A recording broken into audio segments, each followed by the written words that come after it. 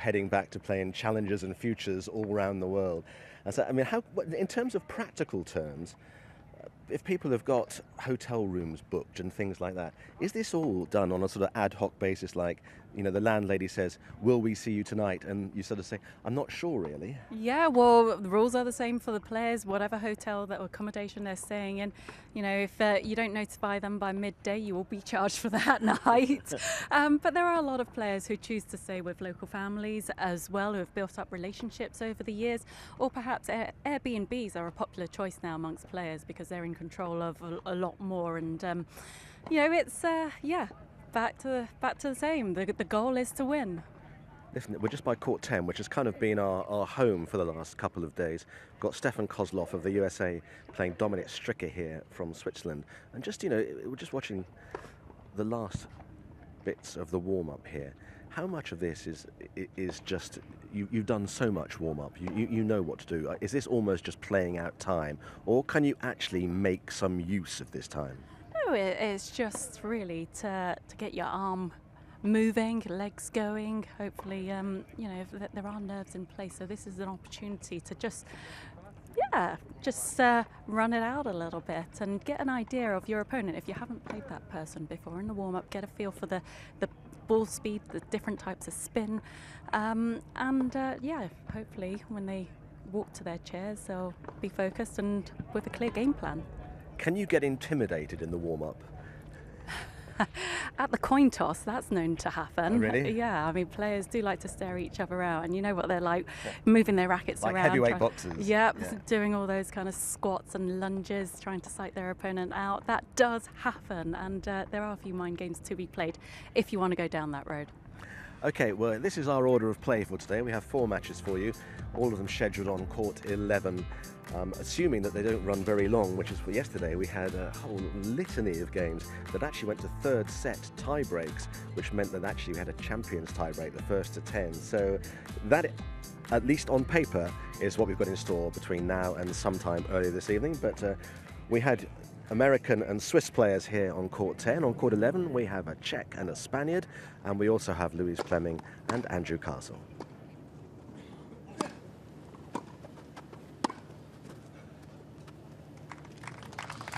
So, point 1, and this man from the Czech Republic who is strong, good condition, good groundies. Spaniard down the other end with a high of 158 in the world, now in the 200s. Already, you look at that service motion and you think that's quite handy. Reminds me, with the way the racket goes up, of a certain 1991 Wimbledon champion, Michael Stich, long and lazy. Hugely underestimated. Look at this motion. It's lovely.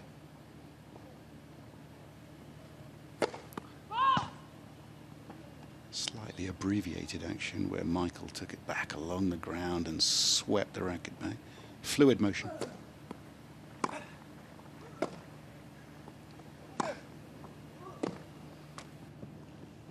You can just see the court positioning there.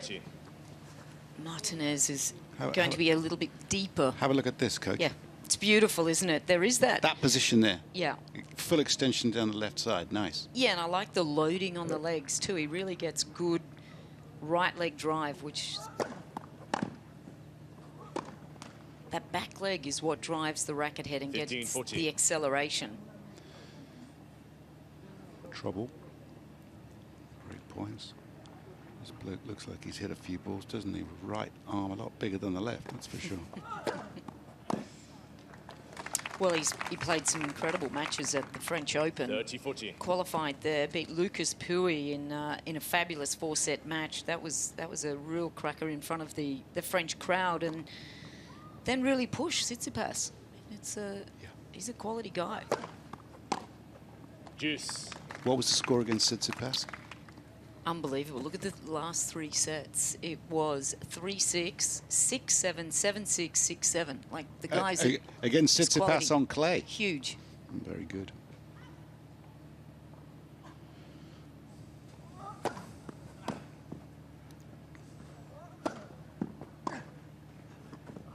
Oops. he just failed to keep moving forwards there. He didn't get quite close enough to the net, and then allowed that ball just to dip, and then you're in trouble. Once that ball gets down low. That didn't look like an area he wants to spend an awful lot of time. He's not camping there a lot, no. I don't think.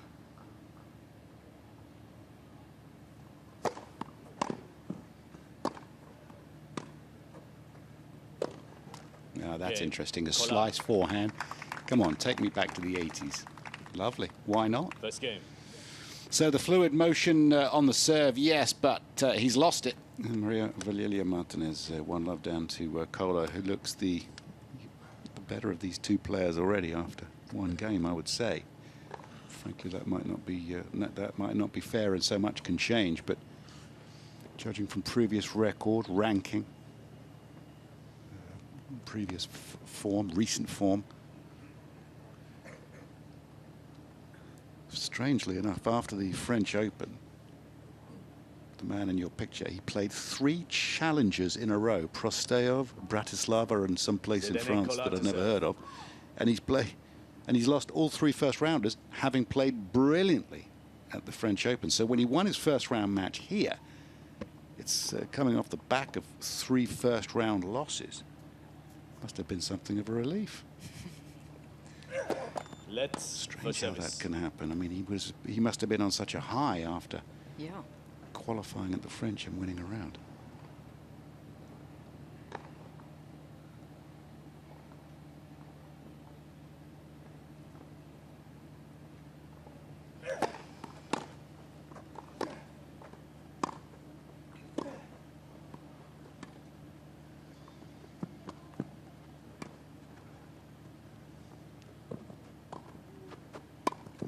Why not? Good play from Martinez just to sneak in. Once you know you've got that dominant play where you back over the head, and this is not the most aggressive shot you can hit. That's beautiful play there from Mario. Look, we love seeing this, don't we, Andrews? No problem with it. Can you play that shot? Not very well.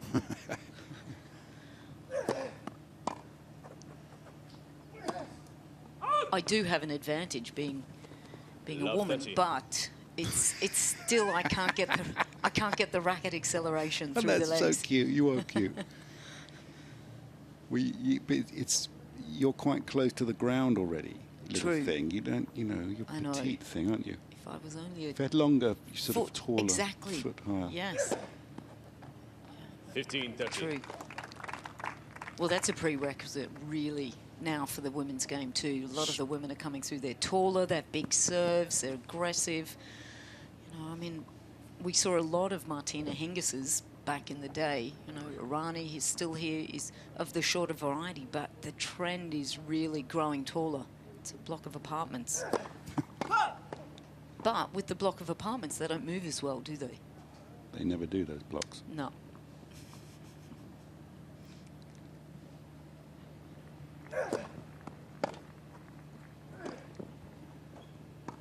Oh, stop it. What's he doing? Is he injured? I do wonder about this, to be quite honest. Just wonder, in the first game there was a sort of odd volley, but, you know, perhaps not. The first round match wasn't that long. He beat Altug Selikbalek of Turkey. Straight sets.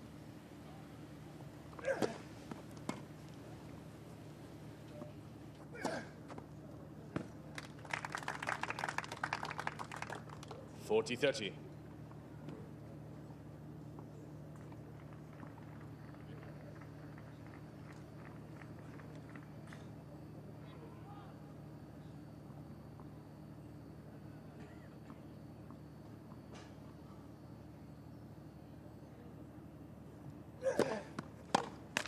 Game, Kola. Kola leads by 2 games to love. First set.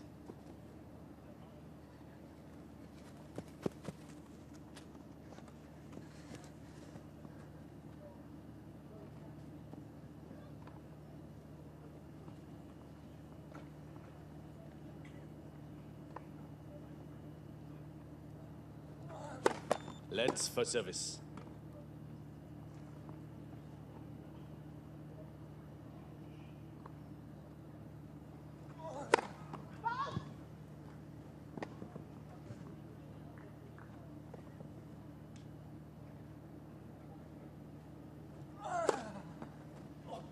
Love. That was a kick serve. That hit the line, and it digs in and takes the spin more when it hits the white line. That's why that one kicked off.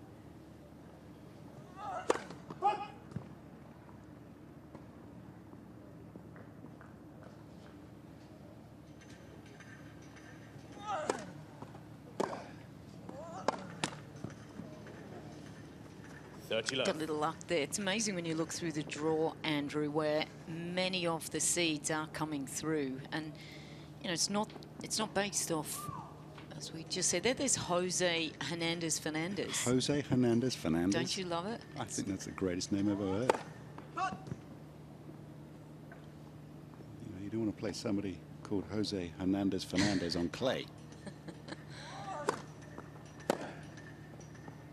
No, they grew up together in Spain, and now Jose lives in London and works here as a coach. But Mario called him and said, listen, mate, I want to work with you, and, you know, I really want to feel comfortable here in London. So he's staying with Jose, and he's getting home-cooked meals. Great. He's loving it.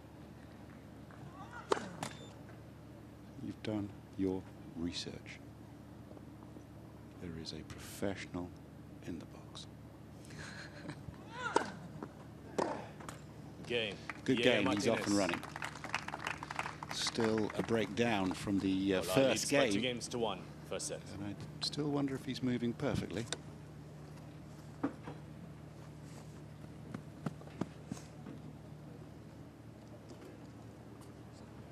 new racket. Rackets will be strung here. I don't know how many hundreds they do, but these days, many of the players, perhaps not so much in qualifying, but many players on the main tour will have each and every one of their rackets strung every day. It's hard to believe, isn't it? Well, it's hard to believe it's necessary. Yeah. But, I mean, it feels wasteful, but, you know, they have the option to do so. And there is a pro stringing team that goes around with some of the higher ranked guys as a sort of a promotional thing, and so they send the same stringers with those top blokes. I know Murray's one of them, week in, week out, so the players get exactly what they want. Well, I guess if you think that that's the most important thing that you're holding in your hand, like you want to make sure that it's duplicated every day. So why not keep it consistent? And, you know, you have to, if you're someone like Roger Federer, I'm sure you've got feel, just it's like gold dust, this guy, you know, he's incredible with how he would feel the ball on the racket. So if there's just that little difference, it would probably annoy him a little. Well, he would know the difference. I would not.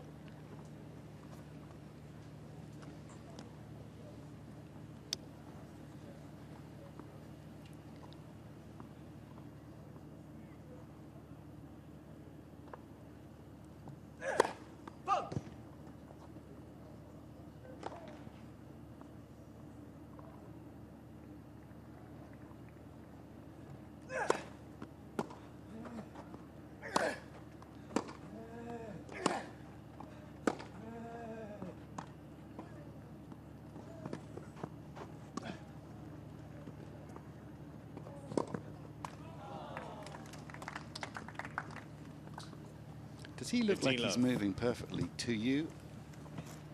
Well, he's not running to me, so he's not running perfectly to me, but I'm not sure whether he is running well out on the court. I have to be honest, you know, we haven't seen this guy play that much tennis. He could be just super relaxed. Sure.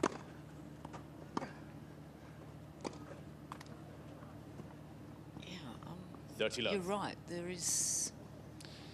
There's a sort of a reticence to explode on the ball, almost like he's not feeling very well, I have to be honest, just to sort of the way his head is hanging. But, you know, we don't wish to jinx the bloke.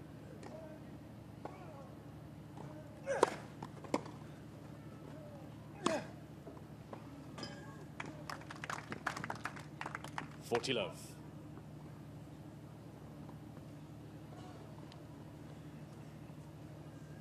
Golden racket. Good looking thing. The racket or the gentleman? Yeah, no, well, all round. You're so funny, I was Andrew referring Castle. to the racket, though. It's glinting in the sunshine. It's lovely. Nice paint job. Yeah.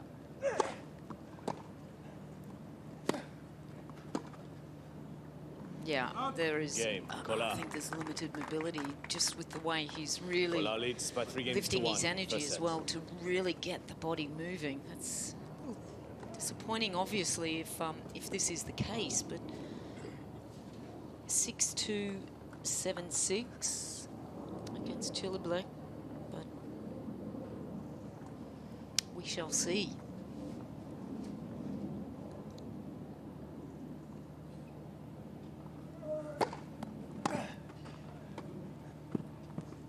This is definitely Love no 15. good. And when he was scheduled on this TV court, I'm sure that we didn't know this. Foot fault that will contribute to his whatever he's feeling at the moment, negativity.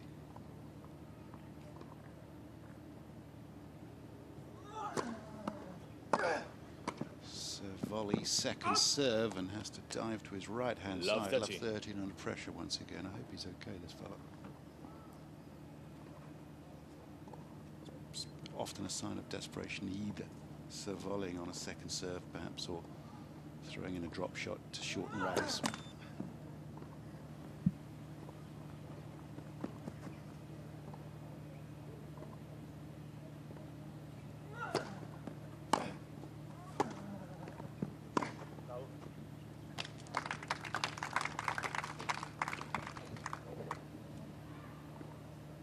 Love 40. Just enough time to get in position on the double-handed backhand, and he's all business, isn't he? He really is. Looks great out there. Super focus. That's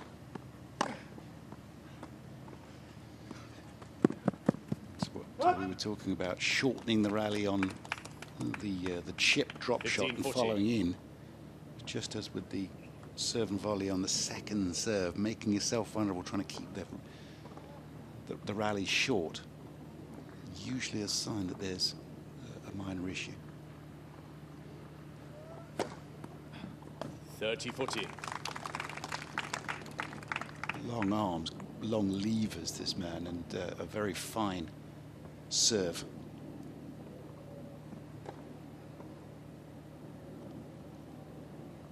Break point still, just the one.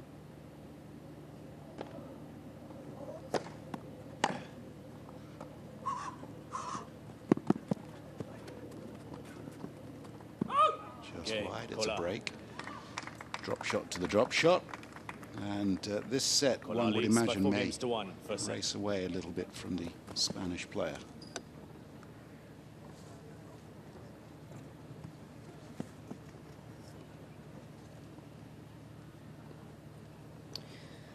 Oh, very disappointing for Mario if this is the case, but he, since losing first round in Roland Garros, he has not actually played anywhere. So this is the first time that he's been on court, and he's really struggled this year in playing matches in general. He won one match at the Australian Open in qualifying, Duty Seller, and then he obviously wouldn't like seeing Yannick Hoffmann on the draw because he lost to him 2 weeks in a row. Player. Sorry? A German player, Yeah. Hanfman, yep. Sorry. Yeah, he's just outside the top 100, so he's played him a couple of times, and then Roland Garros. So he's played just a handful of matches this year. Time. This is the support team for him. They will know more than we do at the moment.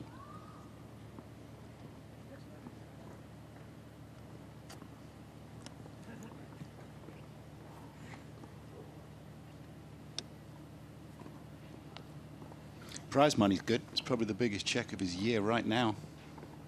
11,000 first round losers. Wow. A lot more.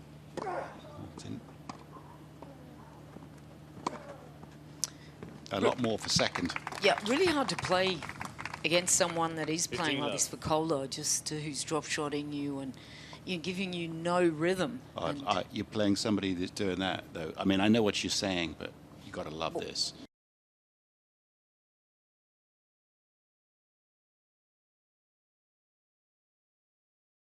For any other reason apart from there was an issue, then fine. But yeah, I think you're right. I think this guy's not long for this world in terms of this match. 30 love. Maybe he's got 2 good sets in him. Best of 5 sets, final round of qualies. That's tomorrow for all the men and women. Best of 3 sets, of course.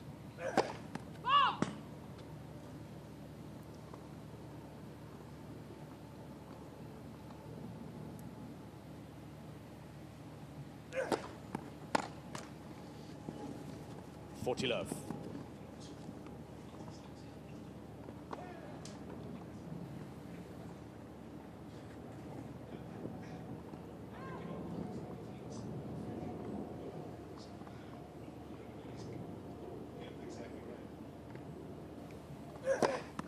Game, Kohler.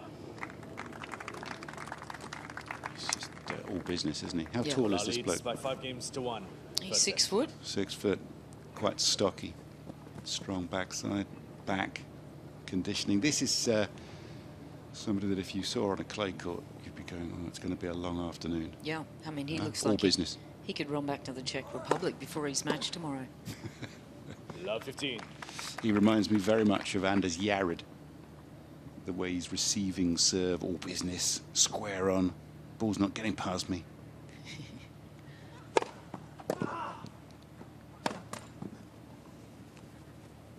Love 13. Yared was horrendous to play against if you were not 100%, because you were going to play every ball anyway. But if he saw you were slightly poorly, just run you even more.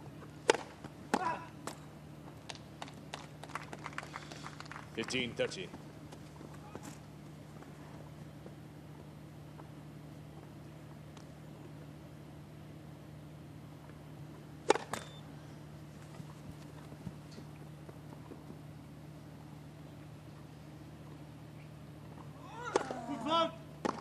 Second time.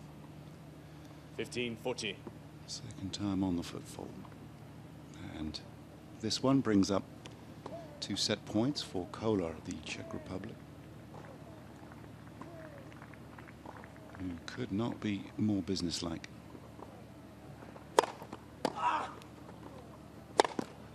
Game in first sets. Kohler. By 6 games to 1. All right, New ball well, space. we'll see what happens in set 2. They'll start with the new tennis balls, and hopefully Martinez will be able to make more of a contribution. I do feel for him. He's got through the first round, but clearly isn't at 100% for some reason. So we're missing the ball. Well, it's rather strange, I think, Andrew, that he hasn't called for some sort of support, to have the ATP trainer perhaps come out if he's not feeling well. Tommy, you would think that there might be something that could be done, but the numbers are really going to be just heavily swayed to Kohler. As you can see, first serve percentage, he hasn't lost a serve, first serve or second serve, and it's just absolutely swayed over to the Czech player.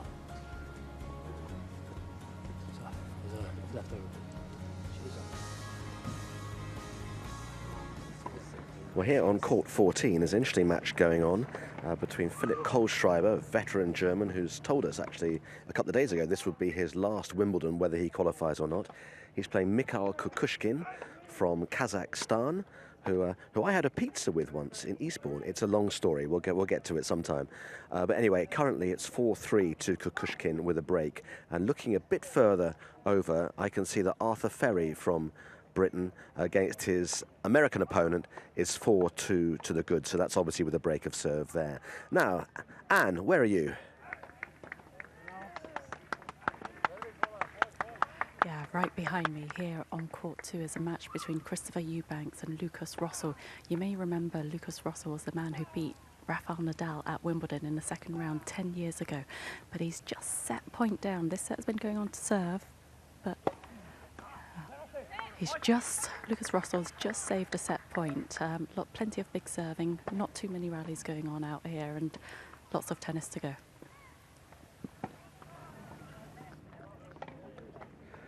Well, the last time we saw them, they were sitting down, so here is Kukushkin serving just down beneath us at 3-4 down, so... Sorry, my apologies, 4-3 up, so he is serving with a break. And he's been ranked very high in days gone by, but not playing forehands like that. So we'll keep you up to date with this match and all the other games that are going on. Arthur Ferry now 4-3 up in his match there as we head back to Louise and Andrew for the second set on court 11.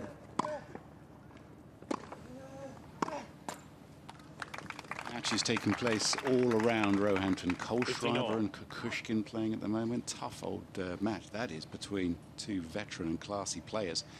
Must bring you up to speed with some action down in Eastbourne as well. Louise Fleming's got 2 or 3 interesting results as far as the Brits are concerned. First, we'll let this point go through. 30. Results? No, there's some fascinating results there. One of the players that has been doing incredibly well, Paula Badoza, I think she's 3 or 4. She's 3 seeded. or 4 in the world. Yeah, seeded also at Wimbledon. She's just lost 6-4, 6-3 to Jodie Burridge. Brilliant effort from Jodie Burridge. Huge. Delighted for that result from her point of view. Katie Bolter has beaten Karolina Pliskova 6-4 in the third, continuing her good form from Birmingham. 30 all. She's been out for ages and ages and ages. Oh, what else we got? Anything else? Well, what else catches your eye? What catches my eye, I think, is that Hadid Maya is doing very well. She could be dangerous at Wimbledon, I think. Good to see Kvitova. Kvitova had a win there. She beat Donna Vekic. I think one of the dangerous players for 40-30. For Wimbledon and for Swiatek is Ostapenko, because Iga, the last player that beat her this year, was Yelena Ostapenko. There's only been a couple in the last 6 months that have beaten her. Game, Kolar. And had Admire a winner in Birmingham, wasn't she? Yeah. She won the tournament, Second beat set. Jeannie Bouchard at Wimbledon one year. Quite a big surprise. So this goes on court 11. It's now 6-1, love. Quite painful watching at the moment. For some reason, the Spaniard not moving well, not looking good on the court, not got any sort of electricity through the body. No urgency of footwork, looking really a very forlorn figure. Difficult to see how he's going to recover this position. Obviously a vital service game now. So whatever is bothering, I hope it's not too serious. It doesn't look like an injury. It looks more an illness. So it's just the way it is. You just got to deal with it. Love 1 second set.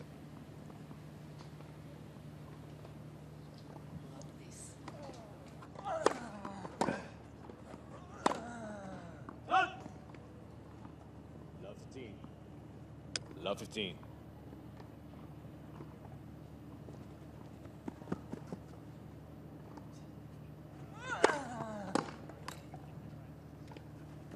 all.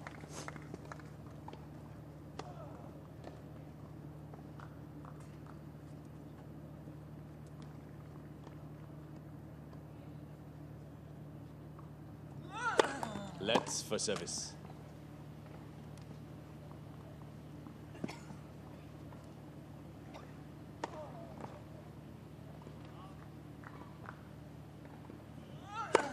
Let's for service. Oh, good catch.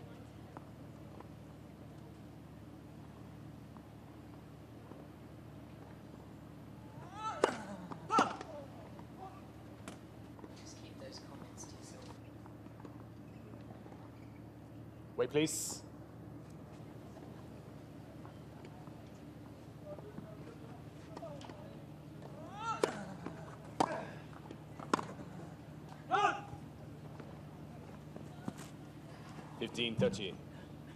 the word will have gone out to the players in the second match, Aidan McHugh of Great Britain and Andrea Seppi, the veteran Italian, that there's a problem on this court.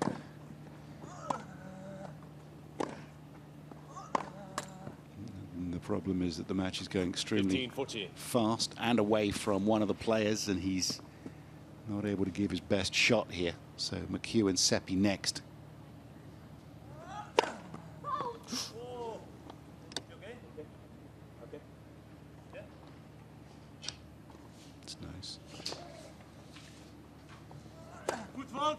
Oh, man, not again. Third time.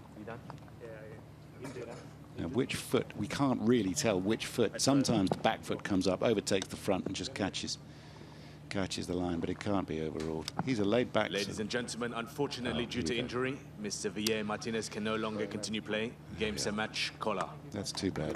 That's really too bad. It was very, very obvious as well. And yeah. Well, that's too bad. We might try to find out more about that. Bottom line is, though, this guy goes through and he's a handful, and he's into the third round of qualifying. That is such a shame. Seemed like sort of a good laid-back character as well. I was impressed with the way he was striking the ball and the way the racket worked the serve. Elegant player, but not to be today. Yeah, it's really disappointing. There's no question about it. He hasn't played a lot of matches since his first round loss. I was sick yesterday, man. Oh, he was sick yesterday. Fever in the night and everything. So I took some pills. I feel I couldn't go on court, but. And there is the explanation. I'm like, good luck, eh? Yeah. Good luck. Sick last night. Couldn't eat anything. Some of that home cooking that you're talking about there, Louise. But yeah, I would just wonder what the bloke in the first round, the Turkish player, feels. The bloke he lost to is just retired. He's thinking, well, I could at least given it a better shot. You can never look forward and anticipate these things, of course. Zdeněk Kolar, the number 4 seed, is in the final round of qualifying. And, plays the winner of Menezes and Vavasori of Italy. See what happens with that match soon. And over into our interview position. The winner of this match, let's get his thoughts. Zdeněk, well done. That is not how you would want to win, but it's very handy because you haven't had to exert too much energy. Yeah, thank you. Yeah, I saved some energy, and of course I have to say that I played very well today. Not so much mistake. I made so many good returns. So yeah, I play really good and hope for my opponent that he will feel better soon. So good luck for him to the future. You played 1 set and 2 games. So will you practice again today now before tomorrow, or do you take today off? No, for sure. I will go a little bit practice. I think straight now, because was not so long match. So yeah. Anyway, I'm feeling really good. So yeah, we'll little practice, some grass court practice to feel more balls again and to be ready for tomorrow. To feel good, to be ready for tomorrow, how exciting is it for you to be in the last round of qualifying and knowing that Wimbledon is just 1 match away? Yeah, it's a pretty good feeling for me, but still it's really far. 1 match, but tomorrow it's a best of 5 sets, so will be much longer against a really tough opponent again. So everything is open on grass, but I'm feeling really good here, so I hope that my game will be as good as possible, and I try to do my best tomorrow. Well, the best of luck. Thank you for talking to us. Thank you very much. Thank you. It's wonderful, isn't it, to hear from people as soon as they've come off. We don't see these players always at sort of challenger tour level. There's his dad there. You don't get to see them all the time and get to know who they are. This is the defeated opponent today, but this is Kolar, Zdeněk Kolar from the Czech Republic, 120th in the world, final round accused, and a man who played a very, very fine French Open recently. Played a very tough match, having come through the qualifying there at the French in Paris, won a round and then gave Tsitsipas all he could handle, losing in a 4-set tiebreak. So that's the quality of the player. Today, the opposition found wanting through illness, sadly. Yeah, I think the opportunity now for his team, for his dad and himself, just to kind of wander over court 5 and check out his opponent, because he's going to play the winner of Vavasori and Menezes. So what an advantage is that? Now just to walk over, you've had a light day, you can have a little light hit later and watch your opponent, and you are totally refreshed. And well, really, the stats today wouldn't really tell us much at all. No. So let's have a look what we've got going on here. There's so much action going on around this venerable venue. The first match done. Aidan McHugh is next up. They'll be given a few minutes, and then he will come on to play. He's a British player, very highly touted for a long time. Really needs to make a move. This is a massive opportunity for Aidan McHugh. Andrea Seppi, flat-hitting Italian veteran, really strong player. A man who has won at tour level countless times. Katie Volnitz is the top seed in the women's singles. She plays the Australian shot maker Priscilla Hon, who always looks fabulous on court. Miriam Bjorklund against Storm Sanders, who I was watching yesterday, win a match against Anna Brogan of the United Kingdom.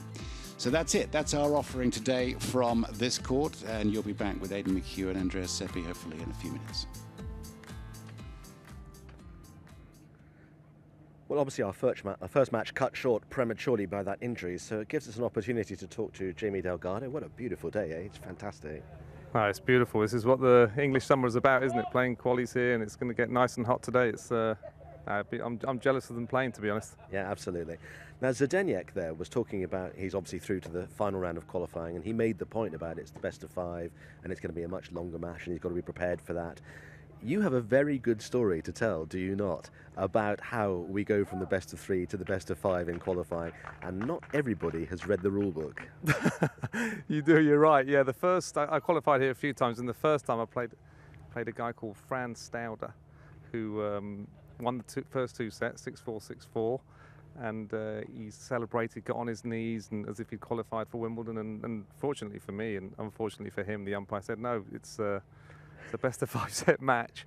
And he looked at the umpire and he was shocked, and a couple hours later I'd won 7-5 in the 5th, so it worked out well for me, but he never got his chance to play at Wimbledon, unfortunately. So he never played at Wimbledon? No, that was his oh God. Yeah, that was tough. You should have defaulted and said, please have my place. You've been a much better, more humanitarian gesture.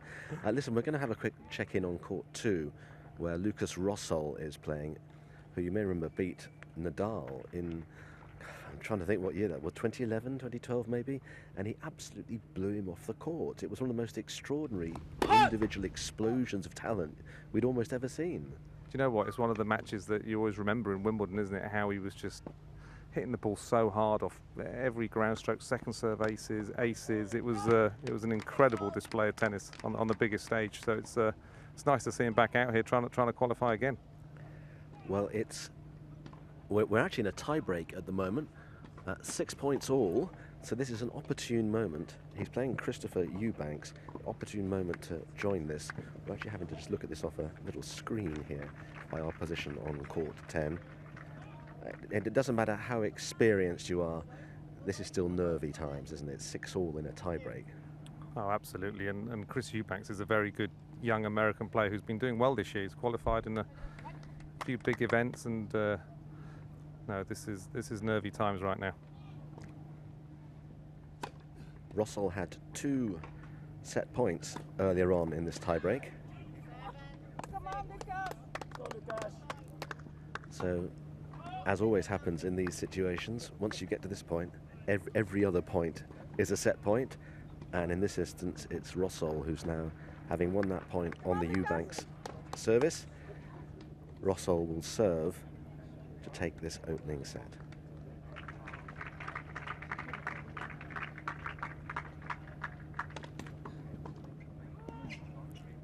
And that's when you want to get your first serve in.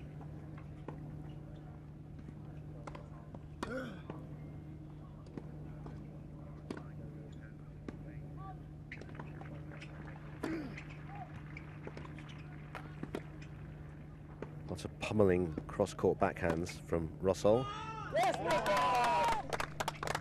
And the ball goes long. And so that is the opening set to the veteran Czech. I'm not quite sure at what stage you actually qualify to be a veteran, but anyway, I think it's safe to say that he's experienced anyway, but he'll be happy to have taken that opening set by 7 games to 6. Now here we are on court 13, where Arthur Ferry from Great Britain, who I mentioned earlier on, it looks like this could be going into a tie-break. He was leading by 4 games to 2, so there's been a decent comeback there from Nicholas Moreno de Alboran of America. And Ferry serving 40 love on his own serve, just coming up here to take this match into a tie-break. Were you impressed by Ferry's first-round match? His backhand especially is a real weapon. Yeah, I really was. I was impressed as well by his maturity, not just the ability he has on his shots. He clearly has a lot of talent for the game, and like you say, his backhand especially, his change of direction is exceptional. Yes! Well, we continue.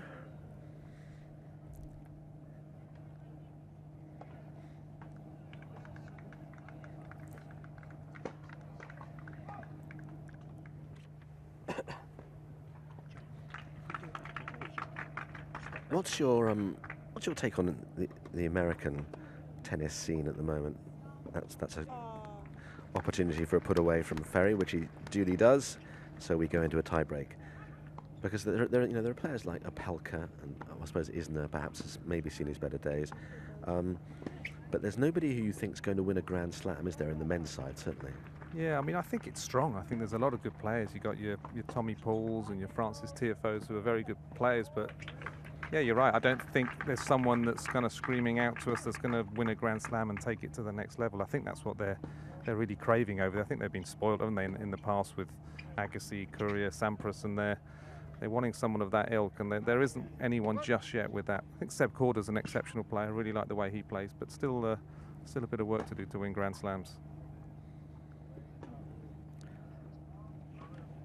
Well, here is Alboran serving at the outset of this tiebreak. Good positive start. Would you always rather serve first in a tiebreak or serve second, because you now get 2 goes? Do you know what? I think, I always remember Tim Henman telling me years ago that if you win the first point of a tiebreak, the percentages, the stats were really high in your favour to win the tiebreak. So it's kind of basing it on that. I think serving first, just to get your nose in front and have a bit of a swing at some return points.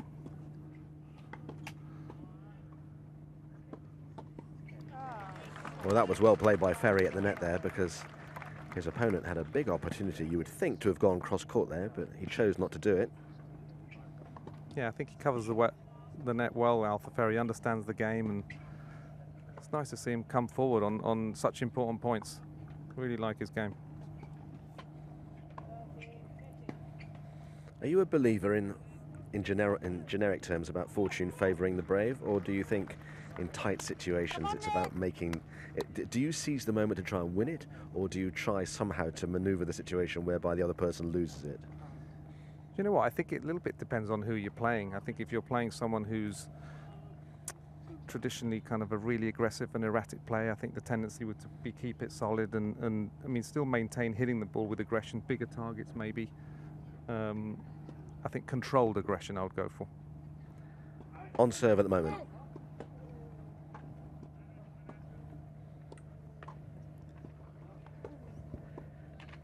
Just to emphasise the point that Jamie made earlier on, you can see from how bright that sun is. That was a good shot. Did that sneak in, or did that just drift wide?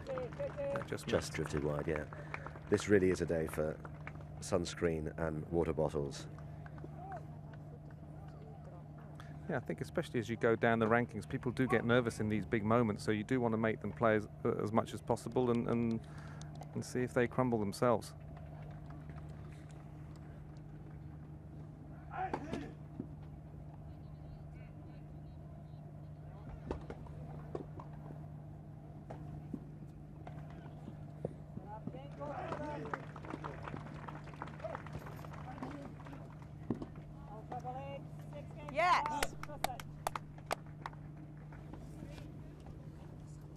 And that lob from Ferry just fractionally too long, so we're still staying on serve here. I got stopped by, talking about the weather, I got stopped by, I think it's fair to say, an elderly lady earlier on today, who was just saying, isn't it very hard for the people with fair skin today on days like today, don't you think?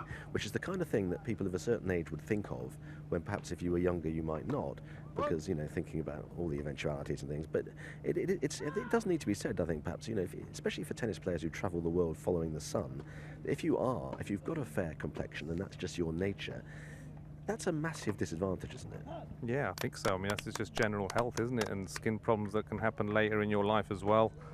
But I think the players are pretty well educated on wearing caps and sun creams and, you know, and after suns and staying hydrated as much as you can. But it's yeah, it does help if you're from these naturally hot countries. And just from the tennis perspective as well, you're so much more used to playing in the heat as well than if you're coming from the frozen north. Yes, exactly. 4-2 then in this opening set, so a break of serve in favour of the American.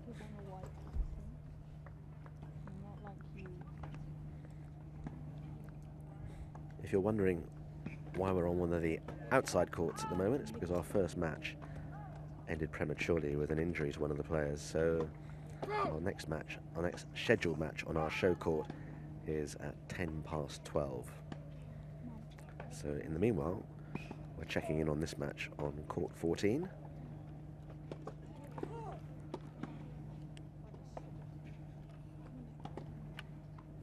Beautiful. And annoyance you can see very visibly from Ferry there, and he's 5-2 down, first to 7. And whereas we were talking a lot yesterday because we had so many 10-point match tie breaks, we were talking about how 5-2, you know, you're only halfway there. It's a very different ball game. 5-2 in a first to 7, you're kind of eyeing the finish line, aren't you? Yeah, you really are, and you're returning as well. It's you're only potentially 2 big serves from losing the set here. Yes. That's 1. Yeah, it's an uphill battle now to get back into this tie break for Ferry. Be disappointed after being a break up in the first set here to lose this one.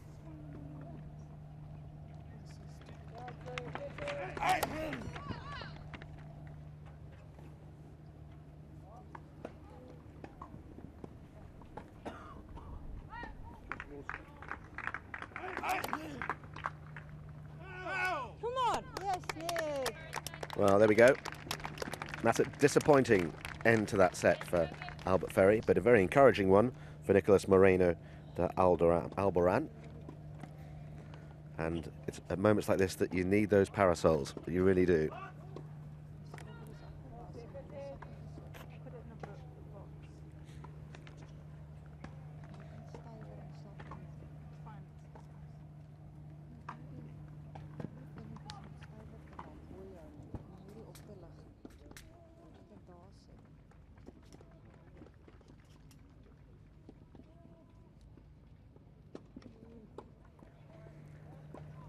So that's where that match is taking place at the moment. I don't know if we're allowed to do this. Am I contravening all sorts of regulations if I move this camera just to that angle? Can I do that? Can we just if we could just move this camera that away? Because everybody says they're going to go and have a hit. And you know very well who's playing. So Jamie's with me. Let's just walk round here, Jamie. So just this. When we talk about, when players say before my match or after my match, I'm going for a hit. So you then have these endless, repetitious cross-court forehand drills or whatever they might be. What are you fund? Are you trying to recreate match situations the whole time? What is the objective of all this? No, before matches, you're just trying to get a good feel on the ball and trying to, if there was a particular shot that you were not feeling in the match before and you really wanted to practice, you would go out there. And I think this is an interesting practice as well because it's clearly on a hard court. And sometimes players feel they get better rhythm on the hard court, there's a truer bounce, and they're just trying to get a bit of timing and just to feel good for the next match. And how hard are you, the ideal training session, how hard is it? Do you come off at the end ruined, or do you come off energized, or somewhere in between? I think energized during a tournament, definitely. You're just trying to get the blood flowing, and you might do a couple of high-intensity short drills, but nothing too strenuous. As you know, when you get out onto the match court, you're going to need all your energy for that, especially in a 5-set match, potential last round. You do want to save your energy as much as you can. And one other point on that, as we go back to 13 in the Ferry match, when you're practicing, do you practice the area of your game that you're best at more, or the area of your game that perhaps is the weakness and that you need to improve? I think that's a bit individual, but generally speaking, you would work, especially in tournament time again, when you're trying to build confidence and feel good about yourself, is work on your strengths, the things that are really going to win the match for you. You're ultimately going to win your matches on your best shots, on your, you know, whether it's your serve or your forehand. You're going to really make sure that they're feeling great for the match, definitely. Well, we were talking yesterday about how the ATP has agreed, controversially actually, to allow headphone coaching during matches starting at the US Open. So literally the players will go back to their seats, put on a set of headphones, and they'll be talking to their coaches, which will then be relayed and broadcast to the listening world, which, I mean, first things first, are you in favour of that? Do you know what? I'm kind of leaning against it, really. I'm one of the sort of old-fashioned ones that think a tennis player should figure it out for themselves, and that's part of the skill set as well. It's not just about forehands and backhands, it's the mental side of how you're dealing with problems. So I personally would like to keep it just myself. Okay, but on the basis that it's going to happen, and you suspect with these things as well that, you know, once the doors open, it probably gets pushed wide open. It doesn't get shut again. If you'd been able, if Arthur Ferry had sat down at the chair there and put his headphones on, and you'd been his coach, what would you have said to him at the end of that first set when he had a break? It was a break-up, but ultimately lost it on the tie-break. Well, I think firstly he's clearly going to be a little bit dejected and upset. I think you're going to try and clear his mind and just remind him of the things that he was doing well to get a break up in the first set, whether that was using his backhand more up the line or whatever it was, just to get him back to the original tactics that were working at the beginning, and try and forget about the second half of the set, and remind him potentially of a couple of strengths of his opponent, and how to get back to playing to his strengths ultimately. Well, that was a very positive start to that second set, certainly, and I mean, it's so much of it during a match. If we ultimately get to this point where this is the norm of tennis, so much of during a match is keeping people positive when things are not going well.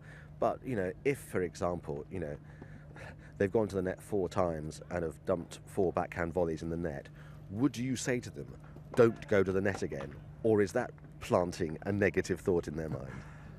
I think if it was the right play and it was the right ball to come into the net and they did lose the point, I think I'd still keep encouraging it if I believe that was the right strategy. Again, it would depend on the player, how negative they were feeling towards it, if they were really frustrated that they hadn't won the point or just clearly losing a lot of confidence in their volley, then you look at it a different way. But you do want to remain as positive as possible and remind them of the good plays that will be successful for them. Well, as you can see from that scoreboard, Ferry is off the mark at the start of this second set. Yes. And he was disappointed by that return from a decent enough serve from the American. Yeah, I think it'll be a good test for his character today, having lost that first set and clearly playing some good tennis, but having lost his way right at the end, to see if he can keep his intensity up and see if he can turn this around. What does Tim Henman tell you about when the first set's been lost? What are the stats on that? He didn't tell me that, but I think I'd rather win the first set than lose it. That's yeah, I can't remember any advice he gave me on that. Just win it. I'm sure we'll talk about this tomorrow, but do you think that all the matches in qualifying, or none of the matches in qualifying, should be best of 5? Or maybe is it the right balance now? Again, I quite like it being 5 sets, because I think the last round is on Thursday and you have got a few days to recover, so physically you should be completely, you know, back to 100% by the time you play the main draw. And again, it's part of Wimbledon's tradition. I personally like it.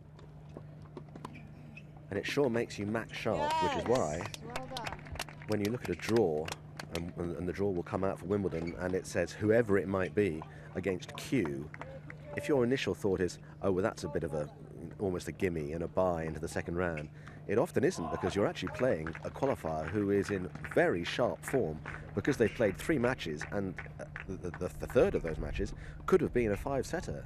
And on grass. I mean, some of the players coming into Wimbledon main draw won't have won 3 matches on the grass going into their first match. So it's definitely an advantage having not only, just like you say, win the matches, but the fact that it's on grass, it will make them feel good. And that just that sense within themselves that they've earned their place in the draw, and they'll be confident.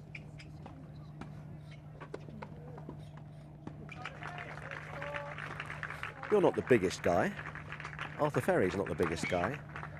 Does that matter unduly on grass, do you think, where, you know, dexterity, athleticism, movement is such a big element of the game? Yeah, I think going back to the 25 years ago, I think it was more of a disadvantage. I don't think it's as much now. I think the courts have slowed down. I think that kind of started in the early 2000s when Hewitt won Wimbledon. I think in 2002, I think the dynamic of the player changed a little bit. So, I mean, of course, you'd like to be taller to hit big serves and get cheap points, but movement's such a huge part of the game that, you know, when you're a bit smaller, that can help.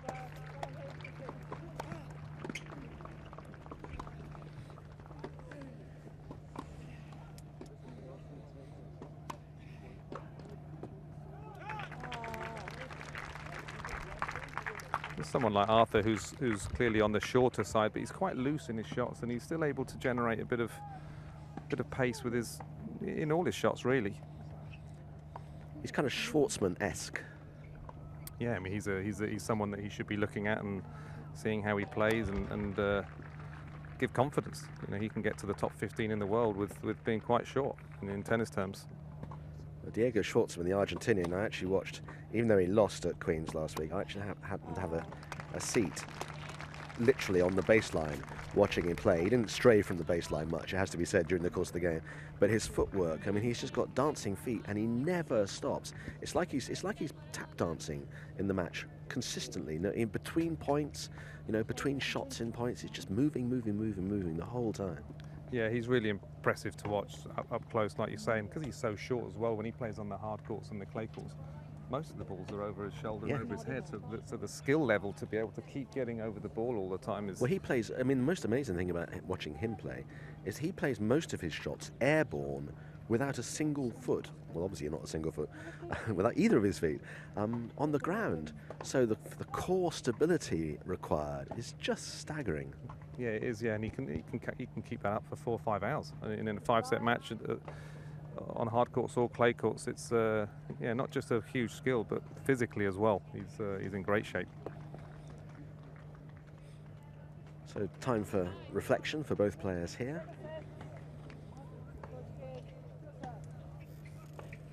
The shocking blonde hair of Moreno de Albarán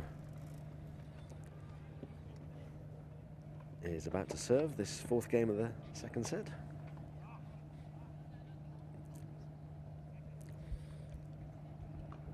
I assume they're about to change the balls, which is why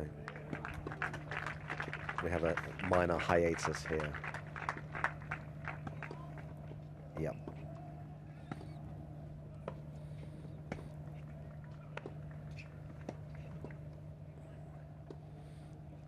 And is that the umpire helping out with the balls? Yeah, not quite sure what's happening here. No. Well, that's serious multi-skilling going on here. Now we've had a slight,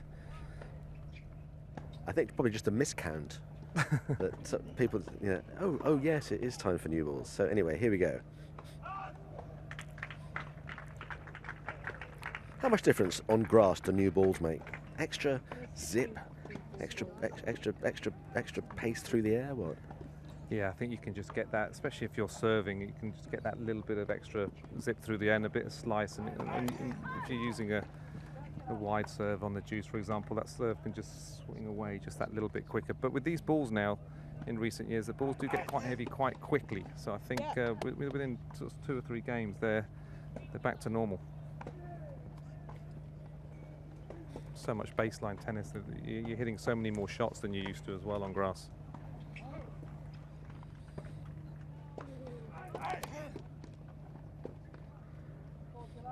And then you buy them at the resale tent afterwards for £1 for 4.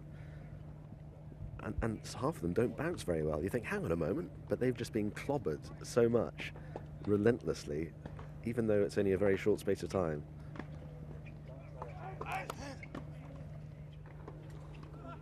Oh, unlucky. Well, ambitious, I think it was fair to say that, from way behind the baseline. Yeah, that was a bit of an unrealistic shot there.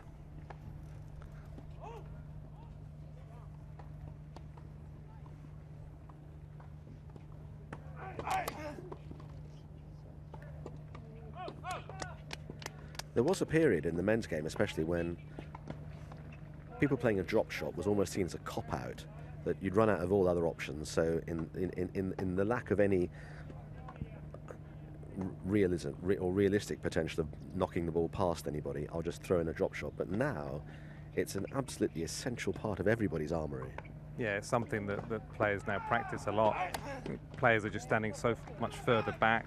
There's so many guys that return so far back these days, so it's actually a great shot to play your first shot after the serve, or just in a normal rally situation. And I think it's so important to practice the disguise as well. So you do see that a lot more now on the tour, is players specifically practicing that. You never used to see it, ever. No, but the disguise is almost more important than the execution, because if you execute it, if you've no idea it's coming, even if it's not particularly well played, you're never going to get there. But if it's not well disguised, these guys are so quick as well that if the take back is a blindingly obvious, oh, he's going to play a drop shot now, you can get there. I mean, I think almost the best one we've seen is Alcaraz. In this year has been incredible how he's played that on hard and clay. The disguise, you just can't see it coming, and it's quite tough to defend against, because players are so far back, worried of how hard he's going to hit the ball, and can hit winners from everywhere, and as soon as he senses that, he just drops it short. It's very difficult to play against. Do you think Alcaraz is a contender at Wimbledon? Do you know what? I think he's a little bit of an unknown. I think he won a couple of matches last year, which spells good news for him.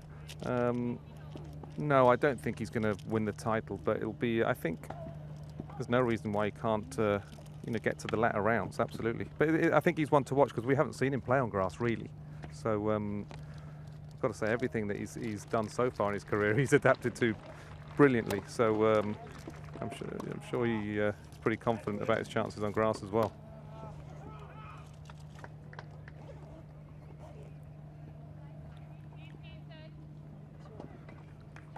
Well, this could be an important game, with that ball going wide, and 2 apiece in this second set.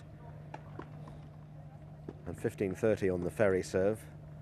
Here's an opportunity for the American to potentially get an early break to add to the first set.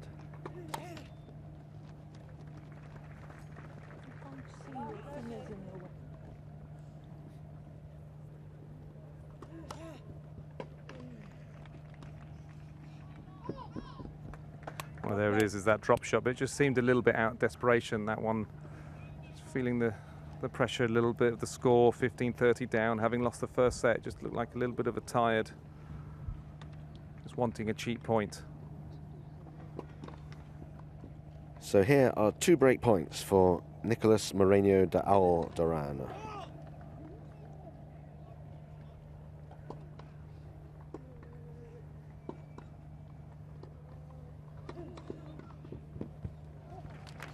Oh, that's a good way to serve one of them.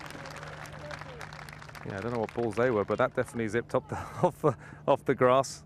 Very aggressive second serve. In the last couple of points, the drop shot and that second serve, he's clearly wanting some cheap points at this stage. He's going to have to be patient here.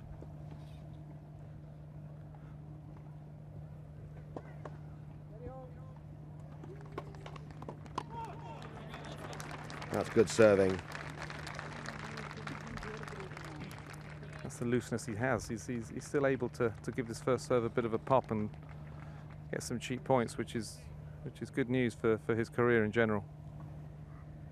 Went to school at King's College School at Wimbledon, which I suppose as the crow flies from here is probably about 1.5 miles, 2 miles. His mother was a very talented tennis player as well.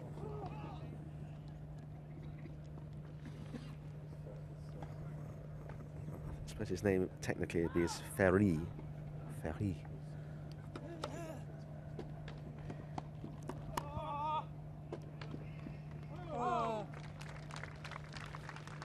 And this will be a very good hold from 2 break points down. When we spoke to him a couple of days ago, he was talking about how from the age that he can barely remember, he was always able to go to Wimbledon and be inspired by the early days of Federer, Nadal, Djokovic, etc. Oh, that's a good effort. Tumbling at the net, but not quite good enough. And when that's imprinted in you at such an early age, I suppose you either say yes, this is the world I want to embrace, or you on the other hand, perhaps you kind of just rebel against it and say I want nothing to do with it. But he certainly went down the first of those. Yeah, such a special place. It's the first time that you ever go there as a young kid. I mean, if you do like tennis at all, it's wow, I just want to play here one day. And he's getting closer. I think he lost last round qualies last year. Yeah, he lost agonisingly. Very, very close last year.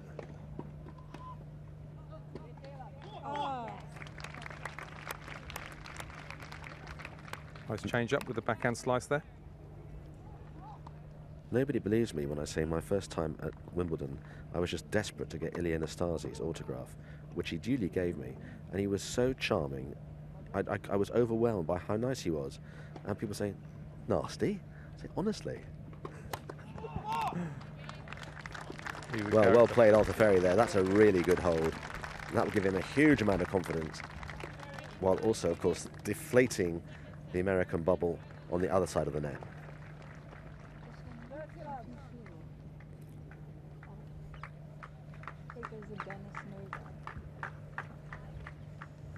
There's always 2 elements to that, isn't there? There's the relief and the positivity that you gain from having saved them.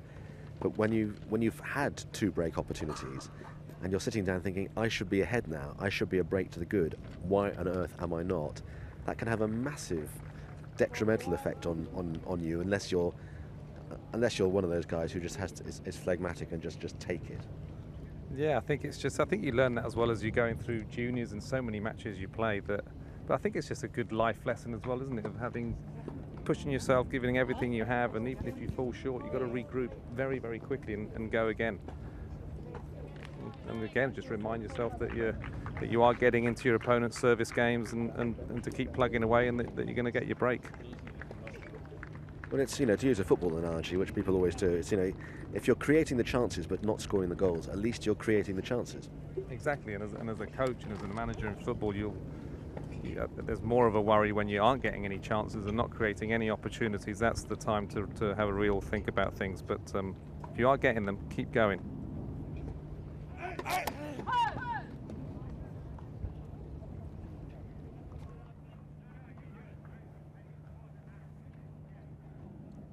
I'm just looking around all the outside courts that are behind us at the moment. We are in tie-break city. We really are. The one behind us here on court 10 has only just finished the first set tie-break. And that's just an indication, I think, of how tight these matches are, how evenly matched so many of the players are. And you might get 1 or 2 matches that go fairly swiftly in the first round. But once you've got to this stage, there's also so much on the line for a lot of players who have never, as we were talking about, I've forgotten the name of the guy who you played and never played at Wimbledon, but for players like that, this may, if you know this may be the one and only opportunity, you just don't want to let it go. No, it doesn't come around every day, does it, the opportunity to qualify or just to play at Wimbledon. It's, seize the moment when you have the opportunity. Well, the American's getting slightly frustrated, as you can see from his body language.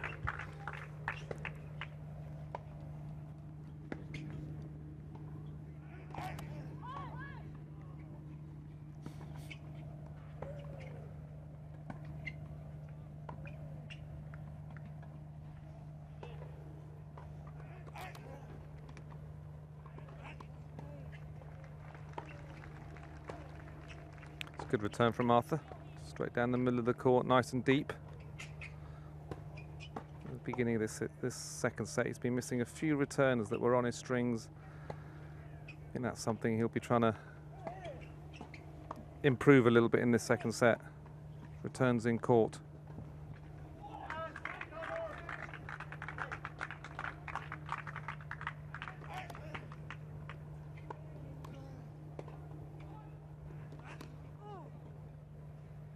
Well played again, 2 good returns. Again, getting good depth on the ball and creating the unforced error.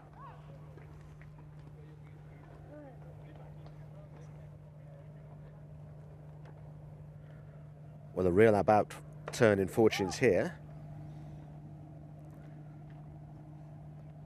And the American will be in no doubt about how important this point might be.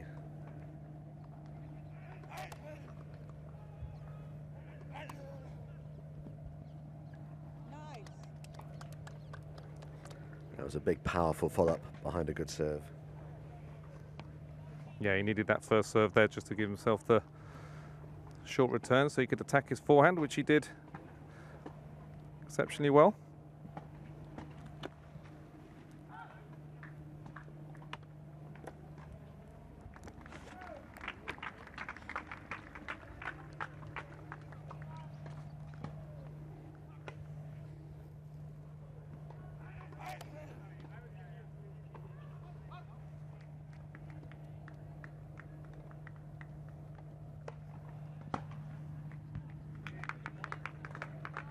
We mentioned the match earlier on between Philip Kohlschreiber and Mikhail Kukushkin that's taking place on court 14. That also has gone to a first set tiebreak, which has been won by Kohlschreiber. That's a long old game there.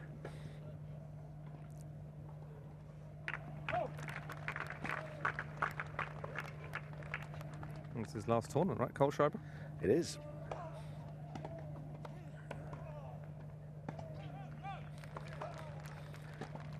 He was saying he knew it was the time. When did you know it was the time? Did you just wake up one morning? I think it's just when because there's so much adrenaline in matches and you live and breathe it, and I think the day when the losses are not really hurting anymore and you don't have the drive to practice to get better and to stay on it, I think you know it's that your time's up. And he just might have the same feeling, he just might be still enjoying it, but that competition, that extra little bit that you need to really get over the line and win matches might just fade away with time. When you get to the net and shake hands after a defeat and you're thinking, oh well, as opposed to oh damn. Exactly, yeah. When it doesn't really hurt that much, then something's not right.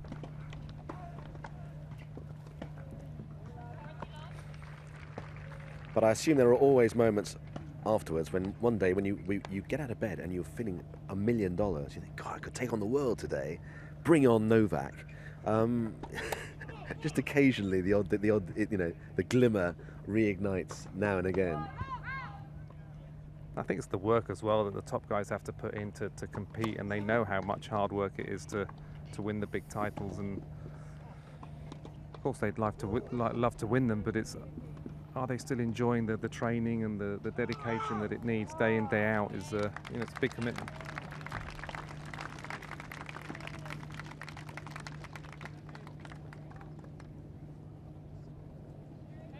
So we're staying on serve here.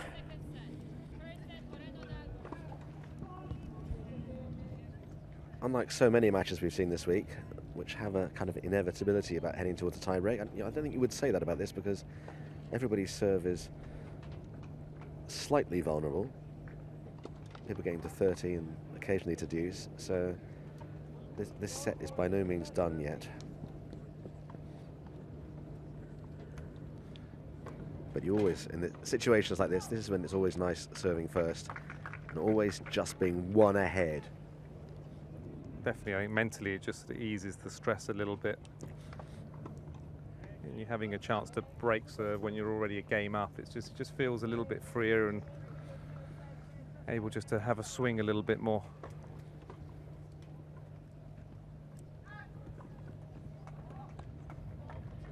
And I think it's tiring as well when you're serving always behind. You always feel like you're serving just to stay on an even score line. can be tiring. Just to let you know that our matches scheduled for court 11 throughout the rest of the day are Aidan McHugh against Andreas Seppi. That really is. We were talking about Kohlschreiber. I think Andreas Seppi's 38 now. I don't know if he's the oldest player in the draw, but anyway, you know, he's got a fantastic career behind him, and he obviously still wants to be out there.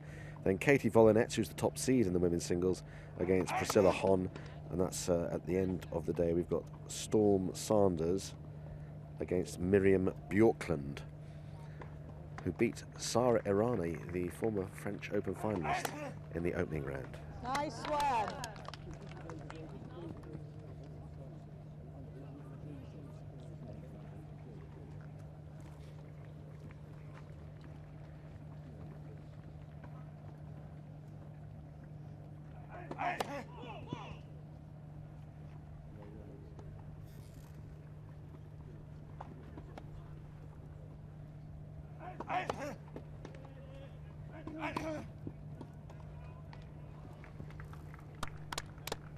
Come on, Nick. It's a bit slow on his feet there, Arthur. I think that's a forehand that he should be hitting over, really, rather than slicing from that position in the court.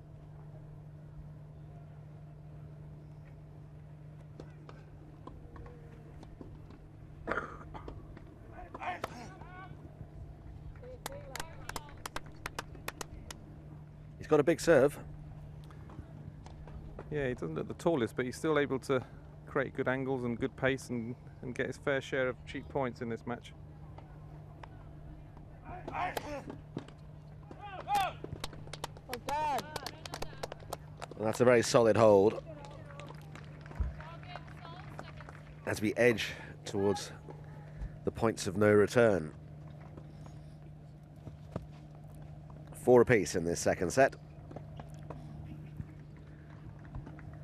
Been playing for an hour and a quarter or so.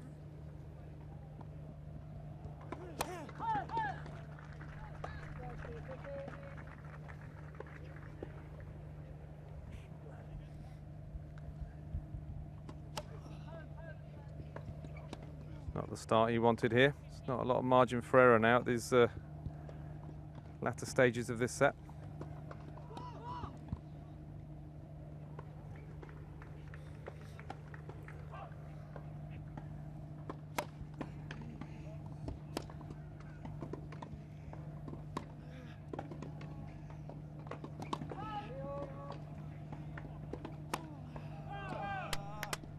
Oh, an error on the forehand side.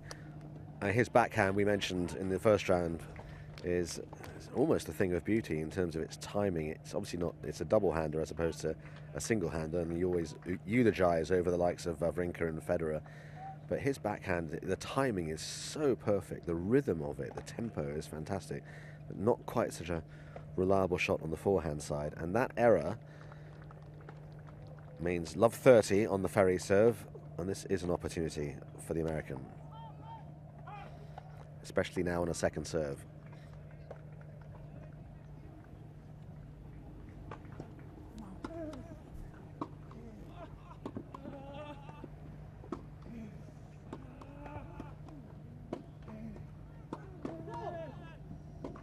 Well, he's got himself back into this rally really well. Go. Oh. Well played. And it was that backhand down the line that changed the point from defence into attack, and great hands at the net. He really has done well at the net when he has been up there today. He needed that point, otherwise he's going to be in trouble. He can hang in and somehow get through this game. Well, he was 15-40 on his serve in the last game, and then played 4 really good points to hang on. He needs 3 more here.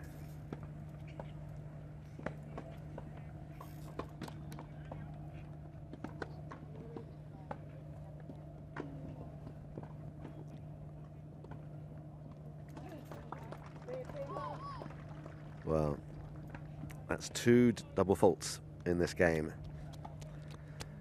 Yeah, he's kind of given Got this, Nick. his opponent 3 points really in this game, and an unforced error on the forehand and 2 double faults.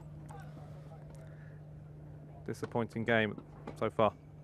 Well, for all concerned, they won't think about them in these terms, but these could be match points. Good serve. Oh. He got out the last game, didn't he, with a couple of good serves, and that's one that he's pulled out of the bag just when he needed it again.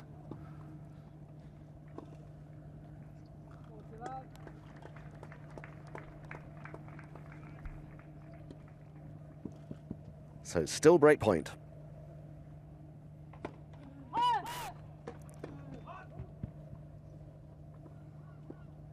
Now, can the American get after his second serve?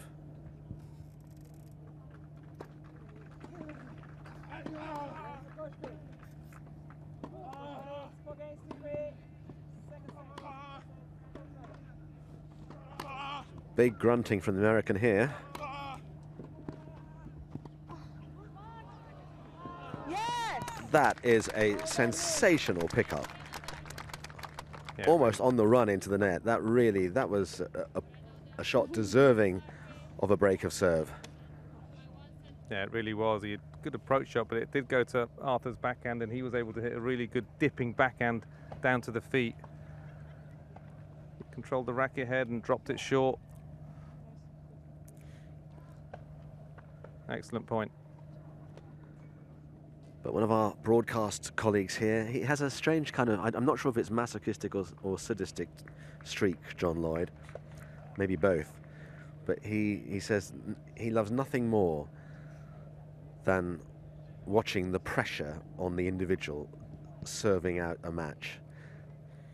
And he genuinely takes pleasure in somebody trying to serve out a match and dropping the first point on their own serve. You can see him salivating, knowing that the heart rate is going faster and faster and the beads of sweat are starting to pour quicker and quicker. He wants them to really earn it. It is great to watch. I do love watching those moments as well, because you get a real feel and see how they're really dealing with the pressure and how they come through it or not. Well, here is the pressure then on Nicholas Moreno de Albaran for a place in the last round of qualifying.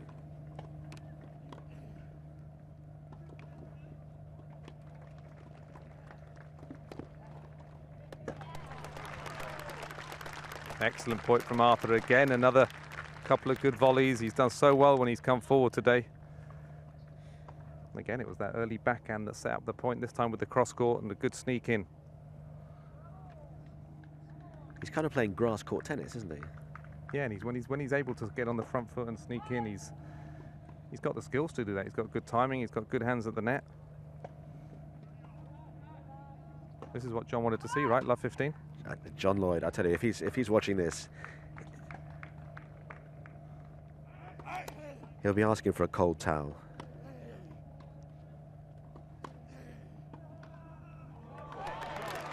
Wow, that backhand, we did say, it is just a sublime shot. Yeah, that was a special backhand. He was out the court. He was wide of the single sideline in a defensive position, and that was a special shot.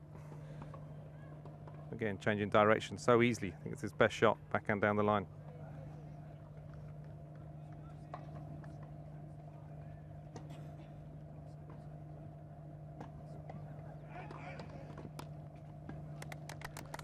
Well, he needed a big serve there. And to the rescue. This is when you mustn't think, though, just 3 more points, must you? You have to play every point on its merits. Absolutely. Try your best just to play 1 point at a time. Very old saying, and we've heard it a million times, but so true.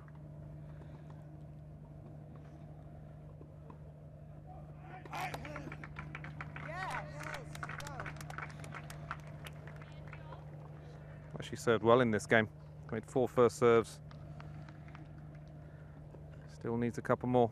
And he probably knows as well that if he can keep it onto Ferry's forehand, he's got a better opportunity, because if he finds himself in a rally and Ferry takes command, especially on that backhand side, he's going to be in trouble. He's 2 points away from victory.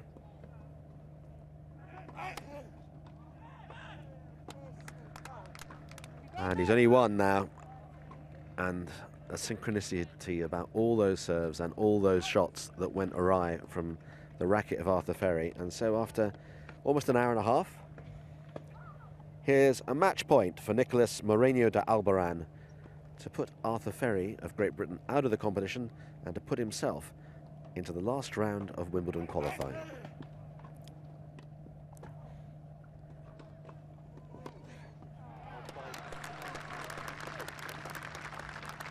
I think he would get that shot back. I don't think he would have played a drop shot there. I think he could have just played a normal backhand slice cross court or down the line to Arthur's forehand.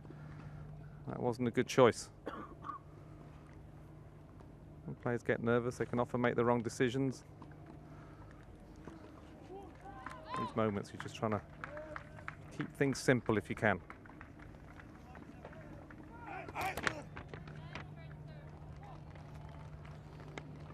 Another good first serve.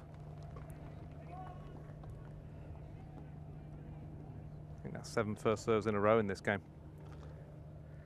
I think that was a let, wasn't it, actually? So much to the relief of Arthur.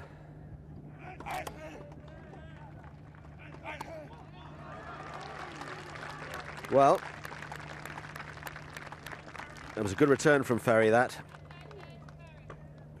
And now suddenly he has an opportunity to break back and prolong this set.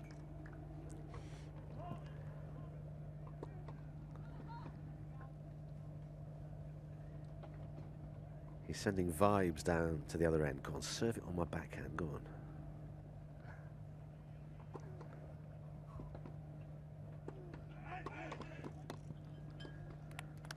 Well, he did, but it was actually just too good, pure and simple. Yeah, it was too accurate. Out of Arthur's hitting zone. Didn't really have a good hit on that. But impressive serving still. Yeah, I think he's only missed 1 first serve in 8 points. Yeah, that's a good percentage, especially in a situation like this. Having said that, you knew that was going to happen.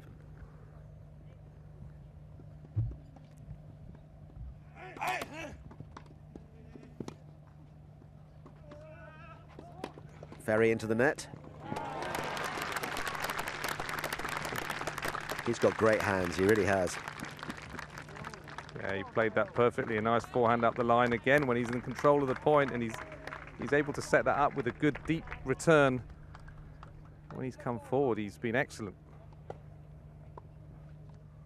So for a second time, a chance to break back at the most crucial moment of all.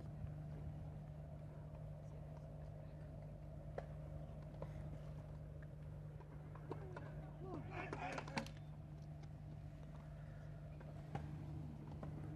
think we jinxed him by praising his first serve record.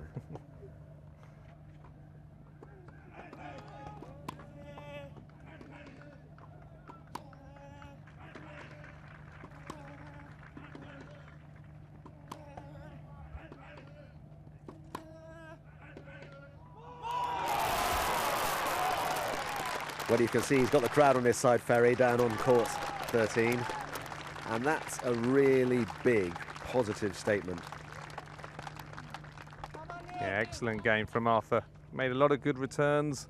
Bring it back, Nick. Exceptional backhand up the line early in the game and came forward well, took his chances and very efficient up at net. Great recovery from losing a serve at 4-all there. Again, he's got to regroup here quickly and stay focused. Focus on this first point of this next game. See if he can conjure up a little bit of momentum. And the American still has the thing, I'm a set-up and it's 5-all, and not dwell on, well, the last couple of points, certainly. But there's a, you know, we talk endlessly about momentum in this sport, but it's so true. When you've got things going, they just seem to keep going with you. Yes, and Moreno will be He was just so close to winning the match, and now he'll be feeling like he's so far away. And every time Ferry goes to the net, there's only one winner. Yeah, he really has. If he's any ball that drops short, whether on his forehand or backhand, he should be looking to sneak in. It's given him so much success.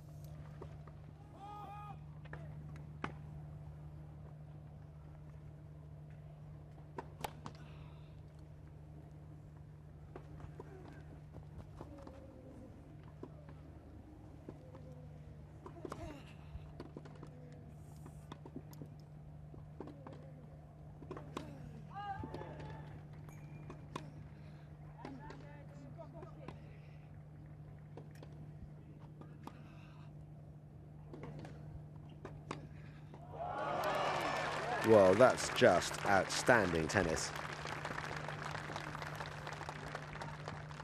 That's great hitting from both players.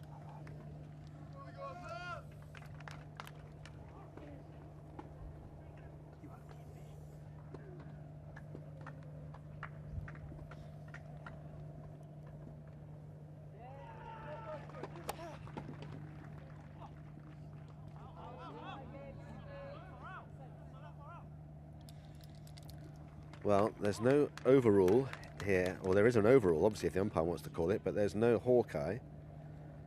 Ferry just left that. He didn't play the ball at all because he was so convinced it was so long.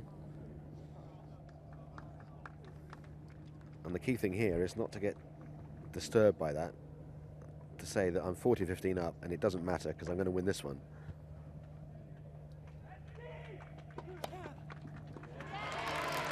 Just do that. Easy enough.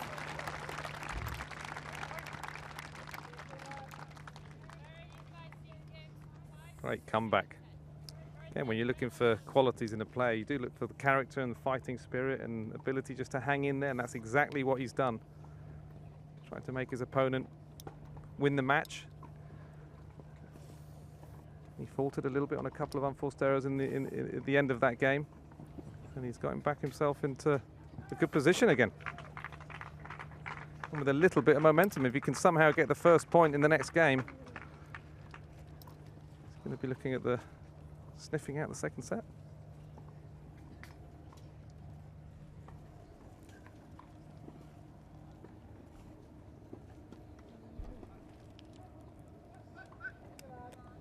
Just to update you on the Kohlschreiber-Kukushkin game, which we looked at earlier on. It's 4-3 to Kukushkin in the second set. The first having gone to Kohlschreiber 7-6. That maybe has the air of a final set decider written all over it.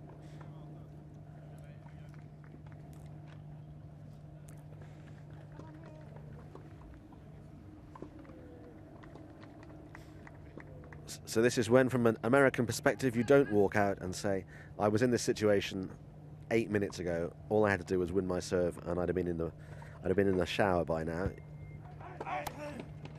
You've got to concentrate on this game, and then were he to win it, a tie break afterwards. That was an opportunity for Ferry there. He was stranded at the net, but the ball went wide. Yeah, it really was. I think if he could choose where he had a short passing shot to play from, it would be on his backhand side. It's a good dig from Moreno. That wasn't an easy half volley.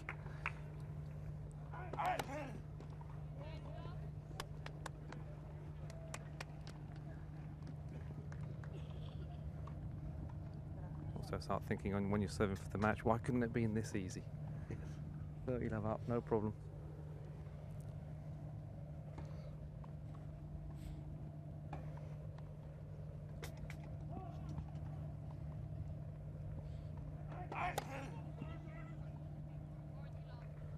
Well, precisely. Where was this 2 games ago? And that last service game is the kind of game as well, if things do go wrong for him and he were to lose this match, those are the moments that at 3 a.m. the following morning you wake up reliving. And the following 3 a.m. and the following 3 a.m. Oh, don't. And sport's supposed to be fun. Drop shot. I'm not sure the percentages on that are terribly clever for Arthur Ferry at the moment, but having said this is the day for tie breaks, here's another one. Yeah, perfect response there from Moreno after having a disappointing couple of games. But again, you've got to clear the mind. This is a tie-break. Doesn't really matter what's happened in this set, who was winning or losing. It's just one tie-break to play it out. 1st to 7, this one.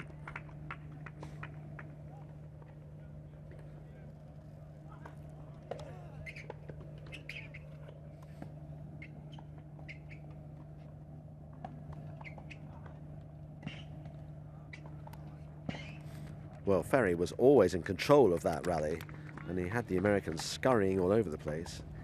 But then, sadly, that ball rather tamely into the net.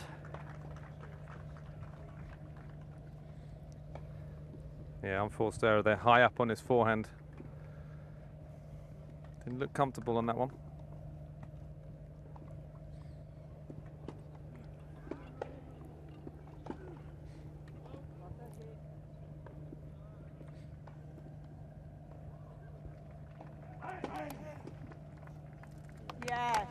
That's a good serve. That's been his go-to serve on the left-hand side, wide out to the Ferry backhand, and that's the situation that is when talking about his stature. That is when that is a factor, because obviously his wingspan isn't as great as it would be if he was 6'6" or something.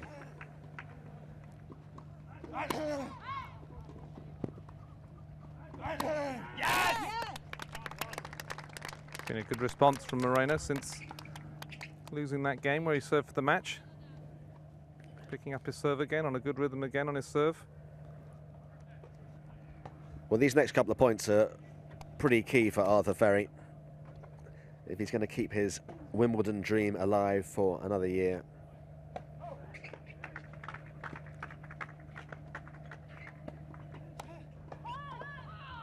Went to school in Wimbledon, lives in Wimbledon, wants to play at Wimbledon.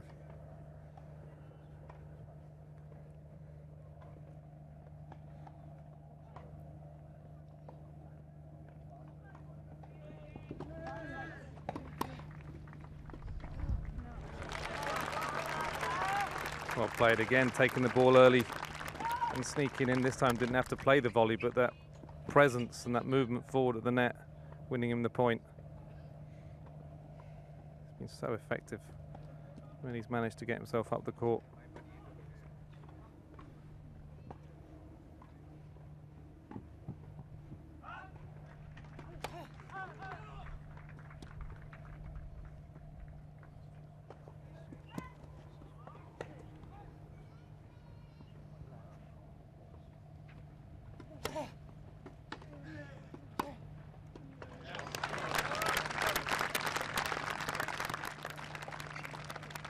What a shot, what a difficult shot as well, to play an inside-out backhand from almost and slightly on the forehand side of the court. Normally players would be looking to use their forehand in the middle of the court, but he's choosing to hit his backhand. Amazing shot from there. Well, right in the heart of this tie-break, still the mini break for the American.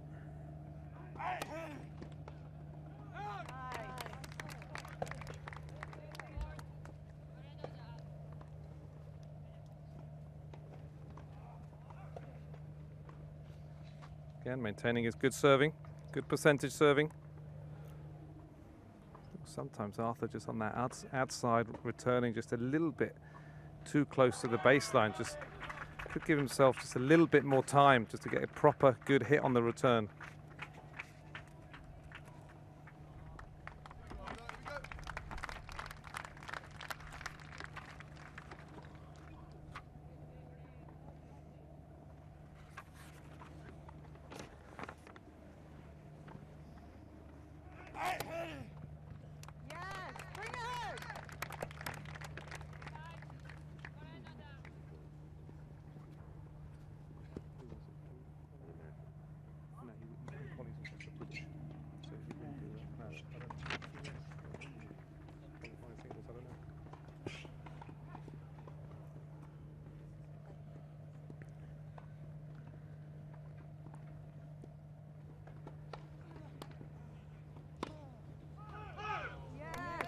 Well, that's a big miss. That's a really big miss.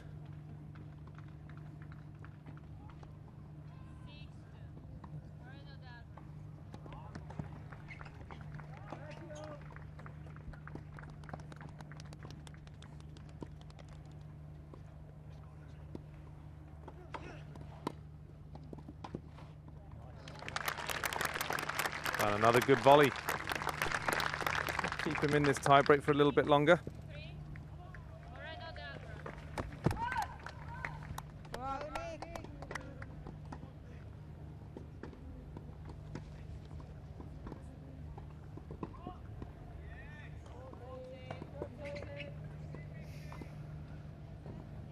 So here with match points.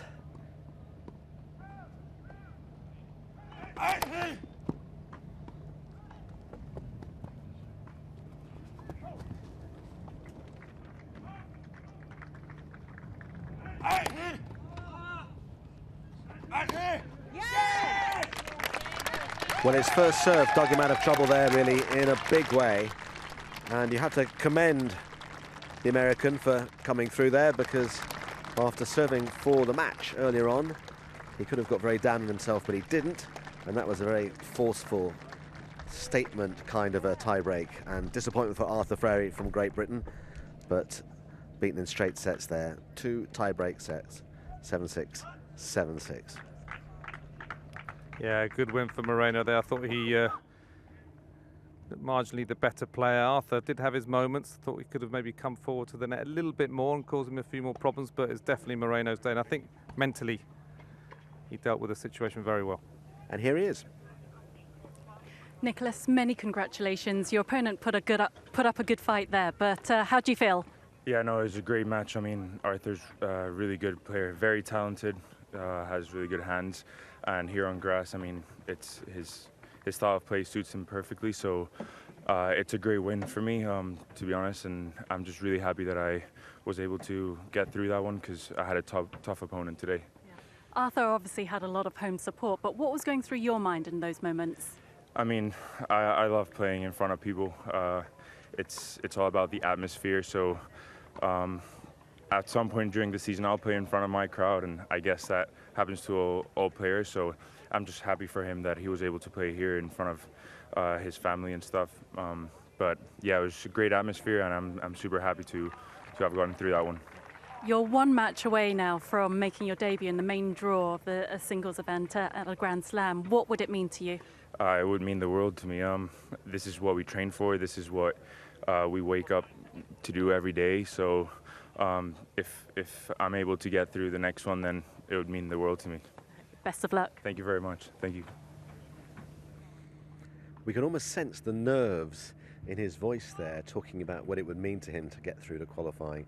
But actually, it's tantalisingly close, but you don't want to think about it.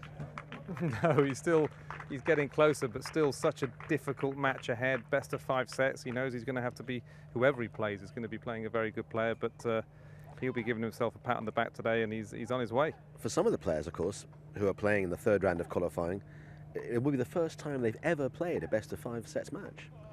Yeah, and it's definitely very different to best of 3. Just the ebbs and flows of the match keep happening, and you've got to prepare for that mentally and physically, and even your hydration beforehand. You've really got to get your mind around how long you've got to focus for. Okay, let's go around to a couple more courts and see what's been happening. Denis Novak of Austria has just beaten Federico Jiao. Game 7 match, Novak. There we are. You've heard the umpire say it, and here's what he had to make of it when he spoke to Anne. Denis, many congratulations. Satisfied with that? Yeah, I am. I think I started a little bit slow. He had some chances in the beginning, but when I made the first break in the first set, it was, I think, a flawless performance. Good.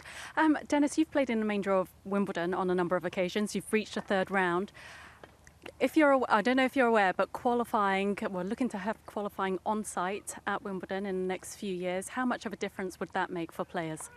I think a lot. I mean, of course, it's nice to play here, but if you go to the Wimbledon courts, it's something unique. You never experience something else. The atmosphere and everything is there. So I think for the players, it would be unreal.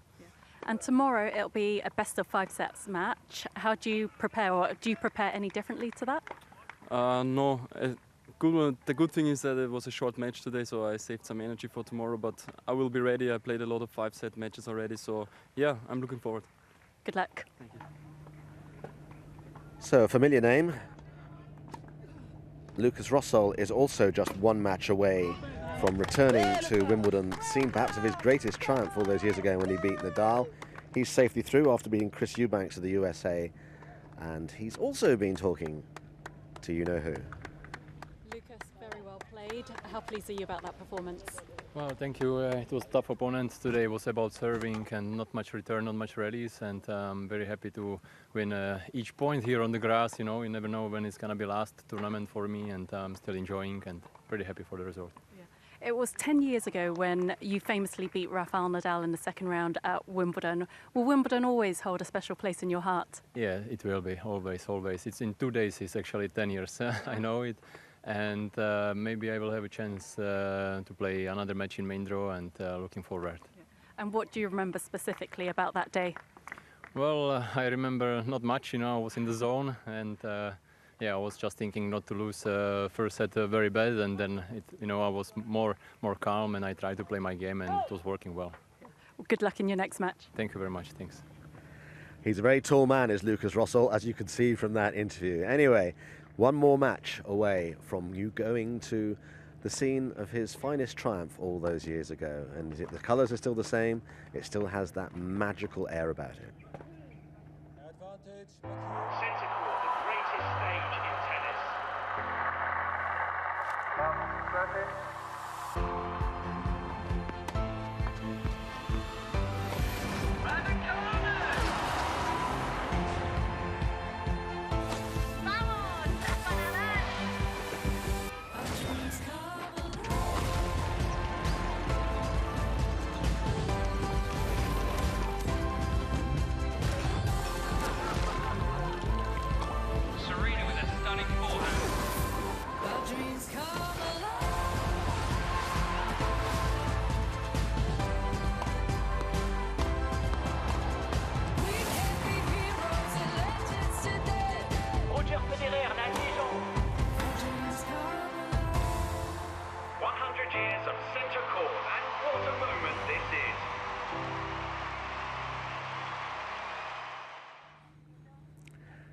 I don't know if you've been to the All England Club in the last 48 hours or so. I was there first thing this morning, and just there's so much going on. I mean, it's 4 days or so away from the championships. Just people everywhere, just scurrying but calmly, not in a panic kind of a way. But there's still so much to do, the detail to be attended to. But literally just by being there, you could feel the enormity of the event and what's to come. Yeah, I think everyone's got so much work to do, haven't they, until the last minute. But the feeling I always get is the excitement. Even it's daunting with how much work goes on behind the scenes for the people involved. But with the players practicing on the match courts today for the first time as well, and just the whole vibe there is each day that goes by, you sense the nerves picking up as well. It's an awesome feeling. Yeah, it is. And the thing that does amaze me, it amazed me at Queen's actually, that the weekend before Queen's began, the members weren't allowed to go there to watch practice because there was still work to be done. And the reason for that was that the guys who'd been building all the scaffolding had been doing the Platinum Jubilee stuff at Buckingham Palace, which had delayed everything because that doesn't happen every year. And so the way that the whole place was assembled so quickly, so effectively. Now Wimbledon doesn't have that many sort of temporary stands like that, but it's just how it's the attention to detail and the meticulous nature of everything has its place, and there's a place for everything. Yeah, I mean, for me, it's all the flowers as well that are just so immaculately done everywhere in the club. Everything's pristine. And Anne is an expert on the flowers, and she was telling me yesterday, I think there are 30,000 petunias. I think she was saying there are 30,000 petunias in the hanging baskets at Wimbledon alone, and the hedge, the sort of hedging, if you like, around the All England Club is a mile long. Wow. It's a mile of hedge. You need a good pair of trimmers for that. We've got some lovely pictures there of what's happening at the club at the moment. And obviously the first ball will get hit in anger at Is it 11:30 or 11 o'clock on Monday morning? I can't remember actually, but anyway, whenever it is, it's next Monday morning. And a lot of the people that we're going to be watching for the rest of today and obviously tomorrow are going to be playing in the main draw next Monday. But that's what the carrot is. It is a considerable carrot for some players who've never been there before. And we're going to head out now to court 11, where we're getting towards the crux of this opening set. Let's join Louise Plemming and Andrew Castle.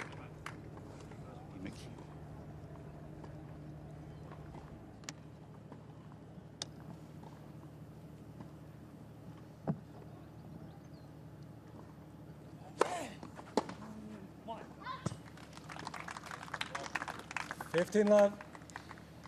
A.D. McHugh playing the second match here. A young British player playing against Andreas Seppi, one of the great veterans. 149 in the world, but formerly top 20.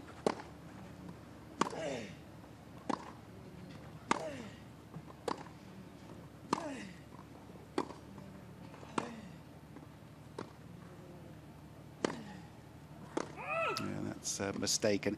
Seppi will push and he will probe and he will put the ball in places that an opponent doesn't want to see it. And when we talk about experience and about playing the slams and Wimbledon, this man has played or did play in 66 straight Grand Slam main draws. Wow. That's incredible, isn't it? Up until the Australian Open this year, 66. Wow. Third longest streak of all time, behind Lopez and Verdasco. And a fourth rounder at Wimbledon in 2013, the Aussie 4 times. Roland Garros. I mean, this guy is a very, very fine player. Great know-how.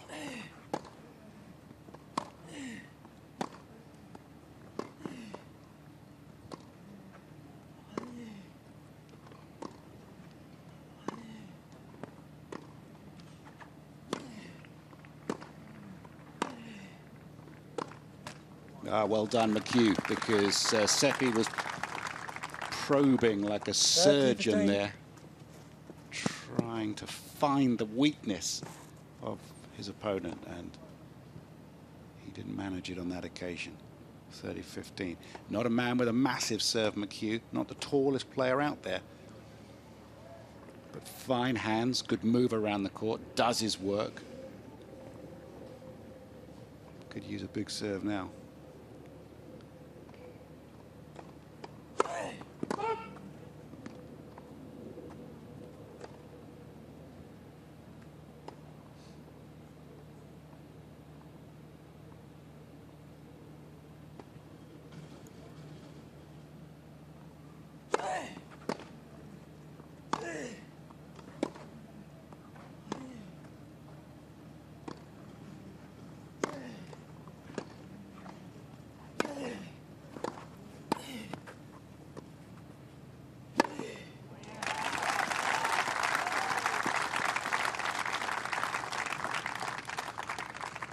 Yes, very good. 15. This stress fracture that he had in his ribs, the same injury that kept Rafa Nadal off court for a while. No evidence that that is still present. 3 months off until mid-May, but now back and looking to create some momentum. Decent first passing shot.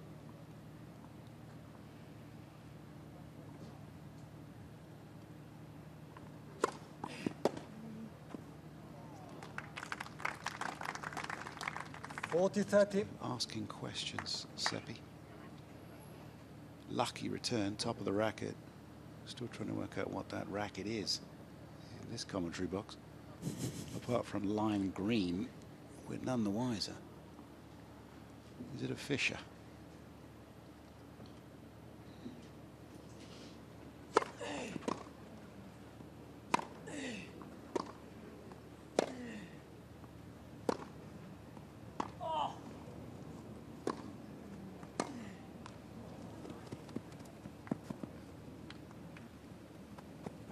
Yes.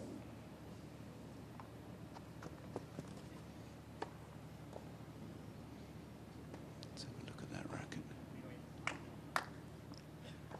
If you just hold it still long enough. vibration damper in it, just to give it a flatter hit. Yep, Fischer. Looks to me. He's an individual, this man.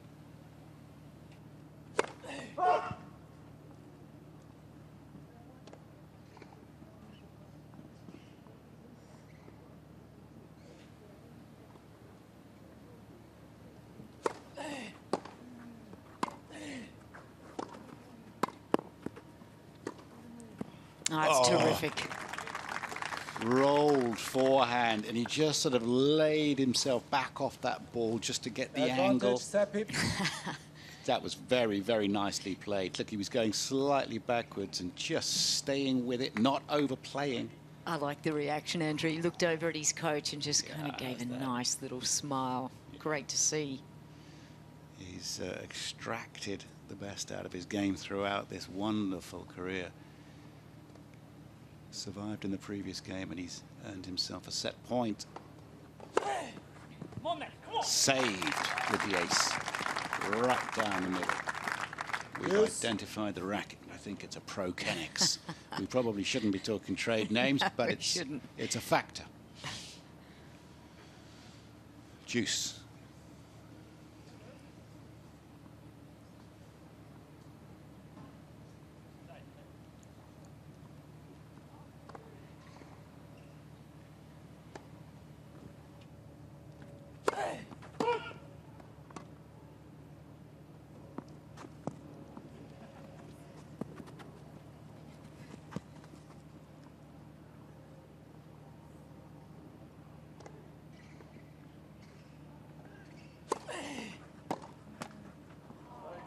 Oh, got the luck. That's two That's really large slices of luck this game, isn't there, Louise? The 40-15 point where he caught the top of that racket and just found the cross-court angle. It's also just the fact that, you know, that net, if it was hard-court or clay, it probably wouldn't just sneak over. These nets are just a little bit looser, and he's like, I'm so sorry, but he's feeling pretty good about it right now. Huge opportunity. Right. For service.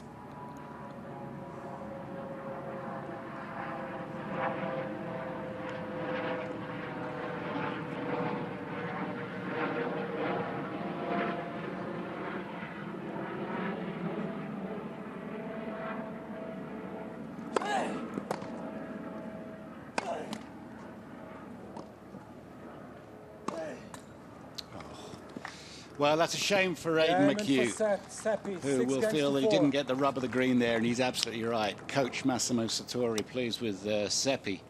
Finding some magic, aided by a little bit of good fortune. It's a part of the game. First set to the Italian, 6-4.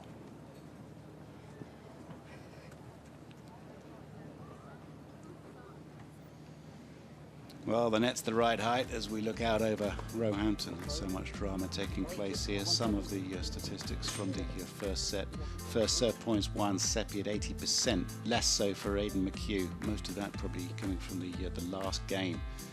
The second serve points won higher for McHugh. But it's about when you're winning points. It's a point or two here and there. That inspirational cross-court forehand from Seppi on the pass. The luck with the 15-40 point in that last game, the wonderful passing shot. These are moments that don't always show up in statistics, and you have to say Seppi knows how to play a big point well. He's beaten the likes of Roger Federer before, 2015 Australian Open, so he's beaten Federer at a Grand Slam. I mean, if you want a feather in your cap, it doesn't get much bigger than that.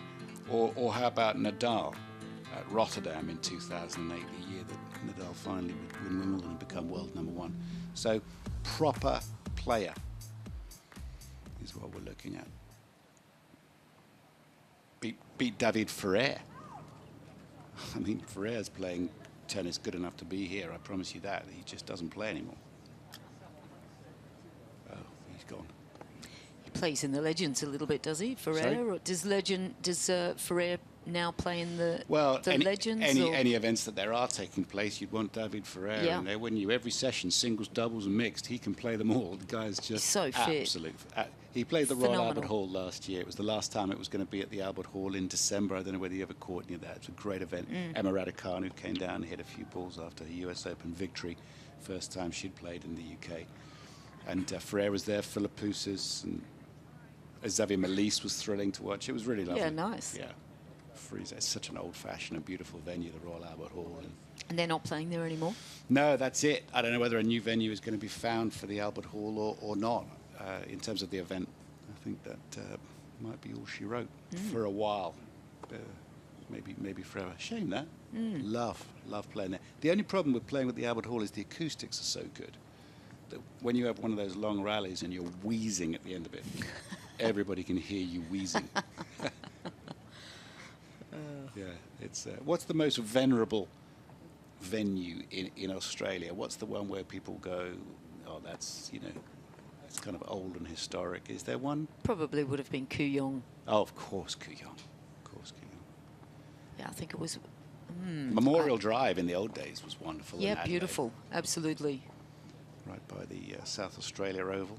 Yeah, and the one in Queensland, I'm just trying to think, is it Milton? Did you ever play up at... Never played that one. Played Memorial Drive.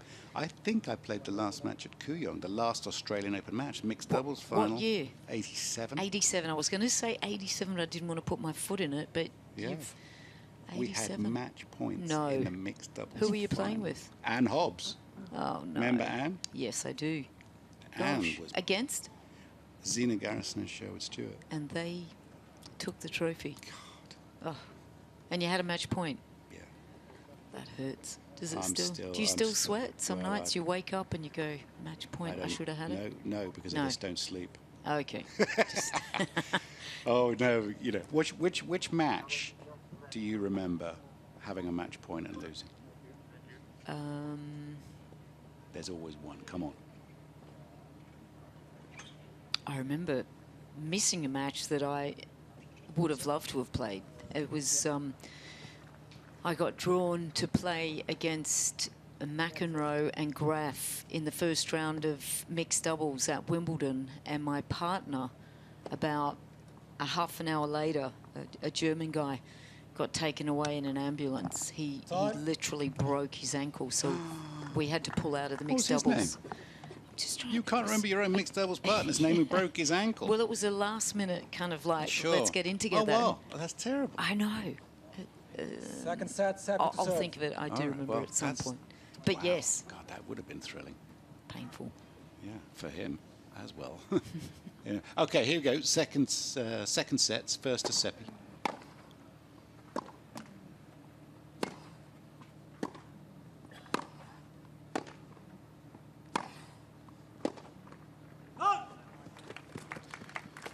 Love 15. Recollections of Wimbledon's past, of which Seppi has been a major part. In fact, all the Grand Slams. Never quite as effective on a clay court, the type of game that he has, but given a fast court, low bouncing, he's a handful.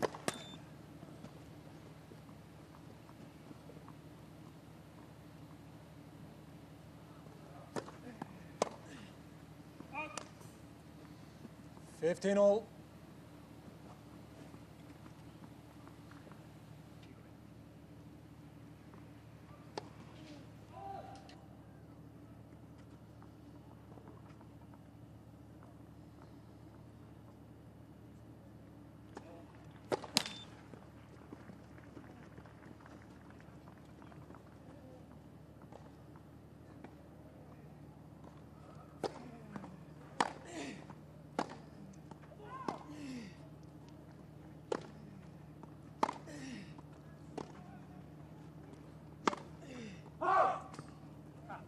$30-15.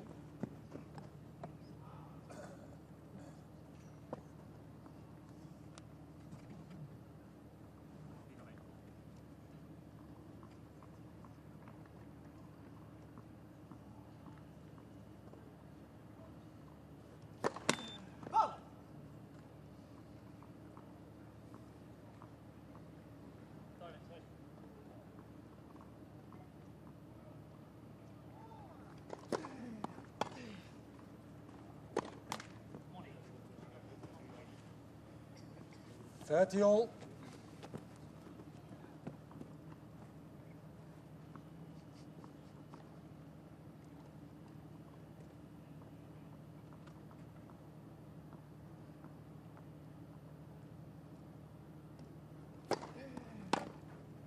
Whoa! 40, 30.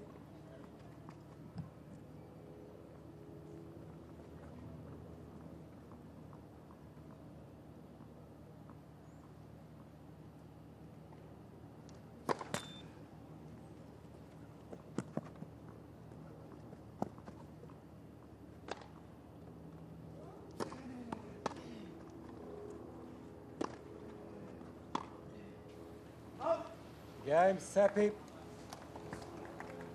First game, second set. Set and 1 now, and where McHugh had some very good momentum in the middle of the first set, holding quite easily. He was rather ambushed towards the end of the first set in this second round match.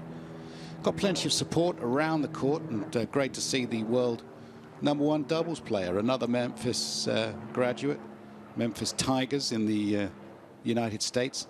Here, Joe Salisbury, local lad from Fulham, showing off his muscles. Yeah, he's got some good guns there. Wow. Noted. He does need to work on his hands from midway up on the bicep there. If you're a tennis player, you can't worry about even lines, can No. you? Or a nice distribution. I'm afraid you're not going to be able to match it.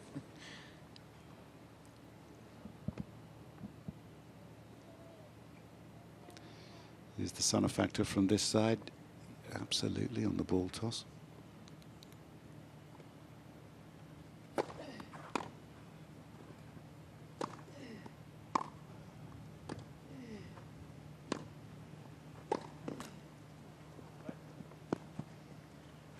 Love 15.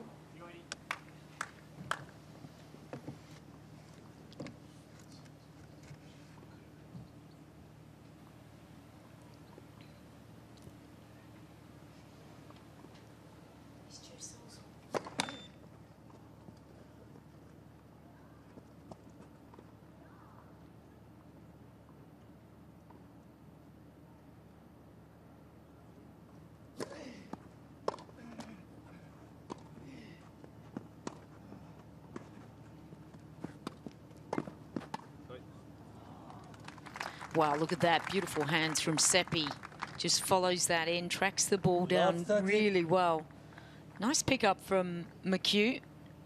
And then the precision with the way that Seppi can just get this ball to dip down low and then follows it in. Beautiful. Bit of a dangerous space here for Aidan McHugh.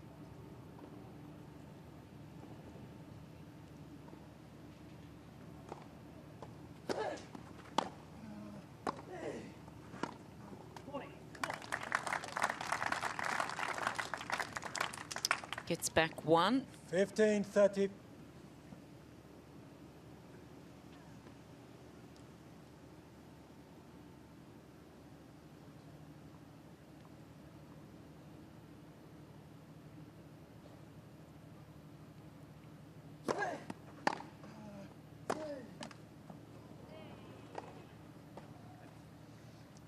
All. Well, they say it evens out, but it's all about the timing. I mean, that's quite a big time to get back to 30 all, because 15-40 could have been real trouble. Seppi got the rub of the green when he broke to win the first set 6-4. That's a definite.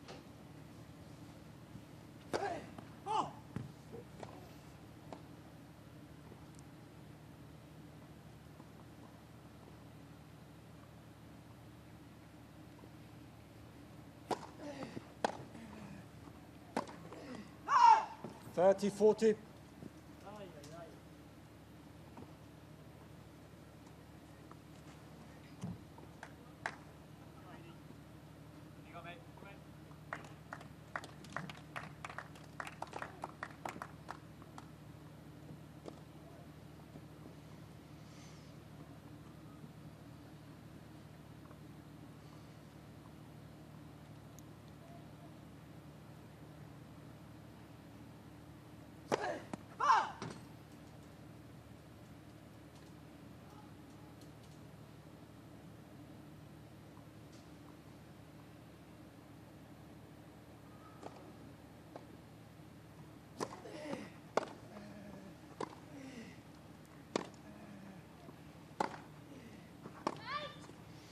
errors, 2 errors on the forehand side. That's the side that looks more likely to let him down.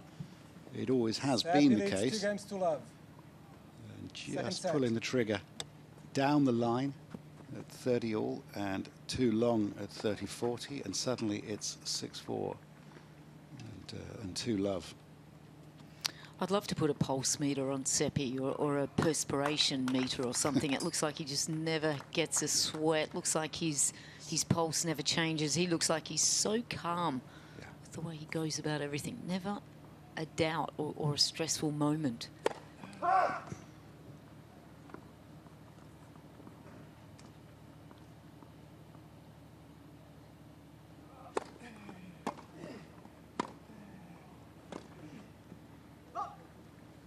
Just like you, Andrew. Just a cool customer. No issues with the blood pressure for this guy. No.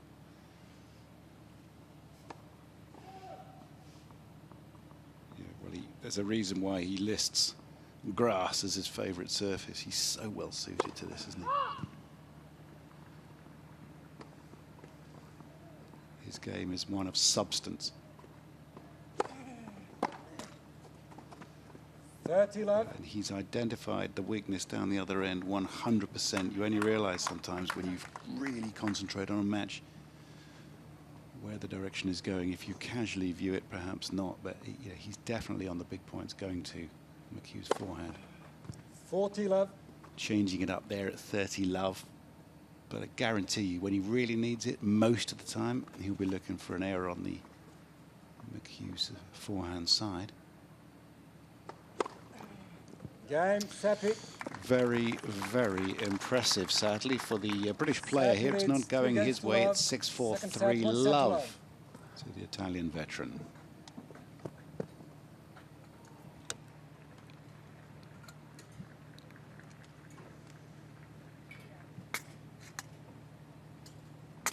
He's a part-time resident of Boulder in Colorado. Andrea Seppi. He grew up in the German-speaking part of northern Italy, a very fine skier. Wants to open a lodge resort in Boulder after retirement, whenever that is. Baby Michaela now with him, and wife Liv. Things change. It's like a second career, isn't it? About now you start thinking, what do I want to do with the other part of my life? I mean, you don't want to think about that too early, because then it's always that struggle, isn't it? But if you can kind of come to a clearer decision, later in the years of playing, well, it's such a nice, that's a nice transition.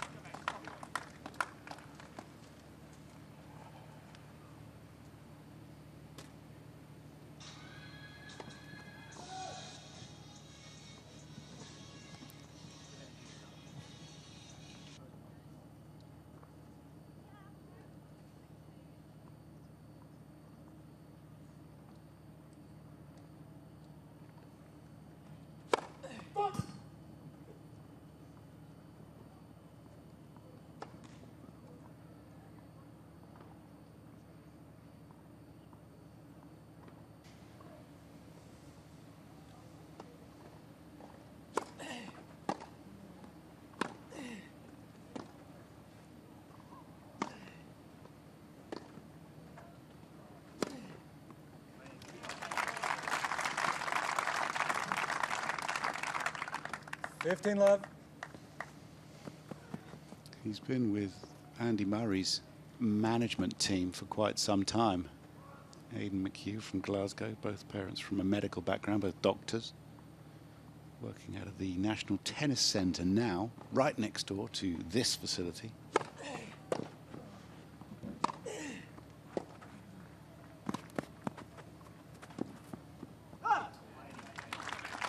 I think shows a lot of promise, and I like the fact that he hadn't played for 3 months, as you said, and he came back, and he's just gotten a whole lot of matches under his belt. So for him to turn around and win matches after not playing for 3 months, he knows how to work hard and get prepared. He obviously has a good team around him.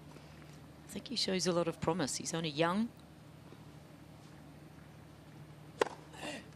And I think so much of this game is about confidence and self-belief, and the way he carries himself. I think he looks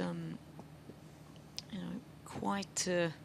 You're quite impressed. yeah, I like his maturity.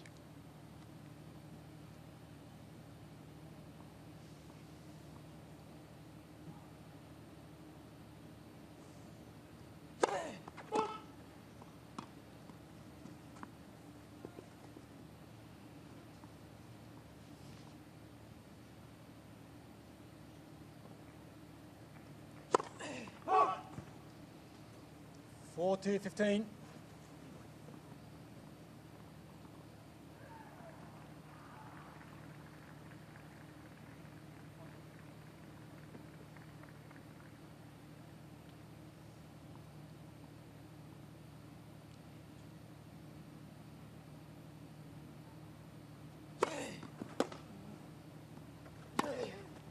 Come on then. Game McHugh.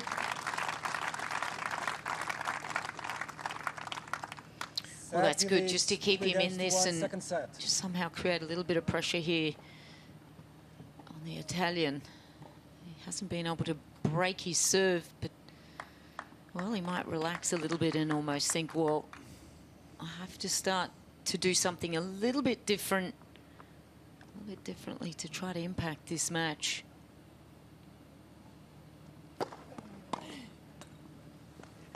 Love.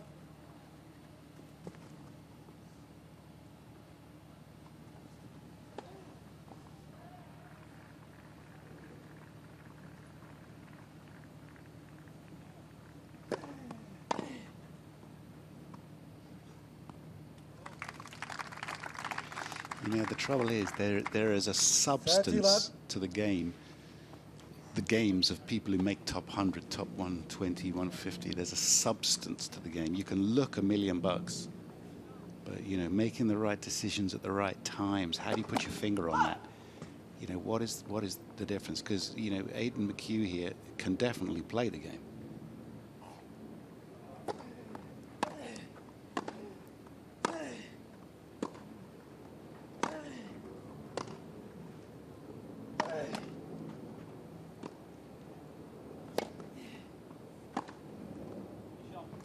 That is fantastic. 40 love. McHugh was ranked outside the top 450 a year ago when he lost in the first round of qualifying. So despite that injury that kept him out for those 3 months that we've talked about, he's gone up 100 places in that time. Let. First service. Has some points to defend in a challenger in the United States. That will affect his ranking. In fact, 2, 3, there's some ITFs he did quite well at as well around the summer period, so he might be feeling a little pressure on the ranking. Game slides by. It's a set and 4-1. It's only one break of serve, though. Andreas Seppi trying to get into the final round of qualifying here at Roehampton. This is all for the championships at Wimbledon, of course.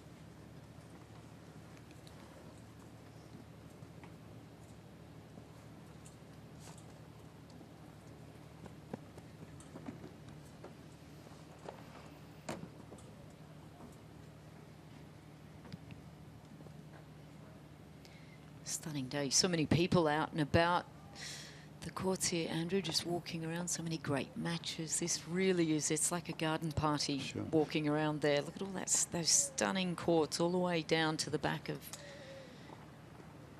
I met 2 dogs as well. Oh. Yeah, Milo and Koda, who were supporting Stefan Kozlov. One of them is a white Alsatian. The other one looked like a big old golden retriever lab type. Yeah. Beautiful. Yeah. Did you have a nice conversation? I had a lovely chat. They looked at me somewhat suspiciously, like, why was I hanging around? But once they knew that I'd been inquiring after their well-being and whether they wanted water, they became very friendly towards me. I'm glad they're very friendly. I got home to my friend's house last night, Adrian, and he tried to save a lab that was running away from his owner, and he tackled him and he got bitten on his cheek. Good Lord. Yeah. Saved the dog, though. Whoa.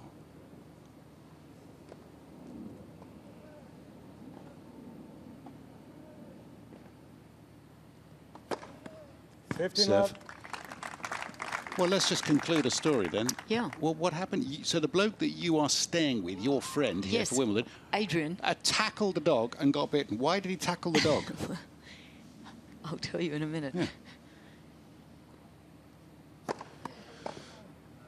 Okay, what happened? So the dog ran past him, and he saw this elderly gentleman running after this dog, and he thought, "Hey, is that your dog?" And he goes, "Yes, it's my daughter's dog, but the dog doesn't know me. It was a saved."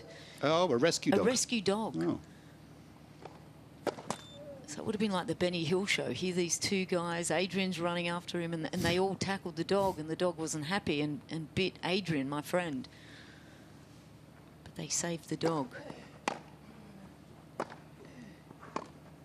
And what was even better, Adrian had just been to Marks and Spencer and bought a nice steak.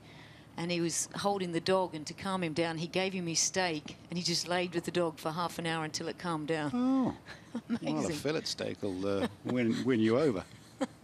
Moral of the story. Yeah. Right, good serve. And as we say, just the one break of serve here. Your balls, please.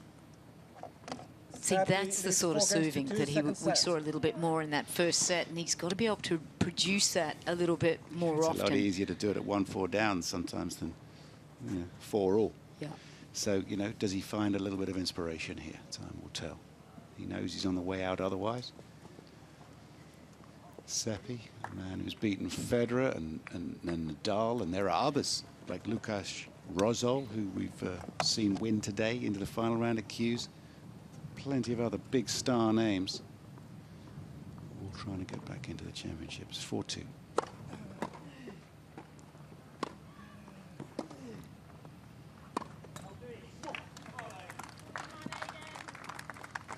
Oh, he's got some support there. That's always one thing when you're playing qualifying and you're a local. It's so nice to hear your name being called out.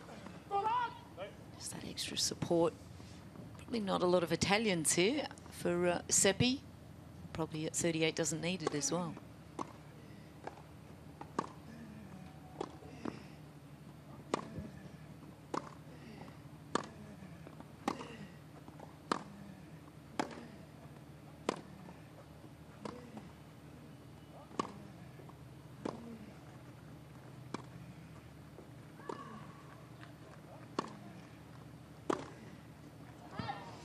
Saw the clearance, but I get a sense that McHugh just travels a little bit too far behind the baseline. I'd like to see him be able to kind of construct points where he can push his opponent around and open it up a little more and get up on that baseline. You're going to be waiting a long time on a big point against a good player to be given an error from that position. You've got to force it. You've got to make it happen. You've got to bully your opponent. Couldn't agree more. Tough to do with a flat ball coming at you, new balls coming through this grass court. 30-15.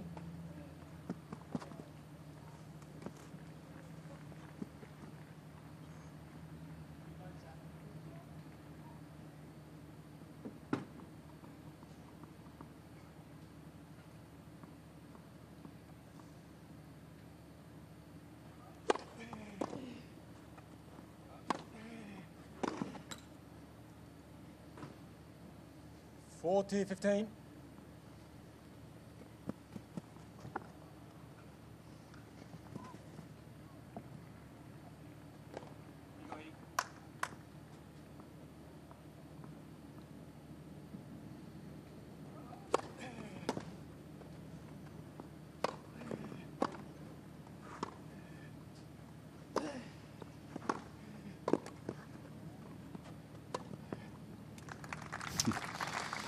This man is a drama-free zone in terms of his efficiency. Just the dramatics is not what he does, but he's got game. He's a set in 5-2.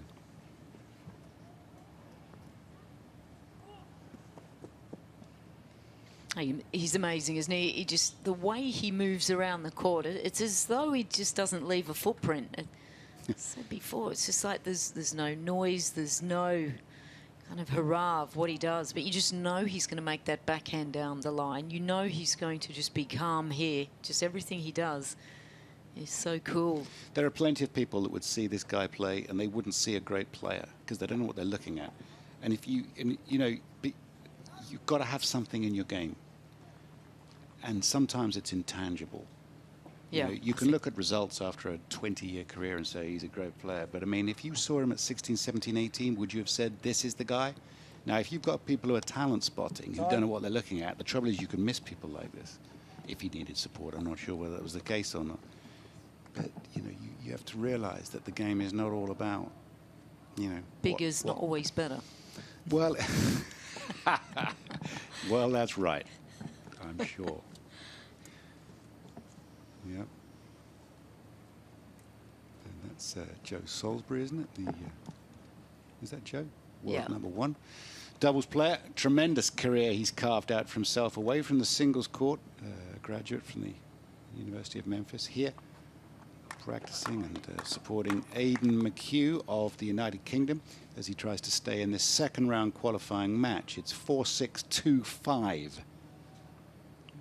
on our court, court 11. 15 love.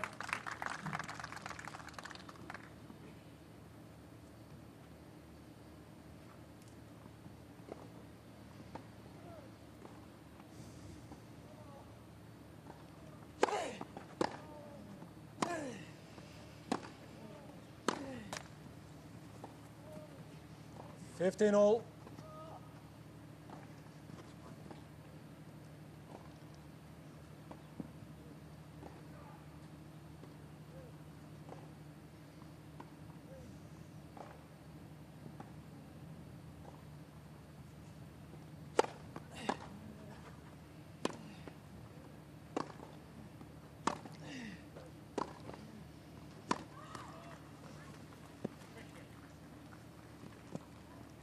Fifteen, 30. Go.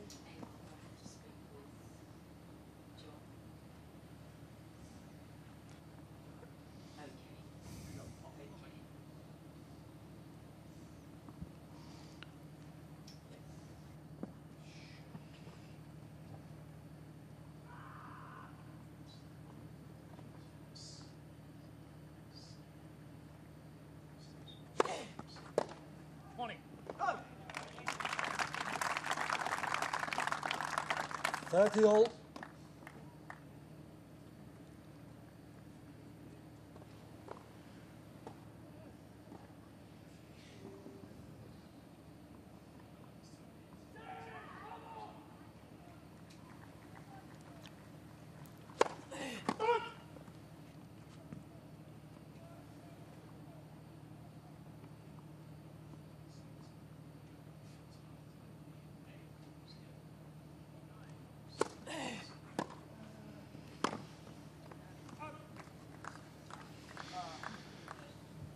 Thirty, 40. Well, he's flung that backhand across the net rather well, hasn't he, over the course of the match, Seppi. His run of Grand Slams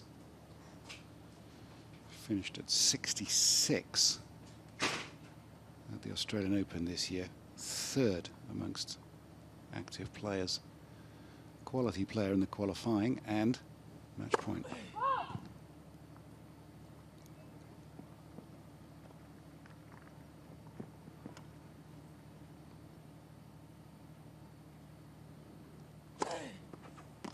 Oof, it's a big kick serve and well played. Gutsy stuff, that impressive. Yes. And it's hit the line and it's dug in, and the spin has taken even more effect than it otherwise would have done. So that's a real fillip. Match point saved.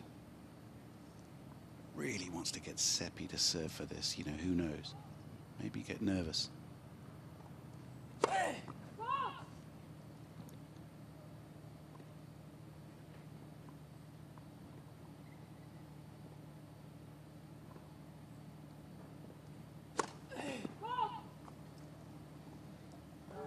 Advantage, Seppi.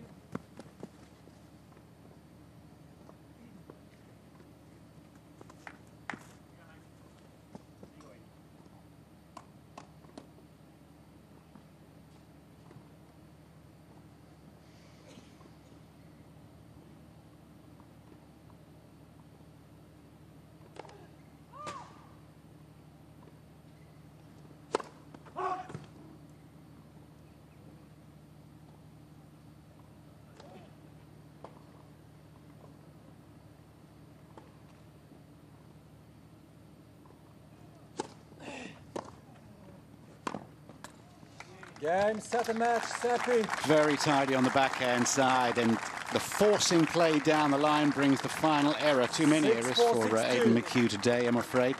The end of the first set was crucial. Some of the good fortune went the Italians' way, but generally speaking, you earn that.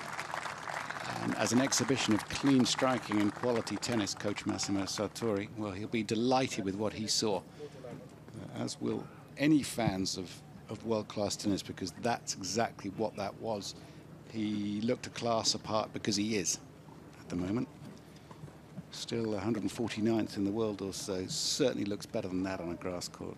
Former fourth rounder at Wimbledon. He advances to the final round of qualifying here at Roehampton, and he will be a handful for whoever he plays, be it Yannick Hanfmann or Lucas Klein of Slovakia. Both of those gentlemen won in straight sets in their first round. They're obviously playing today. Final round of qualifying tomorrow. Two women's matches follow on this court, so keep it here for the top seed. Katie Volanets of the United States versus Priscilla Hon, and Miriam Bjorklund of Sweden, the third seed, versus Storm Sanders of Australia. So two very fine women's matches on the way, but it is Seppi who advances here with a really fuss-free performance of great quality. A man who has beaten Federer and Nadal, of course, and many, many others. I mean, David Ferrer. He's beaten everybody over time. Too good on the day. Aidan McHugh makes his way off court, and his continuing recovery from stress fracture of the ribs will go on. He'll go and do his recovery work. He's a good professional, Aidan McHugh, trying to achieve his potential. And we'll catch up with Seppi in a minute as he gets his laundry sorted. Look how organised this man is. Plastic bags. Don't ever wear your grass court shoes with the pimples on that he's taking off now on concrete, and he's going to walk on concrete now back probably to the restaurant and the changing area. So don't wear those grass court shoes because it wears them out and they're less effective on the grass. So switched on in all regards. Even to the point where he's got a plastic bag for his nasty old sweatbands.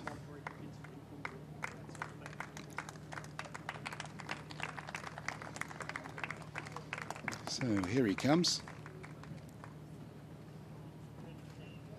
Andreas Seppi, what a pleasure to watch a man with his record. Very fine play indeed. Let's get his thoughts now with John Inverdale. Just well played. That was a very solid performance. Yeah, happy for sure with the performance. It's always nice to, get it done in 2 sets, and had some trouble at the beginning with the return game, and as soon as I started the return a little bit better, I felt much more comfortable, and I think I played a very solid game. Yeah. Do you ever get upset, angry, because you are so calm in matches like that? It's like you were made of ice. Yeah, I mean it looks from the outside, but inside, sometimes I'm burning. I tell you, but I try to keep my emotions pretty quiet. So that's what I learned when I was younger. So I think I'm managing it pretty well. And the adrenaline junkie in you is the skiing, isn't it? So that's the other side of you, maybe. Yeah, exactly. Yeah. There's when I can let out my energy and everything. So yeah, I enjoy skiing for sure.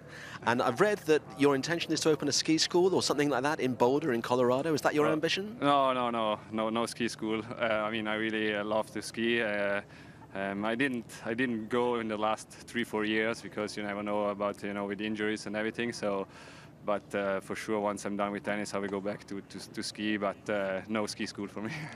Now listen, I hate to mention the age, but it has to be mentioned. How much would it mean to you to get back into a main draw at Wimbledon at 38? Yeah, I mean, of course, that's the goal here, and I'm still enjoying playing, of course. Physically, of course, it's very tough, especially playing, 3-4 matches in a row. It's not about just one match, but it's more the recovery process and everything. And so I hope to recover well for tomorrow, and I can play another good match and try to qualify for Wimbledon. Of course, it means a lot. Last time I was in Roehampton was 2005, so many years ago, and it would be nice to go back to, to Wimbledon. And one final question, because Wawrinka's back playing, he's got a wild card. And how much are all you guys of that generation, how much do you look at Rafa and just think, I can't believe it, he's still winning Grand Slams at 36. That's why I still want to be part of the action. Yeah, of course, it's it's unbelievable what he's doing, and yeah, I just remember me 2 years ago. I was, of course, already struggling, playing 3-4 matches in a row. But it's crazy, yeah, how good he's managing all this, and yeah, that's why, of course, I'm trying also, to keep going as long as I can, and yeah, we'll see how it goes tomorrow. Well, the best of luck tomorrow, and let's hope there's many more matches to come. Thank you. Thank you so much. Thanks. Appreciate it. Thank you. Well, just great to catch up with one of the veterans out there on tour and playing with real gusto on the big points, and as I say, in this unspectacular way, this just non-demonstrative, functional way, very non-Italian in some ways, just going about his business, but a man with great substance, meat to his game, and on a grass court so comfortable. A winner in Eastbourne back in 2011, for goodness sake, and how interesting to hear 2005, his first trip to Wimbledon, and who's to say that he's not going to be a factor at that championship, because when you come through the qualifying, you do feel strong, and I would suspect that he's probably favourite to win his final qualifying match, whoever comes through that other contest. But we'll keep you up to speed with all that. 2 women's matches coming up on court 11 here at Roehampton. The Bright Sunshine set to continue, and I know you'll want to see the top seed Katie Volniets next in action. Job done without too much drama.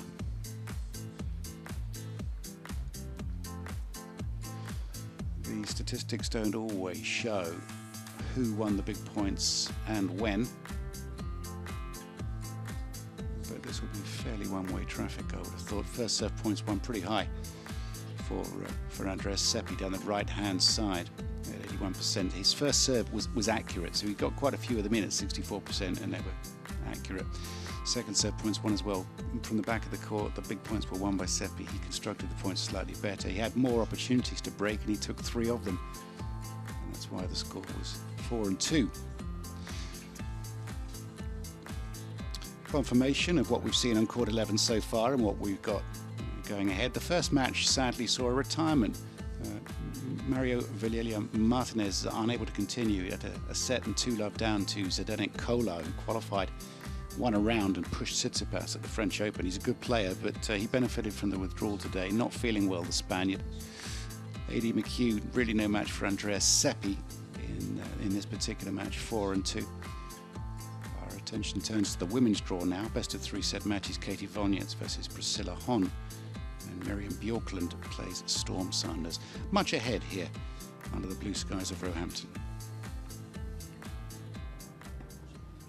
Well, blue skies, green grass, and look at this match that's just finished behind us on court 10, literally in the last 20 seconds. Stefan Kozlov of the USA beating Stricker of Switzerland 6-3 in the third. That match began when our program began, which feels like hours ago. So that was obviously a really, really tough 3-setter. And here's a match point from the match earlier between Mikhail Kukushkin of Kazakhstan and Philipp Kohlschreiber of Germany.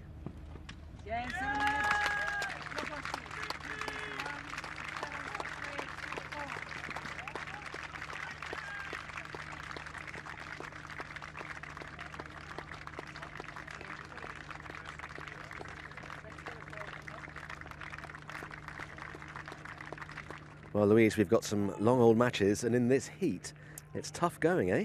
Yeah, absolutely. It's you're really starting to see that the players are going to the back of the court, taking time, using their towel, drinking a lot more. Yeah, it's tough. And even as an Aussie, you're saying that. Because there is we kind of get obsessed about this over here, and we say, oh, isn't it hot when it's not really hot? But actually, this is hot. Yeah, no, it absolutely is. And of course, a lot of these players have been over in Europe for quite some time, where the heat isn't as hot as in Australia, so it does take some time to condition yourself.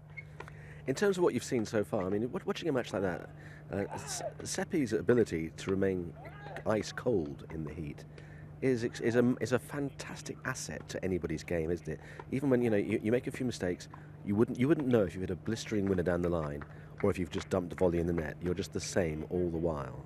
Yeah, I think this is something that players, it's a challenge their whole career, how to manage their nerves. And this guy, like, I'd like to put a pulse watch on him or just a sweatometer, because I don't think he actually literally doesn't look like he's sweating out there.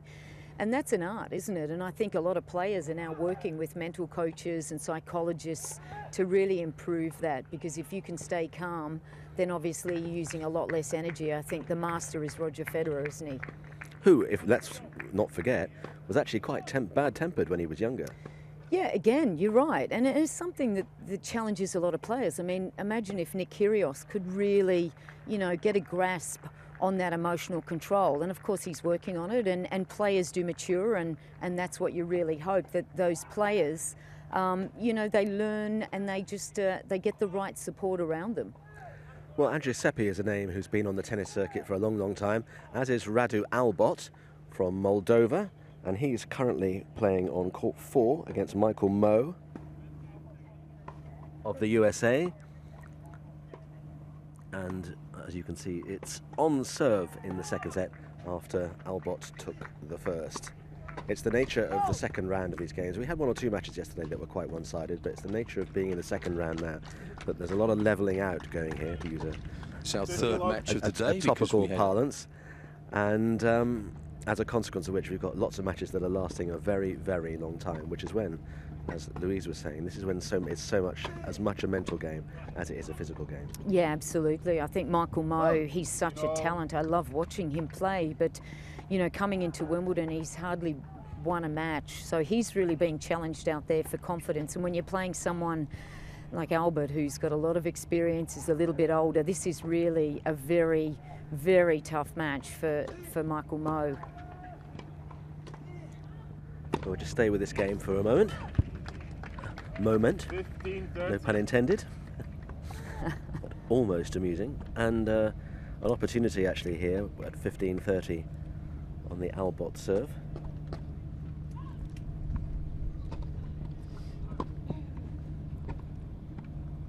We spoke to Radu Albot yesterday, and he was telling us how there isn't a single grass court in Moldova.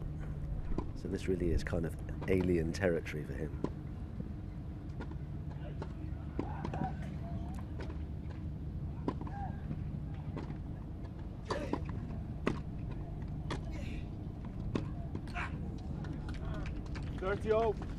Yeah, he's an incredible player because he's had to pretty much lead his way in his country, isn't he? He's the only guy to ever win a singles and doubles ATP, tournament from his country. So I'm struggling to name his Davis Cup playing partner in the doubles.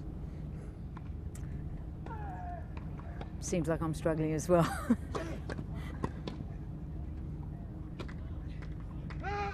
$30-40. Well, that ball's wide, fractionally wide, but here's an opportunity for Moe to take a 5-3 lead in this second set. No, this is a huge moment for Moe here. I know he has been struggling a little bit with really getting matches under his belt, but now to look at a second serve, he's got to be really focusing here.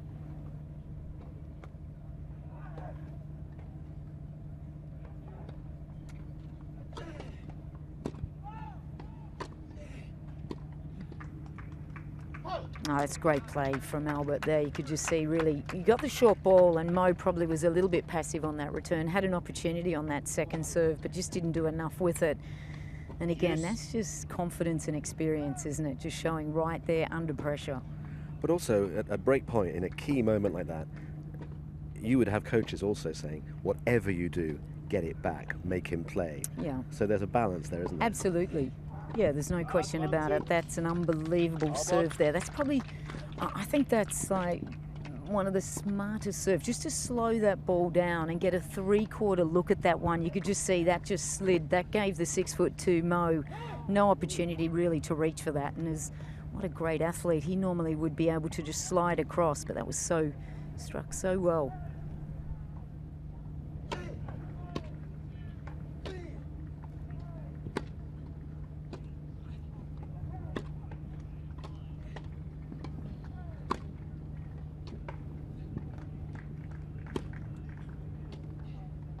Oh, what a quality rally this is, goodness me.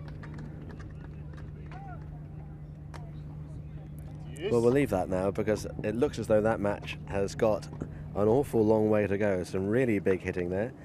And the first of our women's action features the number one seed today, so let's go to watch that. Our timing is impeccable. Jamie Delgado, John Lloyd.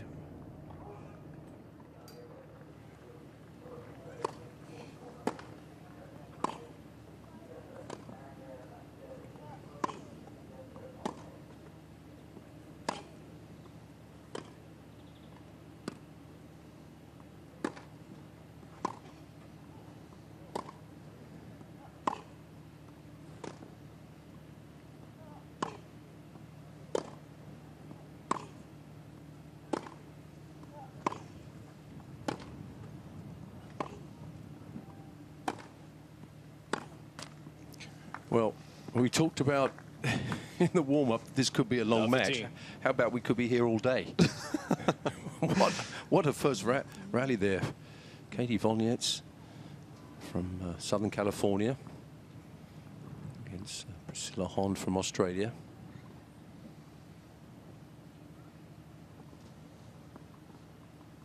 And number one seed is serving. Had a very good year this year.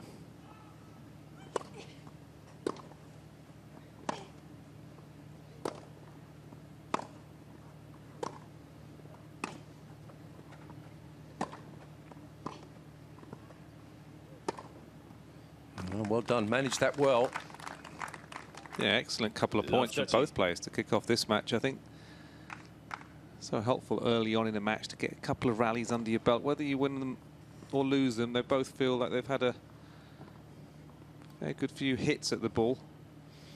That was a hybrid overhead there. That was in between, wasn't it?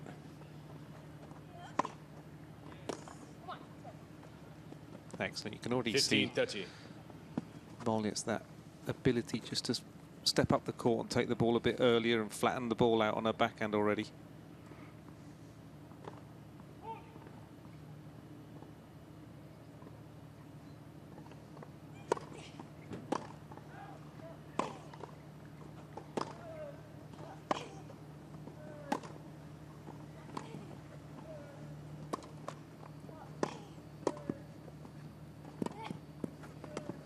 Oh, I think there, Hon thought she did a winner. Yeah, it was strange, wasn't it? She played such a great point and played a drop, short volley, and then sort of stood away. there. It sort of stood there as if, well, you're not going to get that.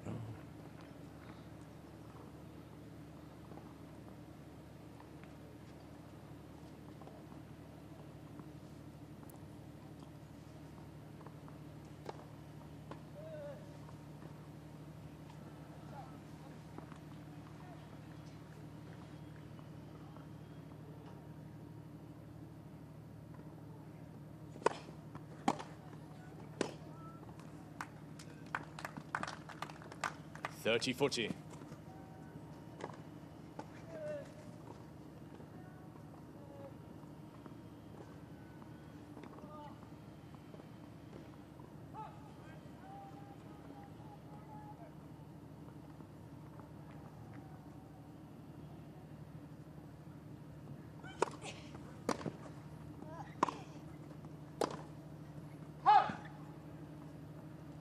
Juice.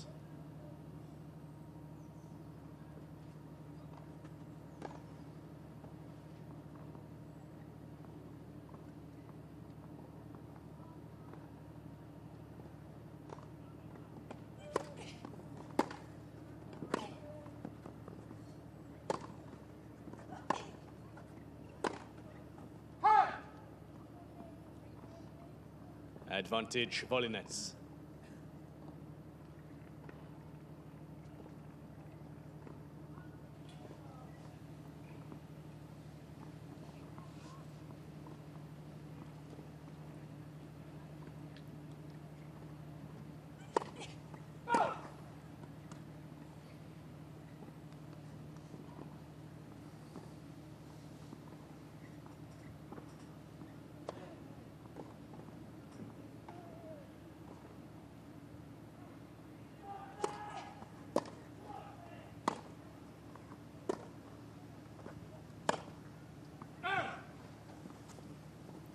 Juice. I'll be happy with that mistake. Shoulder high forehand. Yeah. It's not going to get too many cheap points on her serve, is it? It's a placement serve, but you know, she'll go and serve 2 aces in a row as soon as I said that. But so Priscilla Hon is always going to have a hit on these returns.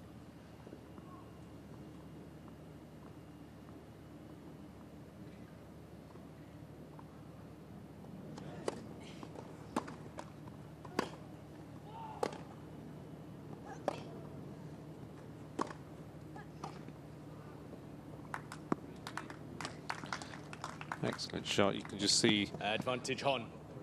ball just sits up on her a little bit. She's able to step in, flatten the ball out on that backhand, big backhand cross court. She'll be looking to dictate whenever she has the chance.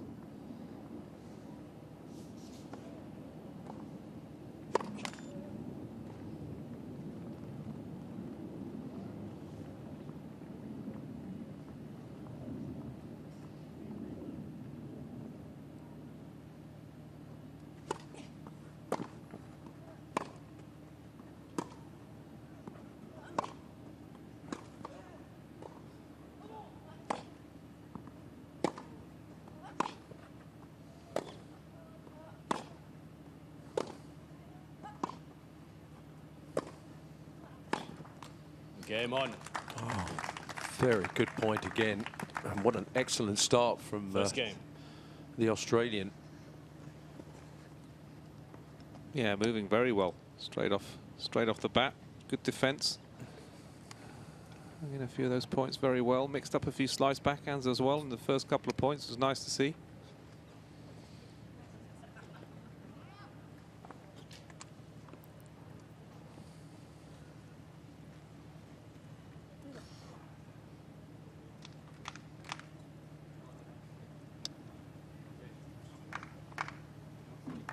Priscilla Hon to serve. Should see a bit more firepower off her first serve in comparison with her opponent. Yeah. Definitely. Quite a lot more.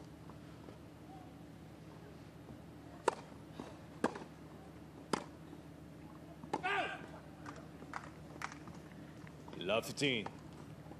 Interesting to see how many cheap points she can get on serve with. Ronnie, it looks like a pretty solid returner. The ball's in her slot, her hitting zone. I'm expecting her to make a lot of returns.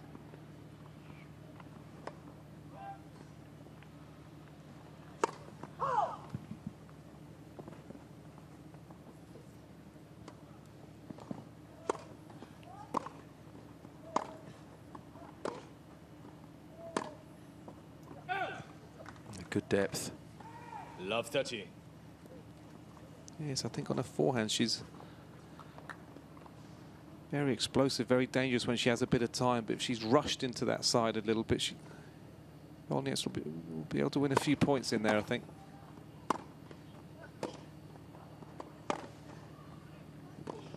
Sorry. 15-30.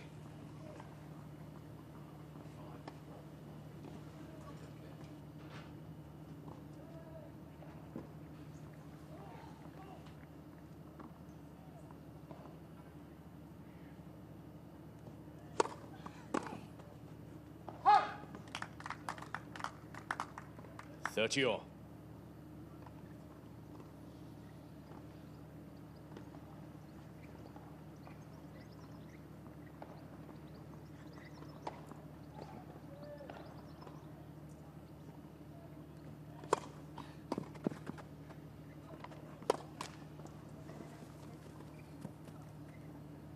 $30-40.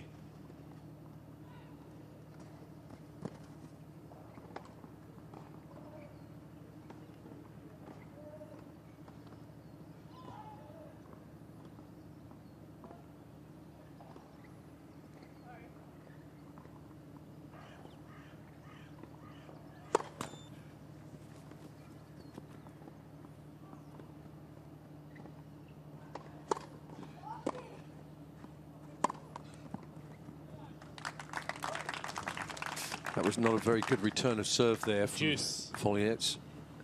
And you can see that was just halfway up the court. Both the ladies have such strong ground strokes, you can't afford to hit that mid-court ball.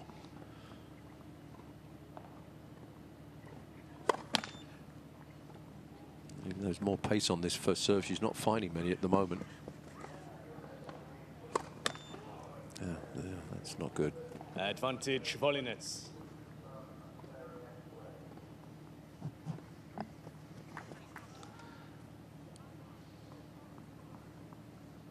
She won a $25,000 tournament just a couple of weeks ago, admittedly on clay. Led for service. Priscilla Hon, but wins are wins. Absolutely.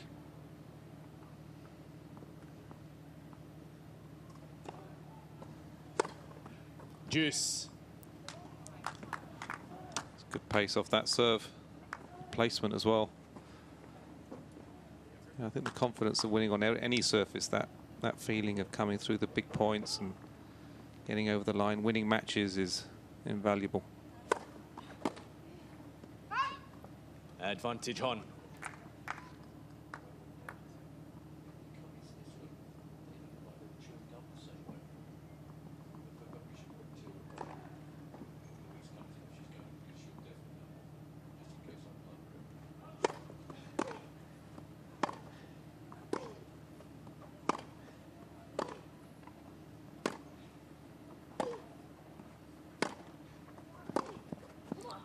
Came in on the wrong shot there. Yeah, she was too far back. Yes. Didn't hit a bad ball, but just totally out of position and couldn't cover the court at all. No. You can see she had plenty of time here to line up and pass there, no problem.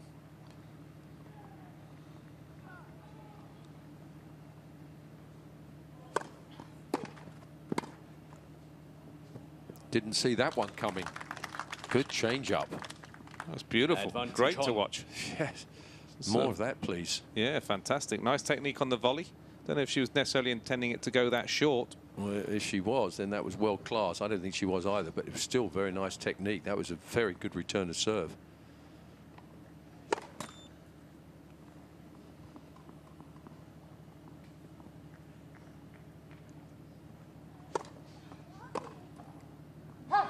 Game Hon.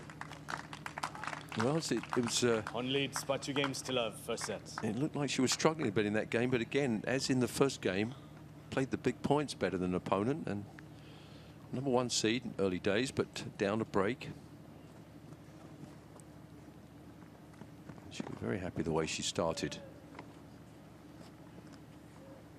Katie Folliet needs to get on board here.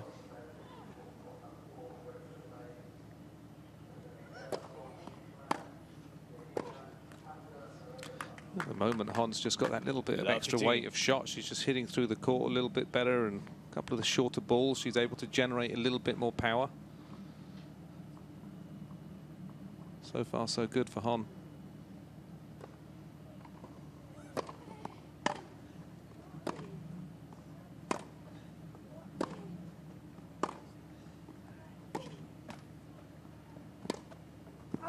Now, pity she got up to that one pretty well. 15-all.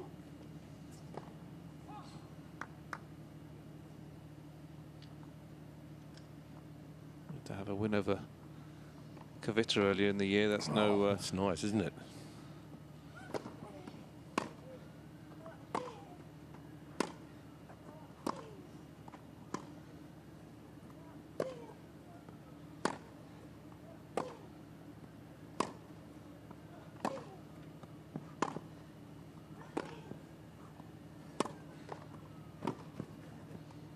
Oh, good point. 15-30. Yeah, it really was a mixture again. She threw a little backhand slice in the middle of that rally. Good change up, and then stepping into backhand hard and flat cross court. Good variety so far in the game. Playing very well.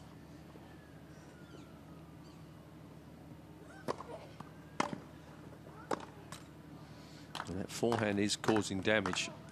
15-40.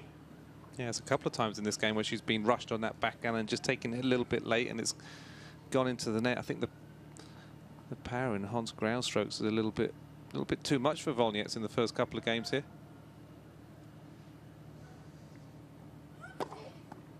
(30-40). I don't think we'll see many of those, but she certainly needs that one. Still break point though for a double break.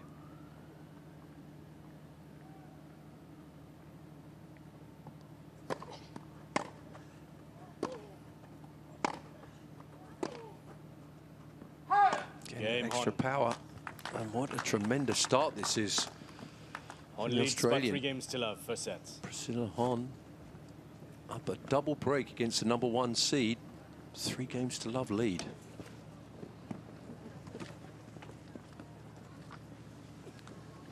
Well, pretty impressive. Yeah, she's been fantastic. Good variety. She's had a mixture of a few slice backhands, which I've enjoyed watching, and serve and volley point there, an important point at deuce on her service game, and also the power. She looks very comfortable. She does. Just thinking, I mean, I think players from either Britain or Australia, where she's from, I think they, you know, in our junior days, we all played a little bit on grass. So even if she has played a couple of tournaments on clay and is coming in from that, she has played on grass before and understands how to move a little bit and feels the surface more so than maybe others naturally. Yeah. And her opponent, Katie Wozniacki, she's moved up 200 places since last May. I mean, that's remarkable. That's why she's the #1 seed here, and she qualified here last year. So both players are good on this surface.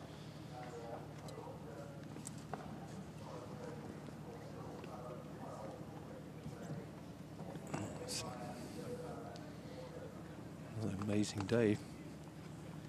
Can't beat this weather. The hottest of the week, I think, today. 27 degrees Celsius, I think. Mm.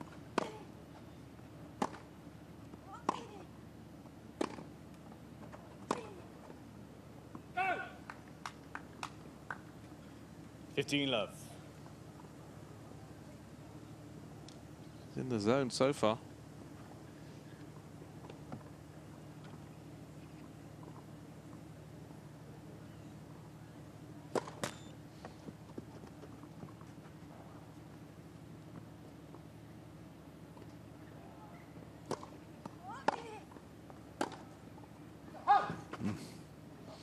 Yeah, 15 all. we think this is hot, but Priscilla Hon, when she had her win over Kvitova, that's in Adelaide.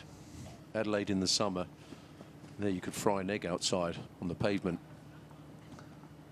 Yeah, it's a different ball game down there.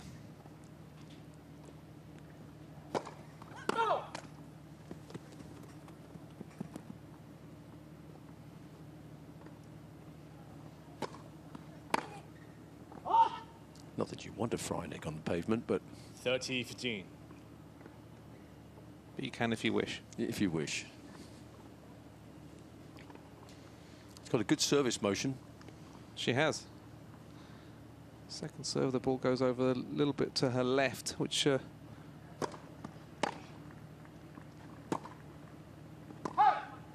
promote a little bit of extra topspin and kick. Yeah.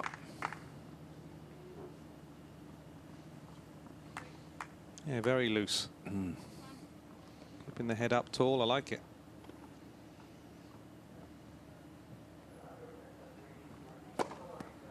(40-30). That's a big serve right there, and what a time for it.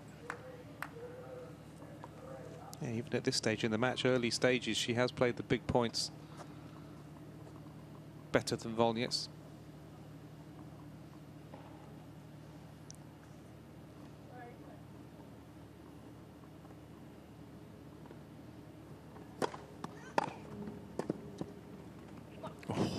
For a second, she made that. Juice. I like her intent, though. A couple of times now on big points. A little surprise serve and volley.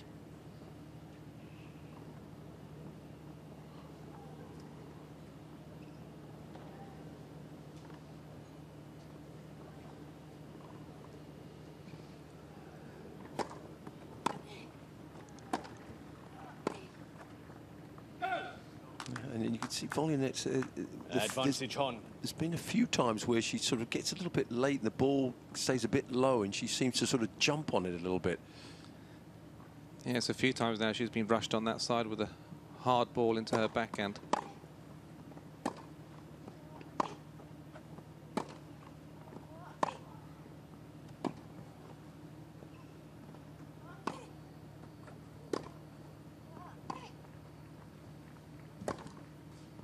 Game on. Well, as you said, Jamie, she's playing the big points better, isn't she? She is, and she's defending well as well when she has to. And anytime she has a opportunity to attack, she is taking that, the initiative. Well, brilliant start. Going up against the #1 seed and for love. Didn't expect this.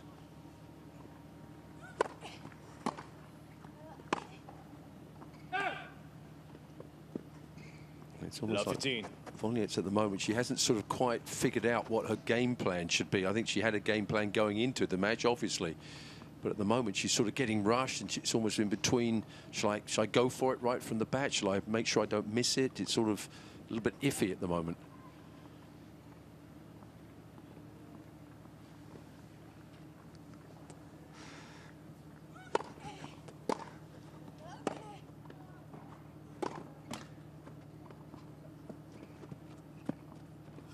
all.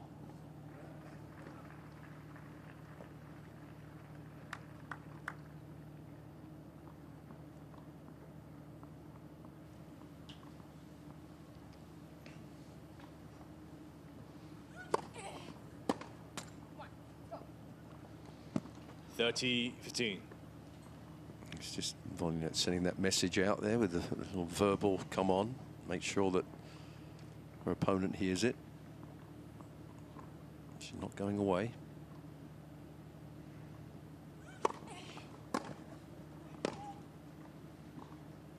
What she could do about that, though, that again, the depth from Hon has been tremendous so far.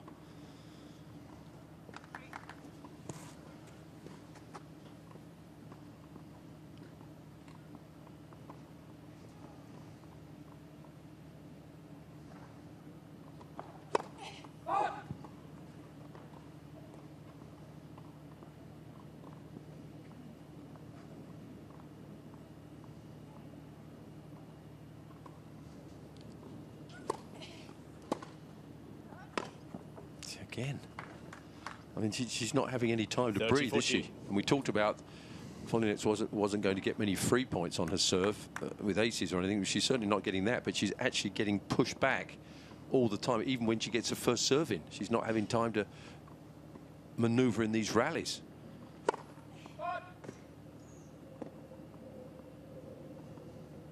Great point for a 5-love lead.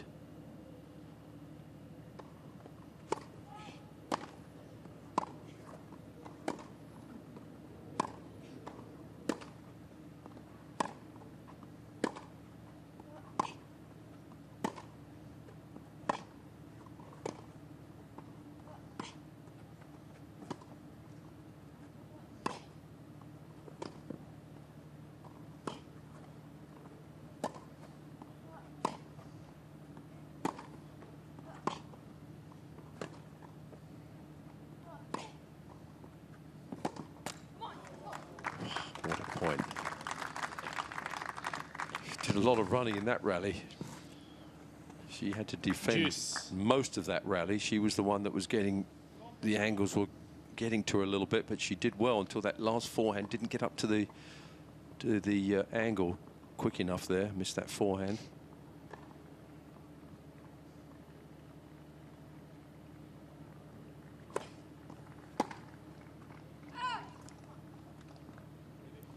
Advantage, Volinet's. Yeah, she was unlucky on that break point. She did so many good things, and but credit to Volinet's hanging tough, showing why she's won so many matches, and she's going to be tough to beat.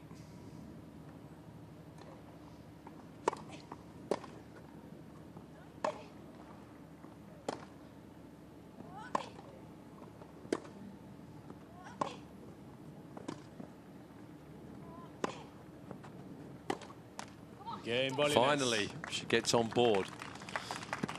The #1 seed, Molinets, finally. Leads by 4 games to 1, first set.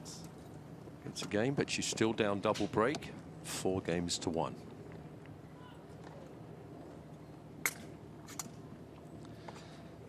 Yeah, I think it's important that she's obviously just got on the board. That's going to be important for her, but just to express herself and a couple of come-ons to try and sort of impose herself a little bit on the match. She is the higher ranked player.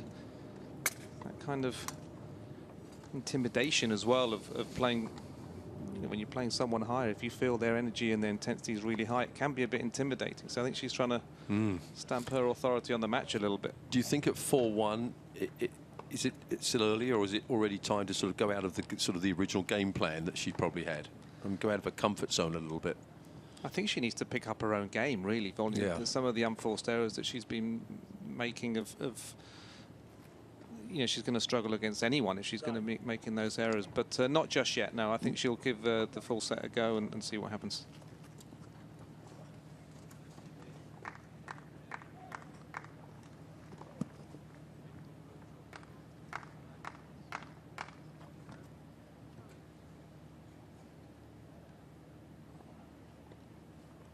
Yeah, I think at the moment Han's backhand's been excellent. Anytime the ball's sort of dropped short on that side, she's changed direction and stepped in. I'd be sort of attacking a little bit more to her forehand side, I think.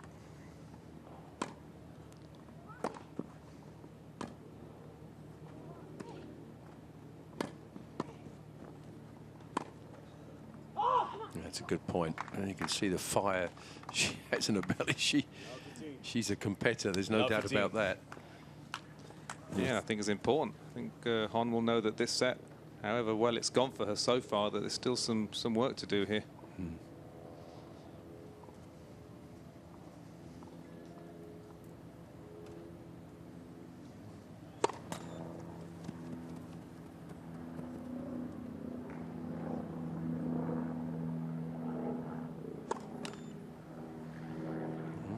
Love 30.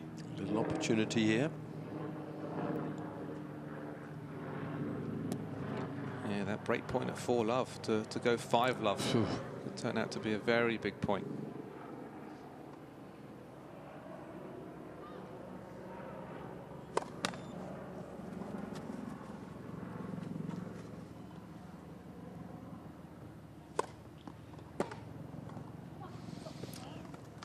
There we go.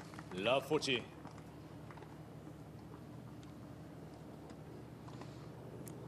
Mark Taylor there. Second to the left. Physical trainer, ex-physical trainer of Ash Barty. Let's for service.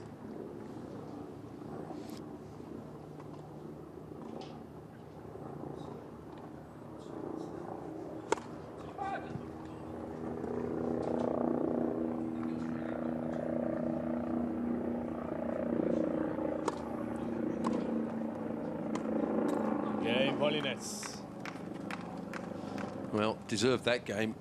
Han leads by 4 games to 2. Really took the ball on in that game, didn't she, when she got chances, and no messing around there from Molinets. Yeah, she really did that first point of the game, took the initiative, came to the net. Oh, missed that passing shot. Aggressive second serve return in there as well.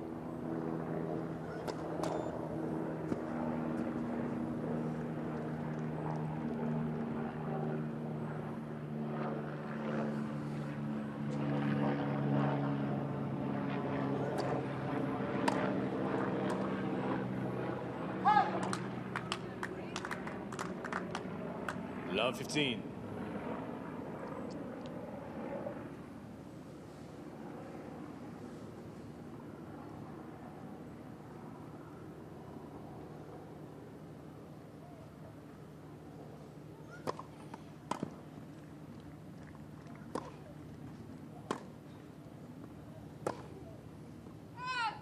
It's a bit sloppy there. Love 30. Yeah, you've worked so hard to get yourself back into the set. Can't afford to give unforced errors like that at this stage.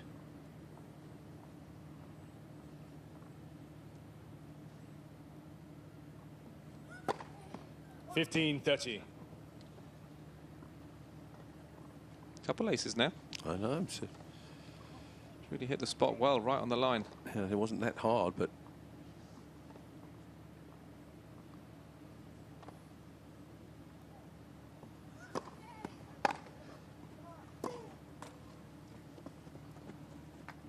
$15.40.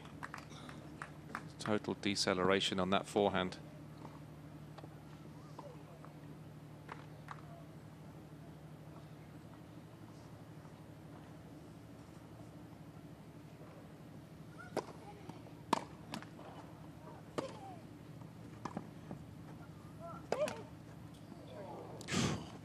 dear, oh dear. That was fortunate. 30-40.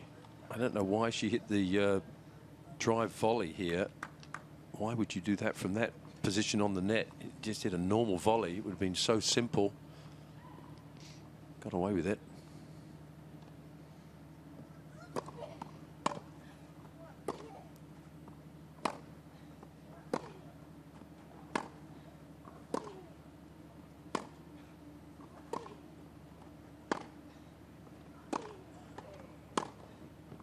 Game on. Brilliant.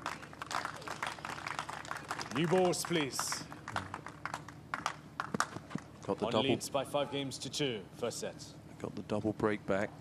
Priscilla on 5-2. First set. She'll be serving for the set. It was a strange game, that really, wasn't it? I mean, she finished with a big forehand. Priscilla Hon really wrapped up the game with some of the power that we've seen, but a couple of loose errors early on from volley nets after she'd played such a good game to get back into the match. It was a bit of a surprise, really.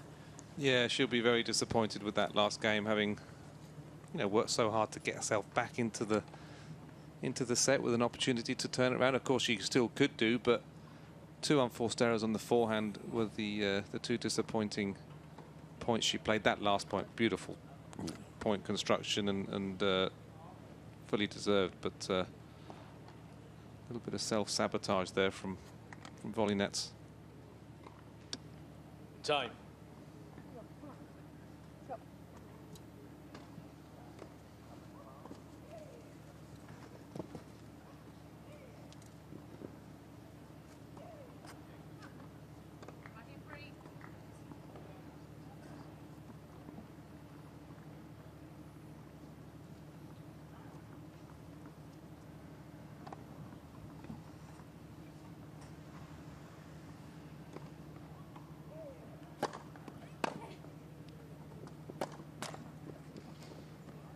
Strange that she would not hit the forehand there. Yeah, she's done that a couple of times now. She's obviously feels more confident and comfortable on the backhand, but absolutely should be trying to get around and hit a forehand from that position, even if you do feel your backhand's better.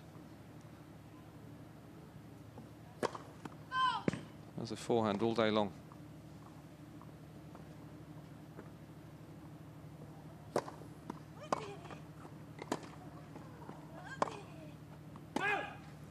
$15. Hasn't missed many of those this set. She's missed a few and the ball's gone harder and flatter through, but not so much when she's been able to step in.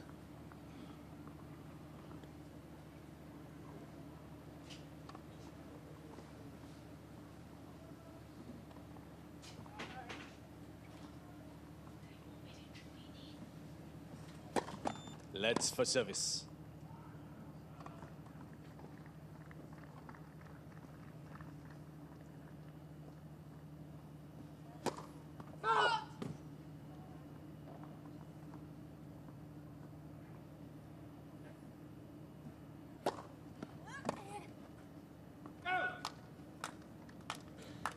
$30-15. Good kick on that serve.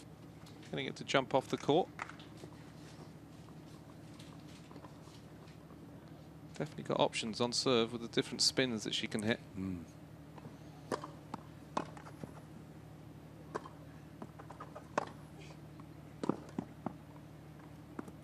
Yeah, almost. That's not the third time she's serve volleyed. 30-all. 1 for 3, I think she's on. Yeah, one, lost 2, but it's not a bad play. Throw that in now and again. She was a bit unlucky, really, on that first one. The first volley.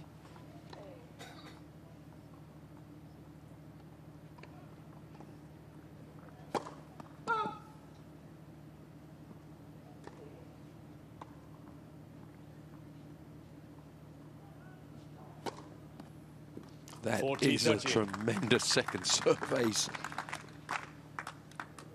Yeah, it really is at that stage of the set as well, when she's trying to close it out, having lost her previous service game. Very brave serve.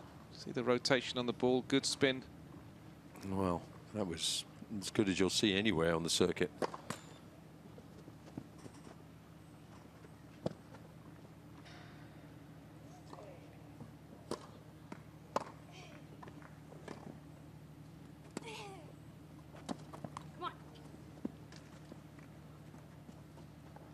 She's kept up her energy up pretty well through the first set.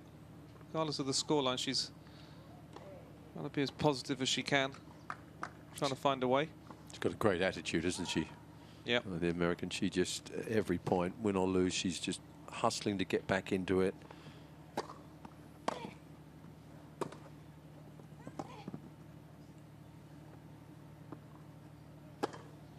Ooh.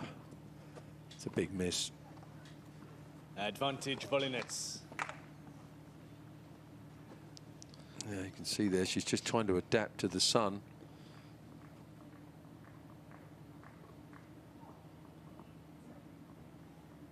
Didn't look comfortable there. No. Looked a little bit front on as well on the smash.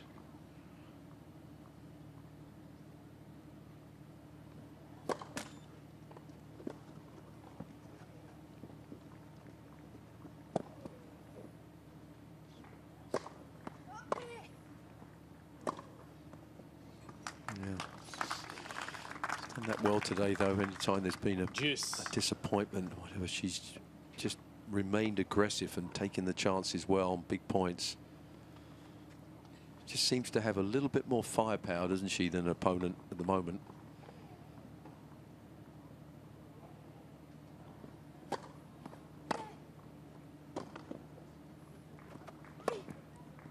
Oh, that's a big miss. Yeah, it really is. Advantage Hon. Hon won't be complaining. That'll be a nice little relief for her to see her push that forehand long. Brings up set point.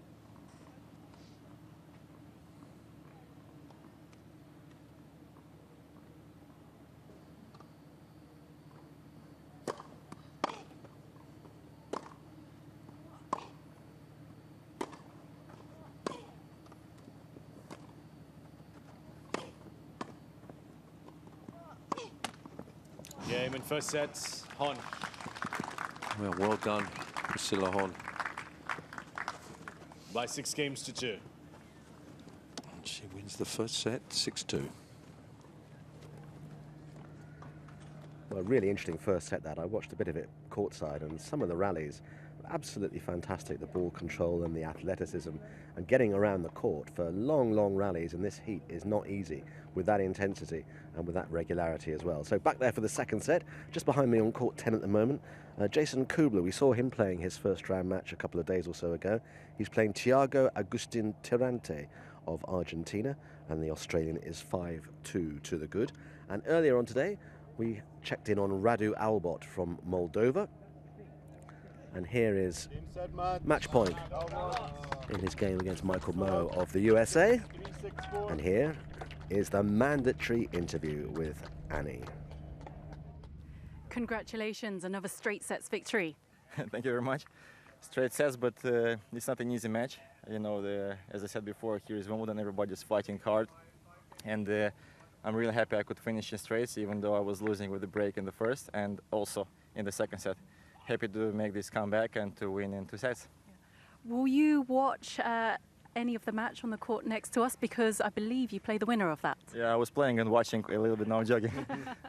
I think that's my coach job. I think he'll do a good job watching them, analyzing whoever wins, how does they play, and yeah, we'll have a good strategy, I hope, for the next match. Yeah.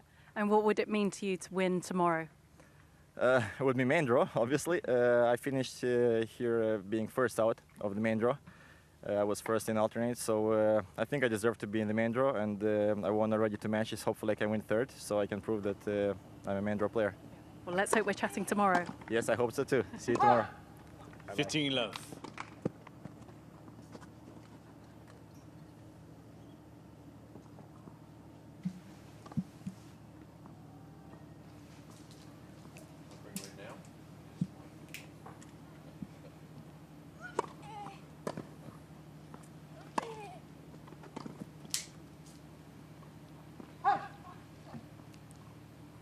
Well, I'm pleased to say that we've been joined by Louise Fleming now as our third commentator, because Jamie and I, we were told that we weren't doing a good job and we needed some class in here, and now you're here. What an introduction. I love that. Thank you. Welcome. Thanks, JD. Maybe it's perhaps I've worked a little bit with Priscilla Hon. That might have just leaned a little bit towards me. Maybe the fact that I'm Australian. No, I tried to get rid of you, but I got overvoted. My vote wasn't counted. Just kidding. We're pleased to have you. Thank you.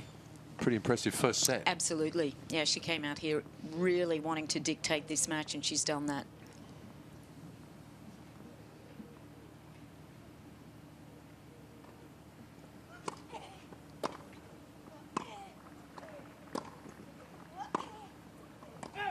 Yeah, Priscilla's really worked on her combinations throughout her career, and she really uses that serve, and you can see that today. She's got great variation on it, but she likes to be in the advantage after that serve and then look for that second shot with the forehand.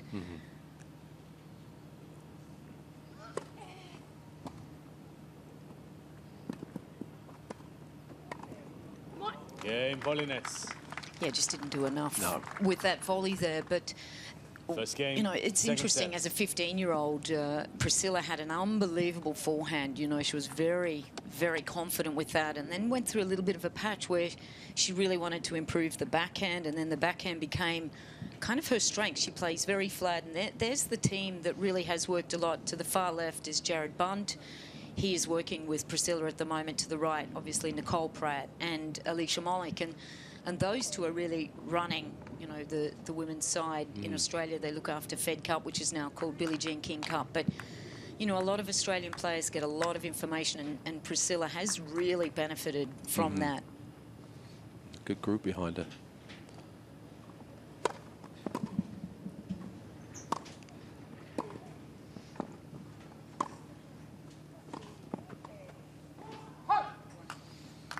And I'm sure she'll be aware of, obviously, who her opponent is, and know that someone like Katie Vonnet is not the sort of play that's going to go away easy. No, absolutely not. She's had a terrific run, even on the grass. She's played well here. Fabulous 12 months, this young lady, from the age of 19. Incredible what she's done. You know, when you play a player that's really inspired to be on the court and just, you know, she's very complete. She doesn't really hit you off the court, but she doesn't go away. She's got every kind of shot. She can mix it up a little bit, but she's just really solid with a tough mentality. So if just a few balls go flying from Priscilla, she'll be there to pick up the difference. Now, has that been a normal part of her mixing in serve volleys? 40 love. A little. A little. Just to throw that one in. I mean, that's not a big part of her game, but she can do it. Yeah. I mean, that's the legacy, I guess, that we're lucky we grew up in Australia or the UK. You know, you guys that were coaching have played. That's what you're instilling in players. You want to have that. It's not that you go to that a lot, but you certainly want to give that to, you know, Jamie, you've obviously passed that on to your players. If it's something and it diminished a little bit with the women's game, that it's like they've got an allergy to the net. Don't go near the net and don't hit volleys. But it's great just to throw that one in, just to, you know, shock your opponent. I think it's so important to teach variation in the game, and I think she's done it well. She's served volleyed 4 or 5 times, and keep volleying it a little bit on the back foot, not knowing what's coming. Slice backhand so important as well. Oh, absolutely. Ash Barty, Steffi Graf, great examples. Let's second service. Yeah, and Priscilla's lucky. She's in the National Academy up in Brisbane, and who else trains there? That's where Ash Barty trains day in, day out. Well, that's where she used to. So these young players, they had a lot of time on court with Ash. And you just, you know, that vicariously kind of like instills in you when you're playing against someone like Ash every day, that slice that's bothering you, and then she can use that forehand. You start thinking, hang on, I'm going to take a few little things out of her notebook.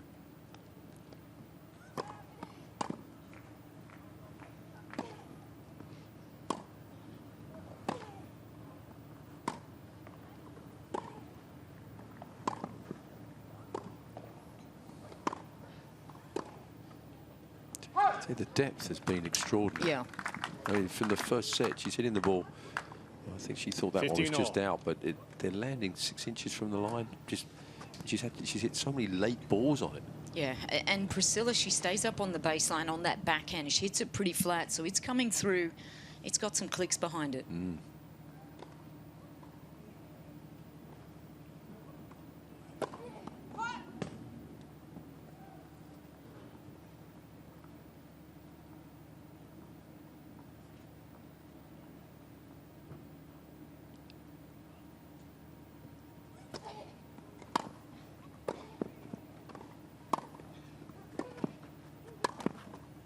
Yeah, that first shot through the middle with some damage. You can just see the impact with Volyanets. She's almost being pushed back off the first shot. And there's the red light, or the green light, I should say, for Priscilla. Look, she's up on that. You can see your opponent end range, racket face open. If that's not a clear message to come forwards, then there's never going to be one.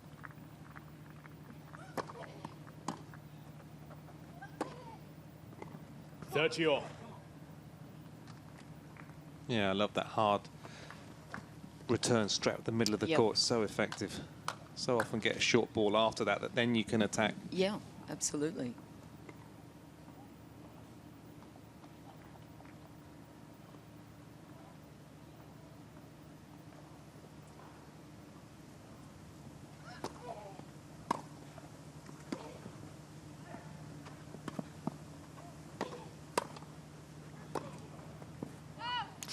Missed it.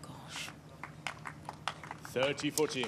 It's hard though, isn't it? You've got someone standing right up on the net, and you could just see Priscilla very confident. She was looking for it, and there just was not much space for Volyanets to really try to get into.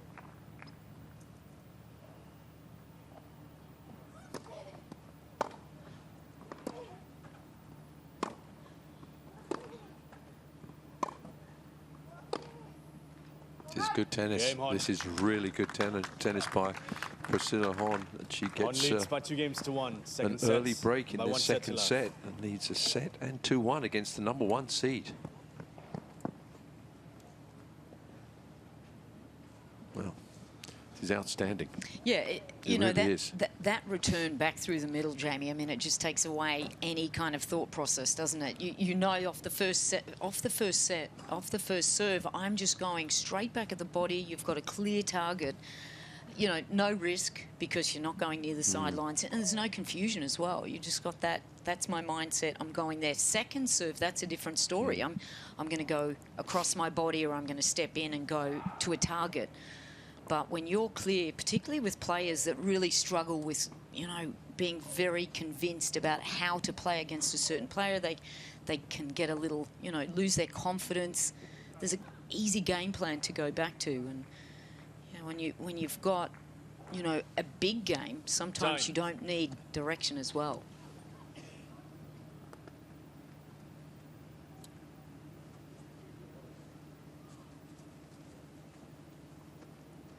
I think her balance so far has been perfect, hasn't it? The mixture between being aggressive at the right time and playing the high percentages while still hitting the ball with good ball speed. She's been spot on. Well, she's up a break. 2-1 in the second set, and the first set already as well. Much quicker than we thought this match was going to be. 15 love. Is she a good player, a good front runner? I mean, she's not the sort of person that sort of wanders a little bit. Is she going to keep swinging? She's going to stay aggressive. Okay. It's whether she she gets ahead of herself. I don't think so. I think she's really matured over, you know, the last year or so, particularly when you play a player, you know, like Petra Kvitova, and you can hang in there and trust yourself. I think that's like a turning point when you can beat a top player on a big stage. You know, there's a little bit of pressure and you handle yourself well.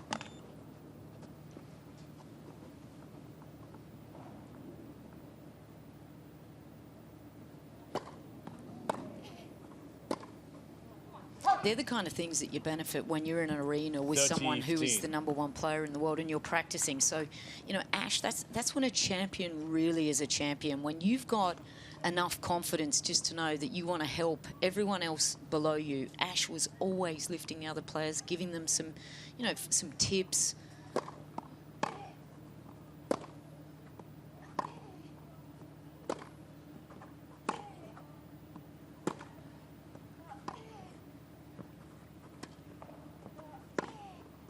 That's too good. And if you're hungry and you're smart, like, you know, Priscilla, then you'll take that stuff on board. I mean, you know, you see Roger Federer doing that with the young guys that he hits with. Andy Murray would do that with the young, you know, British guys. And I think that, to me, really notes that, yeah, you're the real deal. I mean, to want to give back to your younger players and be a true leader, I think that's fabulous. She'll be leave a really great legacy, even though she's not on the court anymore with us, Ash Barty. Let's for service. Yeah, I was a bit gutted to see that news when that came out, to be honest. I wanted to see how many more Grand Slams she could win and how much she could dominate, because I thought she was Let's for service. destined for that, really. Absolutely. I mean, you know, it's amazing that Iga Swiatek has kind of taken a few notes out of a book, I think, and look how she's stepped up. I mean, she's a player also that's got a little bit of variation and same sort of serve, can use her forehand similarly to Ash.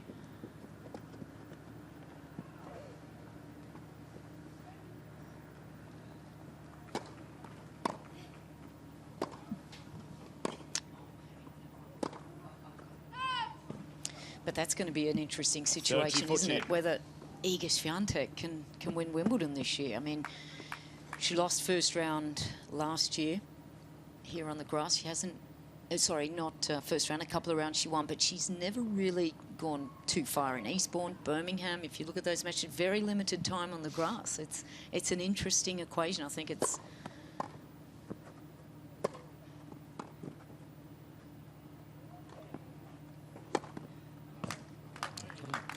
We'll save that. Break point. Juice. But I think if there's one surface that is an equaliser, it's got to be this one. I mean, she's so far in front of the pack on clay and hard, but on grass, maybe not so much.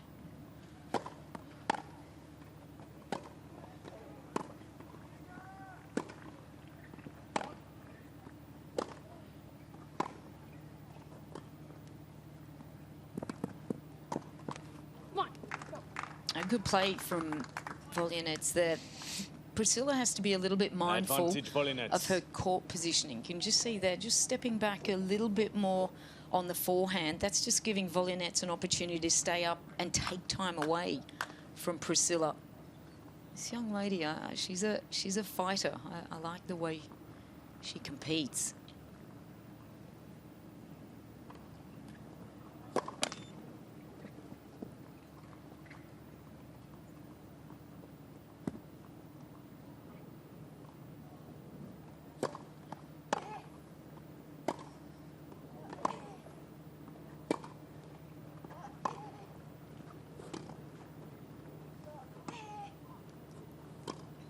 Game Volyanets. Well, it's a good break back. 2 games all.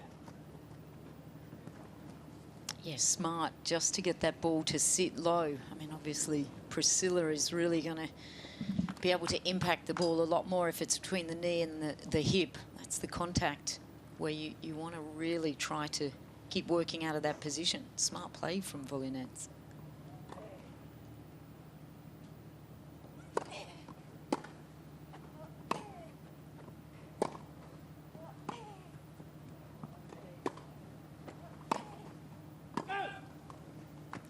In the first set, where the Volley-Nets got back into the set, she played a couple of sloppy points, didn't she? She won't want to be doing exactly the same here. She's done well to break back. It's a big game for her coming up. She can just get her nose in front.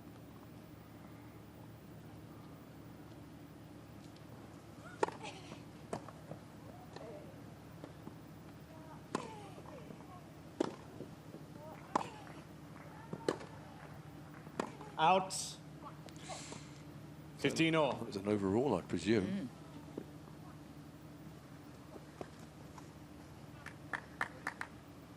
It is getting hot out there. It's probably something Priscilla won't mind at all coming from Australia, but for the players that have been in Europe for a while, I don't think we've seen really, really hot weather today. It's pretty sticky out there.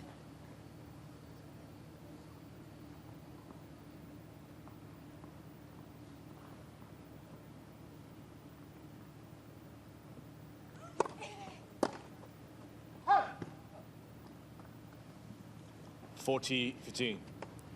Momentum switch going on here. That's good to turn around by the #1 seed.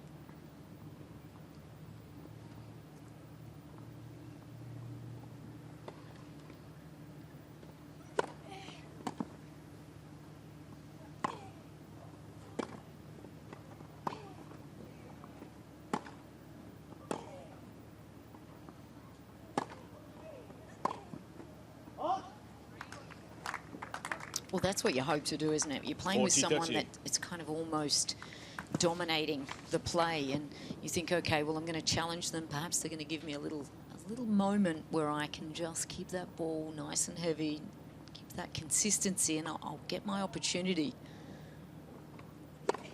And I think if you've played enough matches, you do have that mentality.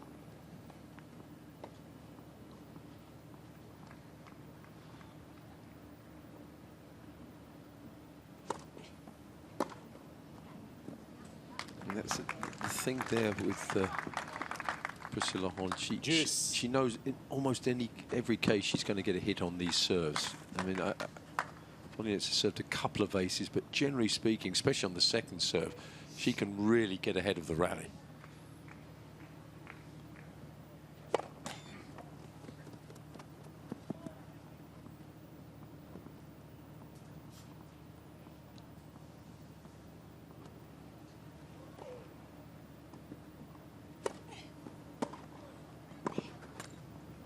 Yeah, you wonder, does confidence, you know, breed kind of something good, or is it the fact that you're very disciplined that gives you, you know, that confidence and how you play? Because when she's disciplined and doing the right things, then she gets ahead and she builds a lot of momentum.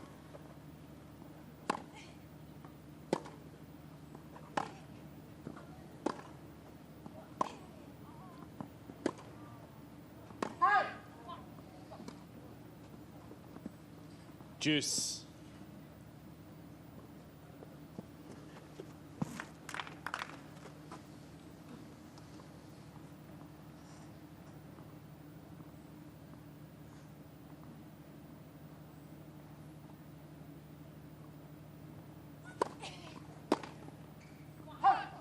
Advantage Volley-Nets.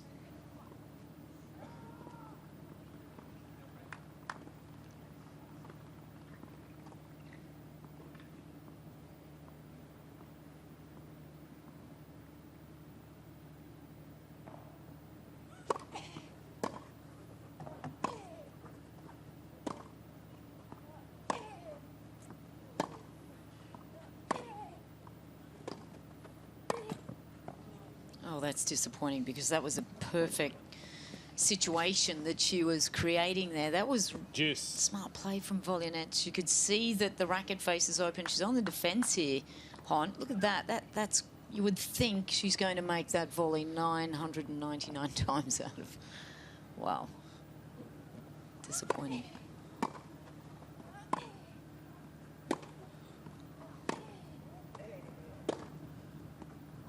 Just wait. Advantage, volley nets. Whenever we turned up on grass, I always love doing patterns of play. If you're going to come in on someone's backhand, because you know the peripheral awareness isn't there, and most times on grass you're going to get that racket face open. Sneak in on that one, which is what she was doing.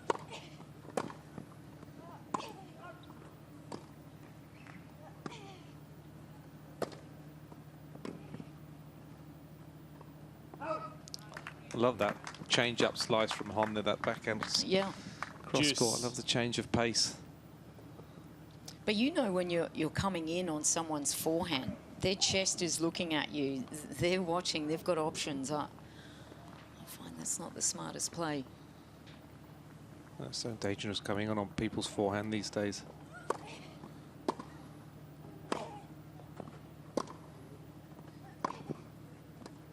Yeah, made the wrong move there. So caught in the middle. Advantage. Didn't really stay back or come in. No. She's sort of halfway between the baseline and the service line. No man's land.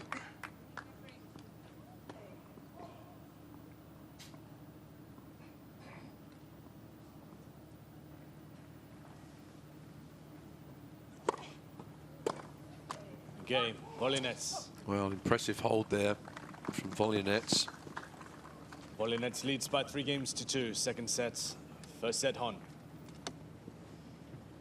I like that serve as well, just sliding into the body. I mean, if you don't have that big serve and you just see Priscilla just really having time to set up and use her wings, then I like that. Even, I mean, you think when Conchita Martinez won Wimbledon and she had this little slicey serve, sometimes it's the best serve to throw in.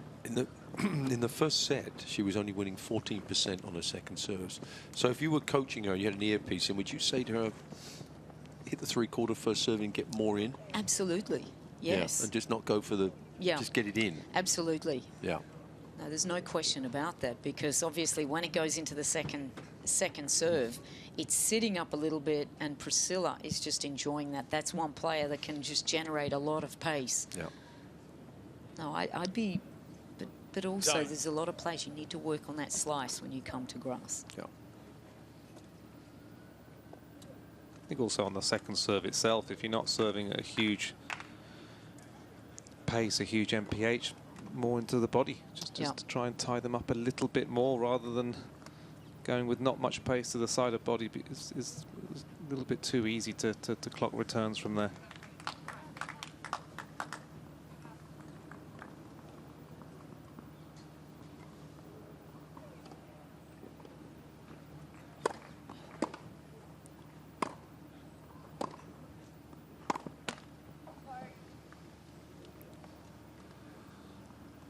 Love.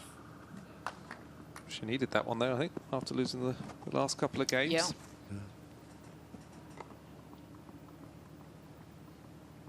She said sorry though, John. You don't think she meant it though, right? She didn't mean it at all. 30 love. For the 7 volley. Loving that change up. Sorry after a let cord. Yeah. What is that? It's politeness, John. Yeah, but it's just nonsense.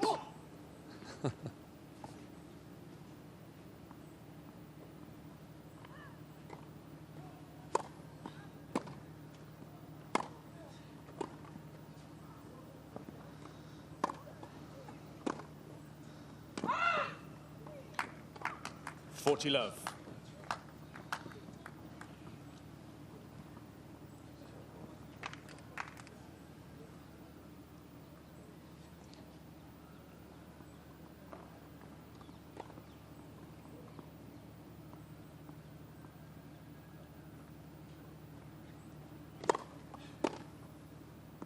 That's a good hold, wasn't it? Yeah. Big turnaround. Absolutely needed that. I mean, at this stage in this match, both players have got very much the same kind of mental attitude that, no, I want to win this match.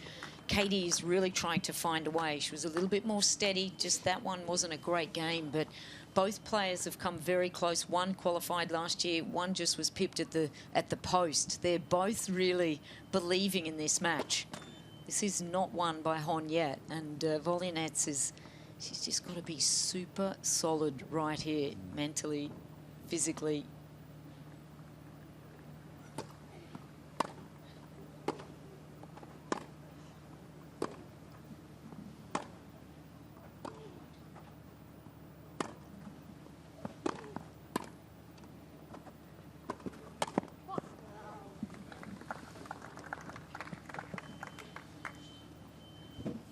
Love.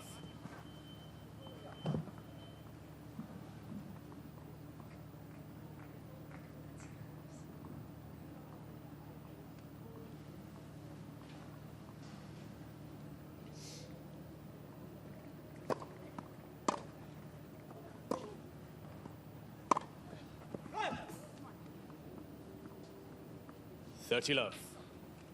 Bit lucky there. Holding nets just dropped that forehand in the middle of the court. It was a backhand that Hon has been making. Definitely in the first set anyway.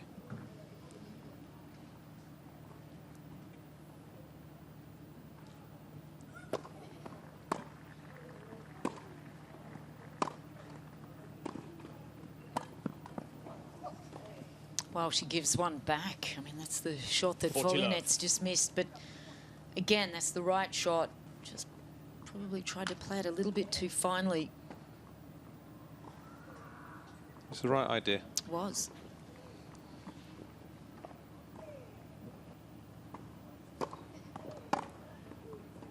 Backhand, it's so sweet, doesn't she? When she gets it right, it's just a simple technique. She gets the racket up quite high and then just drops the wrists really smoothly and gets terrific acceleration through it. The power that she creates is quite remarkable. She's not a big girl. Game volley nets. Good hold. Volley nets leads by 4 games to 3. Second sets. First set on.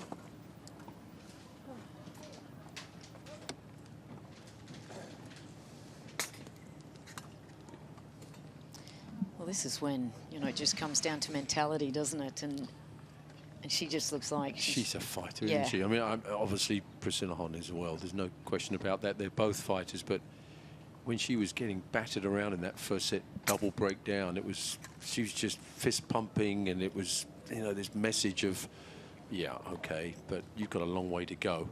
And these top players, you know, players that have that sort of mentality, it's tough when you look across the net and you're looking for maybe a slight bit of, you know, like resignation, and they're looking at you like, no. Yeah, there's another player that's doing very well from Australia that does that, Dasha Gavrilova. She just pumps her hands up and she's like, come on. And you're looking down the other end and you're just feeling deflated because she's just pumped up.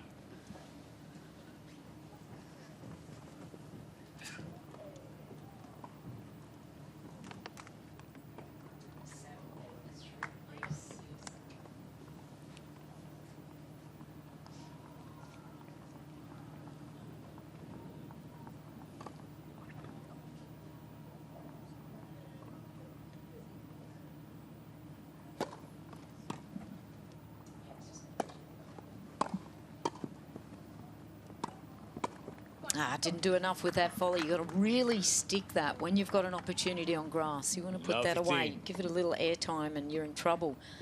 Actually, Dasha Saville now, because she married Luke Saville, she was the one to receive, I think, the last Wimbledon wildcard. So it would have felt great to get that message. Well, that's what she said anyway. Amazing.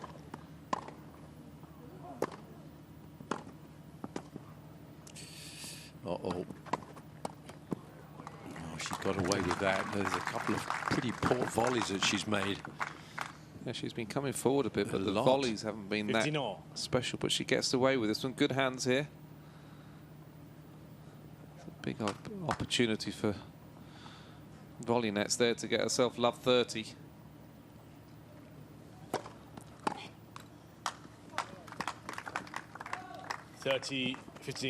With a name like volley nets, I think she probably want to go to the net a bit more, right?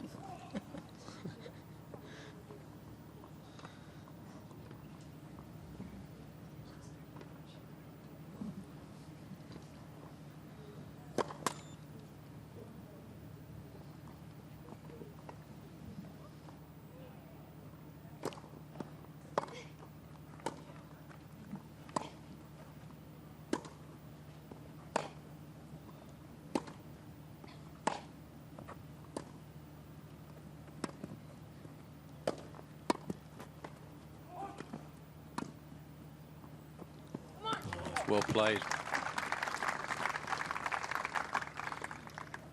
I like the way she always shadow punches on the ground strokes, even though she's just hit a volley.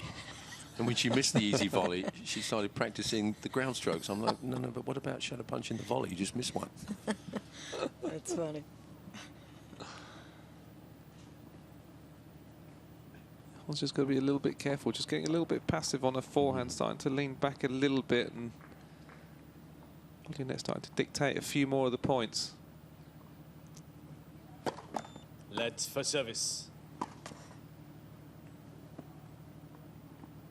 I think that was going to be a serve and volley. Halfway in the court.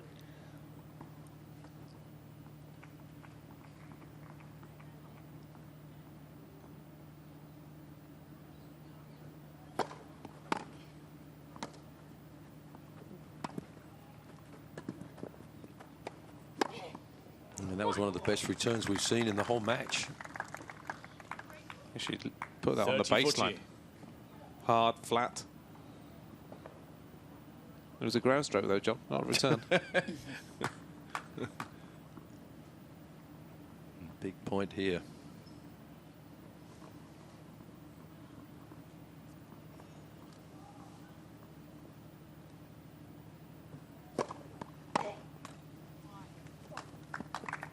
Oh, nice action there from Priscilla. Really got to take your time and just go through that process. Don't rush. That's a big sign of panic. She's just taking her time here.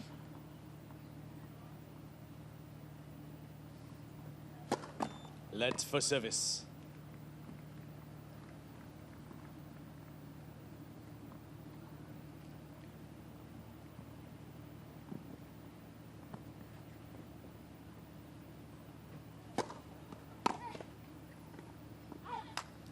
Advantage.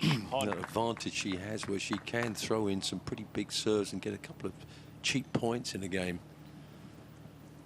It just doesn't really do that. Oh, it makes a massive difference, doesn't it? Just to know when you're serving, you're going to get one free point for sure in a game.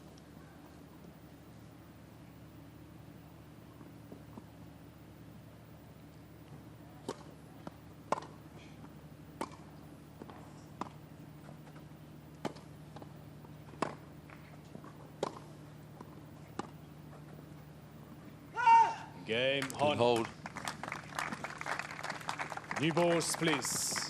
Yeah, well, she was getting a little bit edgy in that game, but trusted good technique, good looseness on the serve helped her out there.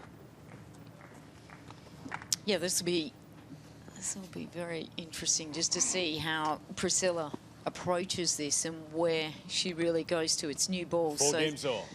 Second set. It's going to come through a little bit slick. See if she really just sticks to her discipline.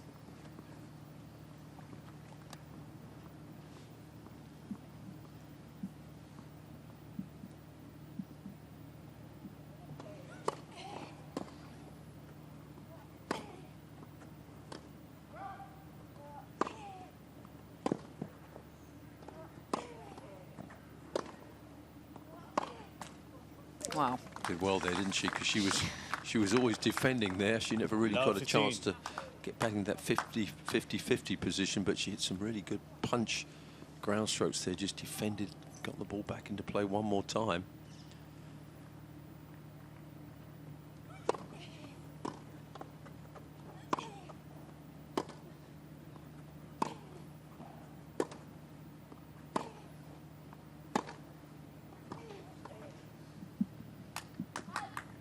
Yeah, it's interesting to see Volynet's really just going back into Priscilla's forehand a lot more often. She's not that little reluctant to go into the backhand too early, and if she goes in there, she better go in there with depth. Yeah, she's hit so many good backhands that they're scared of that side.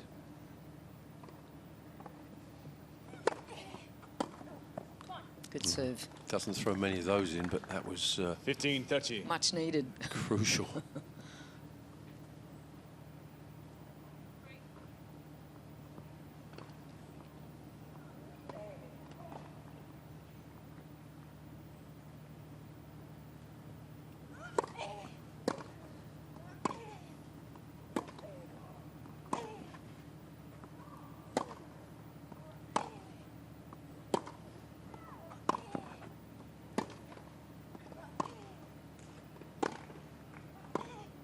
That's brilliant. Such good depth. Unbelievable. Not only she's been able to step in when she's had on the backhand, I think the defence on the backhand has been so good, isn't it? And again, like you say, John, the depth, just winning her that point. Flat, hard, deep.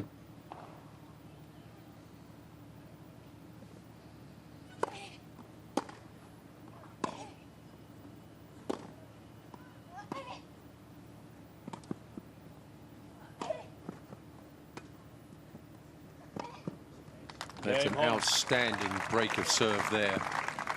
That was quality tennis. On leads by 5 games to 4, second sets, and by 1 set to love. And she will now serve for the match at 5-4 in the second set.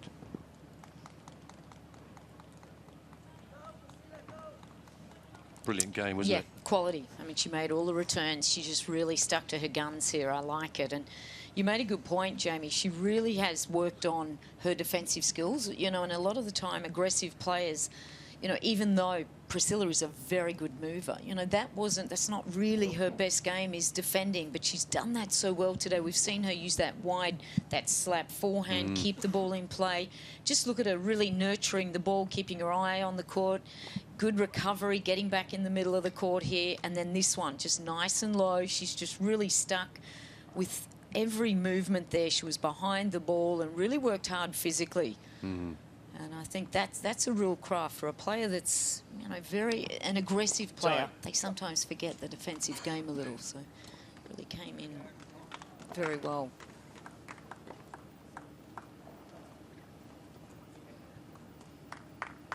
Yeah, defence is such an important part of the game these days, because most players generate pace. You've got to be quick into the corners and not just defend the ball, you've got to defend with purpose. Yeah. As well, it's you know, the best players are the ones that are able to get in those corners and still kind of hit an offensive, defensive shot back, like she did in that last game.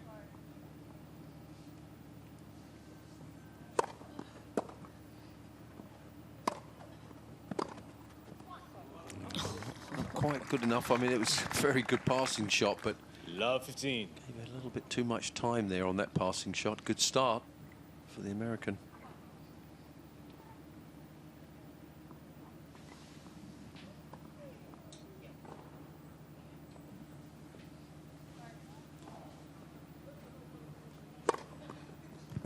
$15 Timely serve. Done that a few times in this match already. Big moments in the first set too.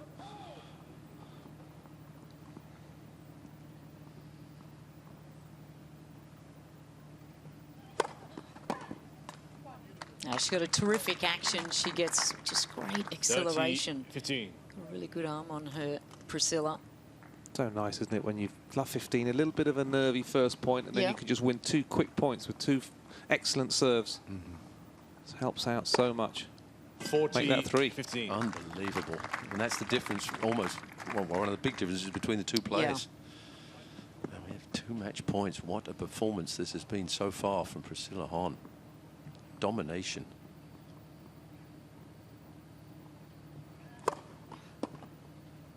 Oh, fantastic performance. That really was a class performance. 2 sets to love, 6-2, 6-4. This is a tough opponent who she beat, and she beat her comfortably. Yeah, she'll put that down to, you know, just a really consistent performance there. But I think she stuck to what she really wanted to do. She served well. You know, the forehand will go in and out a little bit, but she tries to still be very aggressive on it. But that backhand is just, it's so effective. She can step in and just hit that flat, take time away. And I think she, you know, she just timed the right times to come in as well. It's disappointing for Katie Volyanex, who's really just improved over the last 12 months incredibly. And she's got a lot of good tennis. She'll play well over the US hard courts. There's no question about that. Yeah, she just came up against someone today who was in stunning form. Certainly deserves this victory and gets her into the last round of qualifying, where hopefully she'll have more luck than she did last year. Thank you.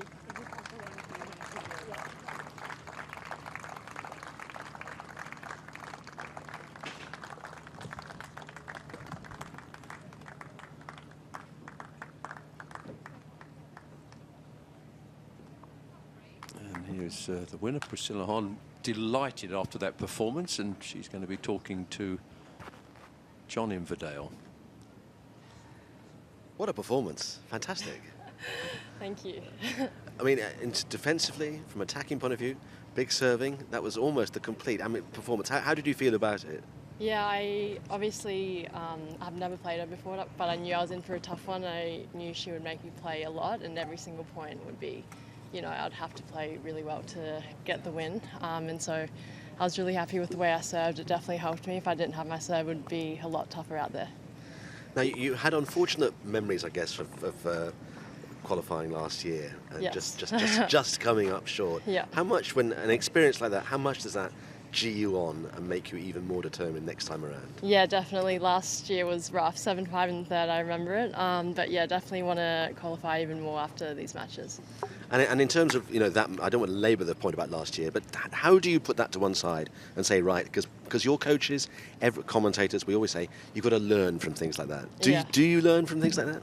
You do, but at the same time, you almost can't think about them during the match, because I feel like you're like, oh no, last time I lost in this position, so it's better to almost just forget about it when you step on the court, but obviously learn from that feeling after losing. Absolutely. Yeah. And the thing about that match, you know, I mean, it's 4-3, but it went very quickly actually. So you got so much energy in you, haven't you? What's the time? I didn't even know. It felt like a while. Yeah, well, did it feel like a long time? Yeah. Did it? It did. Oh, well, it just flew by, honestly. Well, so, I'm glad it did. So, well, good. You've got plenty in the tank for tomorrow. Good luck. Thank you. Thank you very much. Thank you.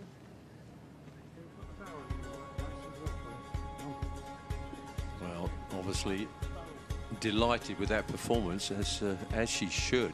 She just came out here with a game plan and a magnificent performance against a very, very good opponent. It was the #1 seed here, and she just took the initiative from the start, was aggressive. The serve was absolutely outstanding. Movement, defended well, aggressive the whole match.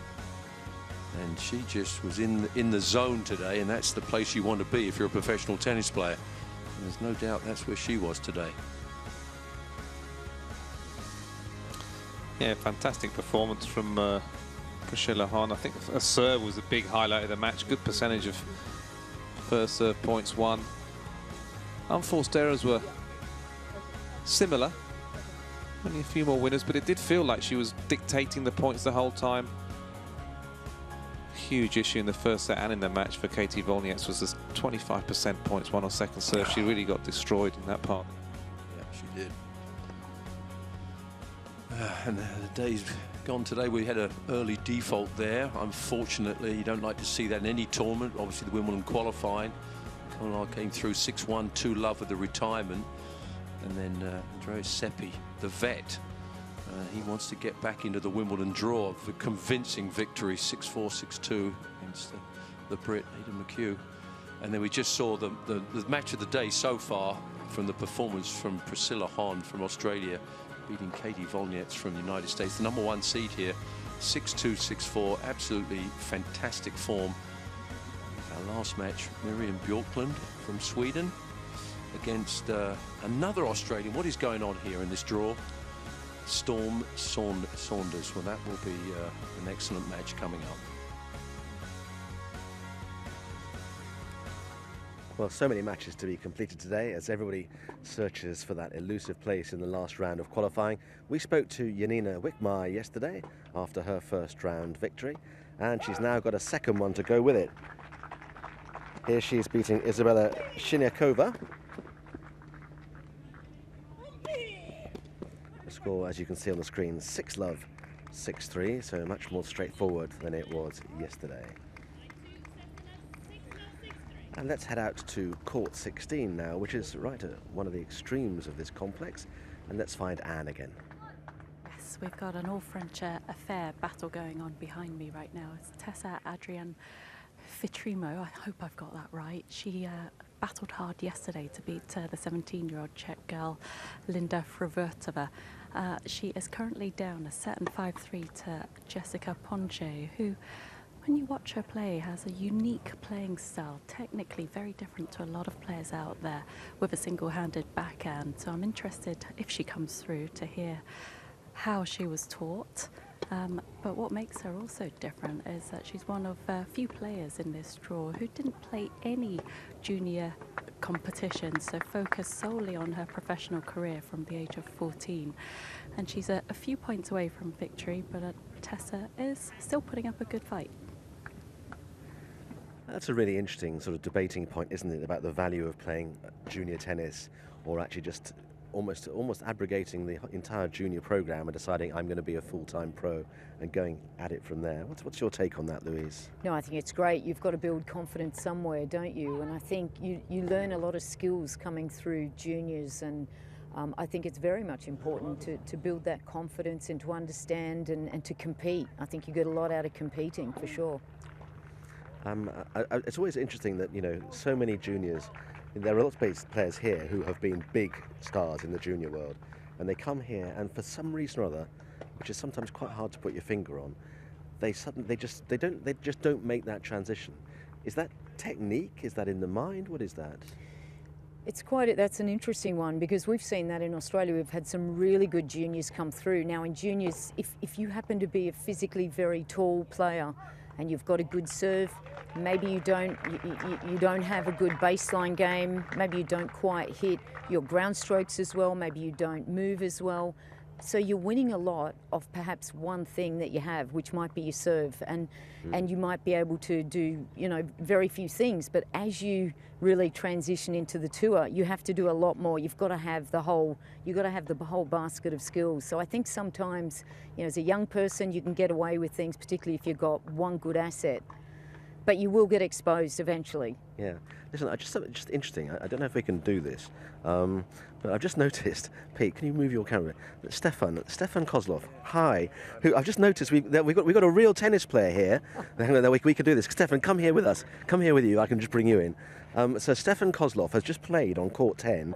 And I've just noticed you're sheltering under the bush by our commentary position. Yeah. Shouldn't you be having a massage or a shower or something? I did. That's where I'm going next. I just wanted to stop by and watch a couple points of this match. You know, obviously you have Jason Kubler, a great Australian tennis player, against a clay court guy for the most part, and just the dynamic of strategies. Just, you know, I'm a big fan of tennis, so I'm just sitting, you know, behind the court here in the shade, just enjoying this match. Yeah. How really interesting that you're actually watching this and learning effectively. Right. I wouldn't do that. I wouldn't do that, but I wish I could do that. All the kind of elements of the game. For sure, everyone's got, you know, strengths and weaknesses, and seeing the different, you know, how Augustine's got a great clay court ball, Jason's got a flatter ball, some long points out here. It's interesting to see how, you know, the points play out. But definitely in my mind, I'm seeing, okay, if I'm playing a guy like this is what I want to do. You know, this is how I need to expose certain players. 'Cause at the end of the day, you know, a lot of strategy goes into grass court tennis. How much grass court tennis have you played? You know, obviously the season's very short every year, but I've played grass court tennis since I've been young. You know, I played the juniors out here in Roehampton, and then I played in Wimbledon a couple times, one time reaching the finals, and so, you know, I feel like I've got a lot of experience playing on grass. Yeah. Now you're through to tomorrow, obviously, so what's your preparation between now and then?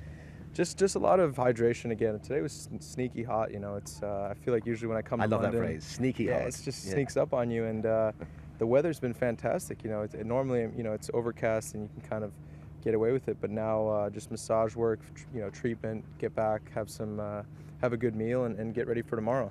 Do you always sleep well? Because it's a big game tomorrow, you know. Right. It's the last throw of the dice to get into the main draw. Do you always sleep well, or do you tend to worry? Absolutely not. I had trouble sleeping last night. You know, it's just something. It's that sneaky hot. It's sneaky. You know, the heart rate gets up sometimes when the mind starts. It's all about controlling your thoughts at the end of the day. And for me, this is just, you know, I try to look at it as an opportunity. I'm playing in Wimbledon. You know, it's such a cool experience. You know, so. Well, listen, it's great to talk to you. Sorry to interrupt your worries. reverie there, No but worries. Anyway, I'll let you go back and watch this game. Thanks an awful lot for talking to us. Yeah. Great stuff. If I'll grab your microphone back as well. Interesting, isn't it? To hear That is so interesting. Well, you've just answered a lot of the questions you just asked me, because Stefan, you know, he was a great junior, and just talking about how much he got out of playing juniors. When you're one of the best juniors in the world and you've played here on grass, it's nice to come home. You feel much more comfortable. So, Yeah, I think that's a really great thing. If you can get an opportunity to travel the world and play the best Grand Slam junior events. I mean, look at Coco Gauff just a couple of years ago, right? Came straight from winning junior Grand Slams to qualifying on the big stage. And I think so for her, she didn't know how to lose. When you're winning every junior match you ever walk on the court, it just breeds confidence. You just follow suit. You just go straight onto the main. But conversely, then you suddenly play with, in the big time and you lose matches, that mentally can do you damage. Absolutely. If you're not ready, if you're not prepared, I mean, there are no mistakes in life. If you're not right there at that time, it can certainly damage you. There's been a lot of very good young players, young Australian that got a wild card one year. I remember she lost 6-love on Rod Laver Arena. Well, that's going to damage anyone's confidence. And did she ever come back? She continued to play, not for very much longer. No, not for. No, really? No. So that was like a hammer blow to her confidence and her game. Definitely. Really? Yeah, and there's been a lot of pro players that have lost poorly in matches, and it doesn't really help your career. That's for sure. It takes time to recover from something like that. Sure. Natasha Zareva. Yeah. Well, that final at Roland Garros. Right. 30-something minutes. Exactly. That did damage for Natasha for a long time. She really struggled with that. Yeah. So yes, even at the best, if you have a poor loss like that, it can hurt you, no question about it. And when you're 14 or 15 and your brain isn't really developed, like when you're a little bit older, you don't cope with those kind of things. And a quick word about Priscilla Hon. That was a really good performance. Yeah, special. She's playing extremely well. Just used her serve and her backhand extremely well today. She's a fighter. She loves playing on grass. She's had some really good wins. Beating Petra Kvitova this year in Adelaide, I think, really has made her believe. It's that moment in your career where you just say, you know what, things are changing. I can do this now. And I feel she lost. She just faltered in the last round last year. Tomorrow she plays third round. Can she take another step? I think she can. Yeah. Well, she certainly wanted to banish the memories of last year, but take it as an incentive for tomorrow. So anyway, let's head back out to Anne once more. She's by the new show court, which is kind of in the middle over there. I'm delighted to say I'm here with Jamie Baker, the tournament director. Jamie, can you tell us what that job involves? Yeah, I think the easiest way to describe it is probably everything that you see happening on court I would oversee. So all the kind of official side of it, the umpiring, the officiating, but also the players and the teams and everybody that comes there. So definitely everything to do with player experience very much sits with me. Yeah. And there are huge plans in place to enhance the experience for players and guests here at this site. Can you let us know what they are? Yeah, I guess first of all, on the player side, there's three major things that we're looking to do over the next 12 months. Firstly, on the practice courts. So the practice courts are kind of tucked away at the edge of the site here. Also aren't quite as good as the match courts. So we're going to move them a bit closer to all the player facilities, and also just as there'll be brand new courts, they'll be a lot closer to the standard of the match courts. So that'll be a really big thing. Massive thing for the players is to upgrade the dressing rooms. They really haven't been touched here for quite a long time, and that'll be a major difference for them. And where we're standing now will be a new centre court. So we have had the kind of main broadcast court here for quite a few years, which is court 11. But this will be obviously in the centre of the site, will involve getting a lot more people around the court and just give a focal point for the event. So it was moving away from being like a load of grass courts in a field to really quite a professional event. Yeah. And finally, we've got something special here, a memento for the players. Can you tell us a little bit more about it? So the idea behind this is, when you're selected to play for your country in football or rugby, you get caps. So we thought, look, coming to play at Wimbledon is really a special thing. And for those who don't pick up a Champions Trophy, they sometimes don't have anything to remember at the end of their career. So we've created this memento, which is for main draw players. So the idea being that if you finish playing at the end of your career, you've played 5 Wimbledons, you'll have 5 mementos that you can have on a mantelpiece or in a trophy room. So bringing this back to qualies, what we're going to do this year is we're going to have my player relations team go round at the end of the final qualifying round matches, and they're going to be presented with something which is like a mini trophy, and I think will be quite special for them. Yeah, that would be amazing. Thank you so much for chatting with us. Thanks. That's a really good idea, actually, and it's one of those things that's so blindingly obvious. You think, why on earth wasn't it done years and years ago? Maybe I could do the same thing in cricket. It would do the same thing in every sport, really. Well, that's the complex at large. Coming up now on Court 11, we've got our final match of the day, And this is Bjorklund against Storm Sanders. You've kind of got a vested interest in this as well. Tell us about Storm Sanders. Yeah, Storm is, she's a great athlete. She's had so many challenges throughout her career. She's had a lot of injuries and she's always found a way to come back. I've got a whole lot of respect for this young lady. She's a lefty. She's just come from Berlin where she's won a WTA doubles title. And she's a phenomenal competitor. I love watching her. She's a big striker of the ball. And she will fight hard out here today. She's up against a very tough opponent. So this is going to be a great match. I'll be racing to watch this one. Ready. Miriam Bjorklund is Denis Shapovalov's girlfriend, and he's the boyfriend. And I gather, Louise, your day is not done yet. You're going to go back to that commentary box. I'm going to race in there and talk more tennis. I can't wait. Okay. Thanks so much, John. With Jamie and John.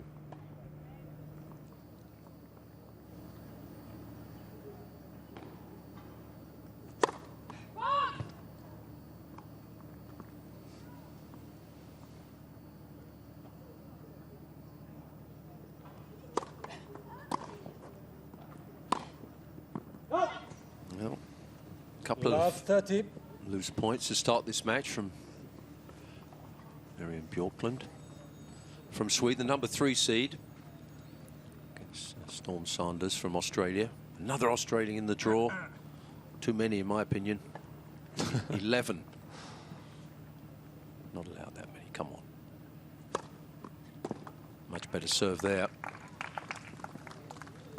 15-30. Yeah, it's a surface that I think she would like to play on once she played more on it and got used to it. She does have the ability to hit through the court quite well.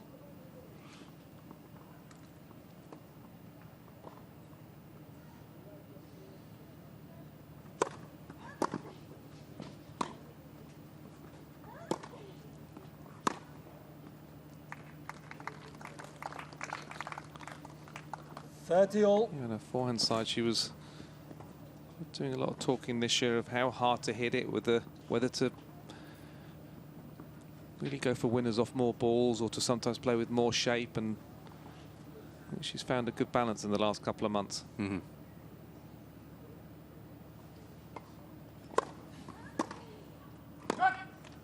$40-30.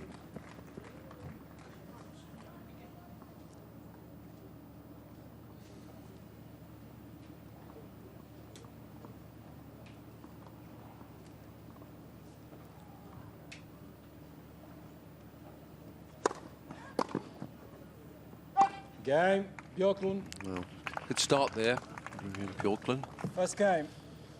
And we are once again joined by Louise Fleming because, once again, there's another Australian here. What is going on in this draw here? Well, the thing is that and we keep putting them on TV for some reason. I don't understand it. Yeah, we have 11 Australian 11 women playing in the qualifying this year, which is exceptional. I think it's been many years since we've had that.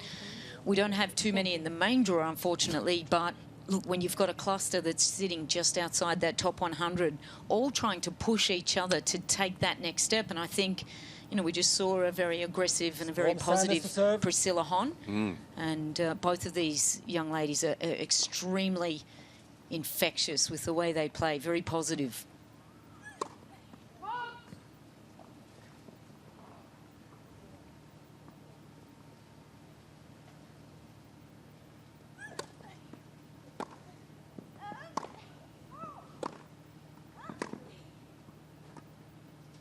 Oh, that's good. That's gorgeous. And I noticed Storm Sanders' ranking obviously has dropped. I know there's been injuries, but is it also difficult for her to combine sort of playing in qualifying when she's playing so well in doubles? She's 12 in the world. Yeah, absolutely. And that's, you know, unfortunately, she's losing some points from Wimbledon last year where she got to the semi-finals of doubles. That's right, that's right. She would have entered the top 10 had she been able to keep those points or have an opportunity to get them back again, because that's, you know, obviously she's a very good singles player and she's won 60,000s and, you know, she's competed very well. But, you know, Storm's had a really rough trot with autoimmune diseases and all sorts of things. She's been away for the game for more years than she's probably played. She's been on again, off again, and so it's just terrific to see her out here competing.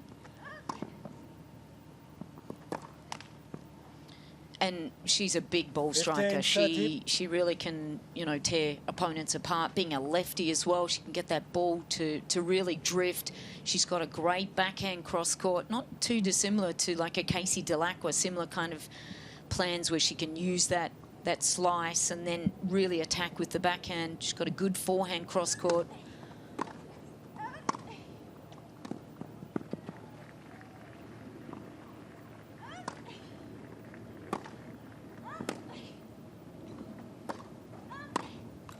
I think the one, yeah, good play by Miriam. I was going to say the defensive lob there was outstanding. Terrific. It's a shot that people don't really talk about, but sometimes if when you can get that skyscraper lob back high and deep and get back into position, and then she got on the attack right away. Yeah. Storm is in trouble here.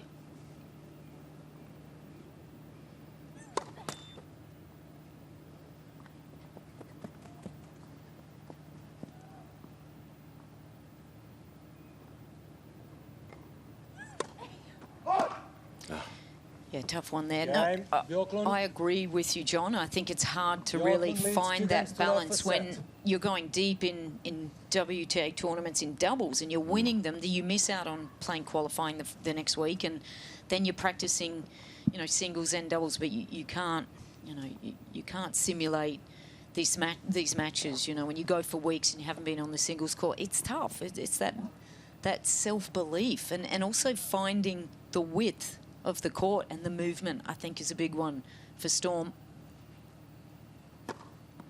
Oh, lovely. So well, it also must be, though, I mean, she's only 27 years old, so it's not like she's 35 or whatever. But the finances has to come into it, doesn't it? Obviously, she's making money in doubles, big, and then you go, well, I really want to still play singles, but I don't want my doubles ranking to drop. I mean, I'm making big money there. Yeah.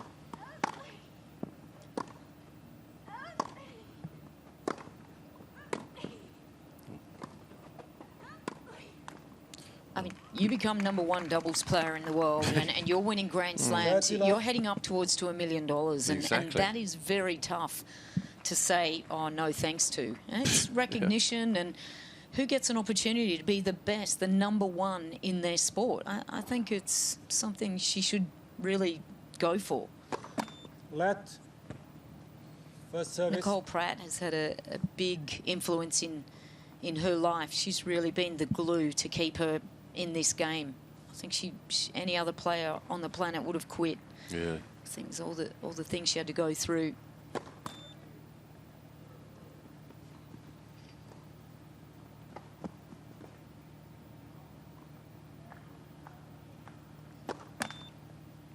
(30-15).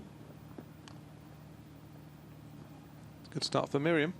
There she is. Now there's Pratty.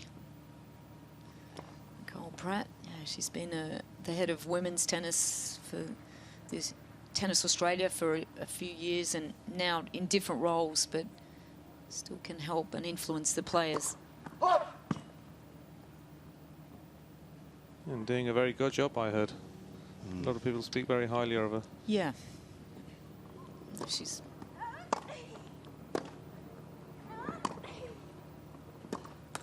Well, the nickname is Pratty? Pratty, yeah. All Australians, you know, if your name's Smith, you get Smithy. If your name's Pratt, you get Pratty. Pratty, okay. If you're Louise and people call you Lou, they call you Louie. Like, that's what you do in Australia. You just add an IE. You know? Got to make sure your name is a bit not too shaky. Lloydie. Just... Well, that's Delgy. Didn't you ever Jamie, get Lloydie? I got it without, I don't need one. Jamie's fine. Left for service.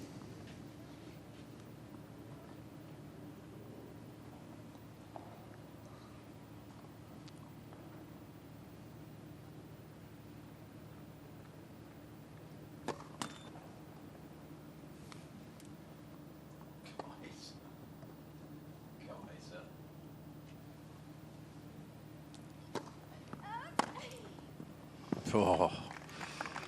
Well, that's what you do with that second serve. 30-40. Yeah, if she's got time and it's sitting there, that is going to be a good night shot. Look at this, great preparation.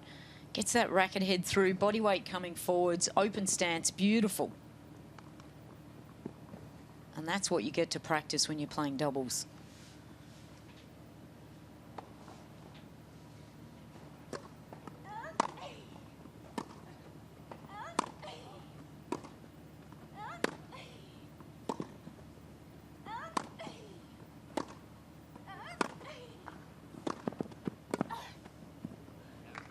Oh, Game.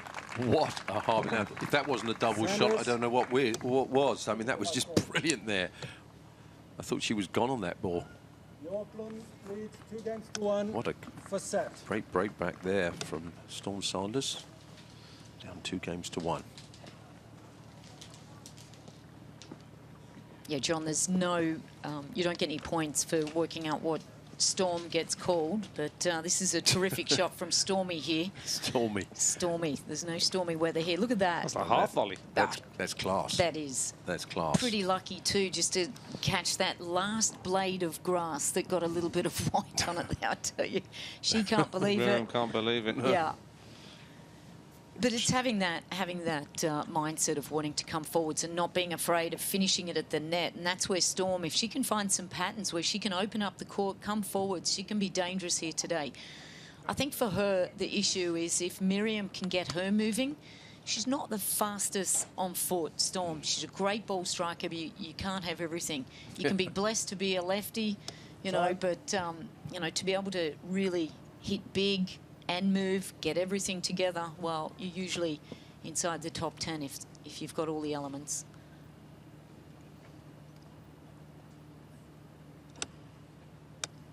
Yeah, she did well to get the break back there. Bjorkman was 30 love up. That's right. She was staring at being love 3 here, now back on serve.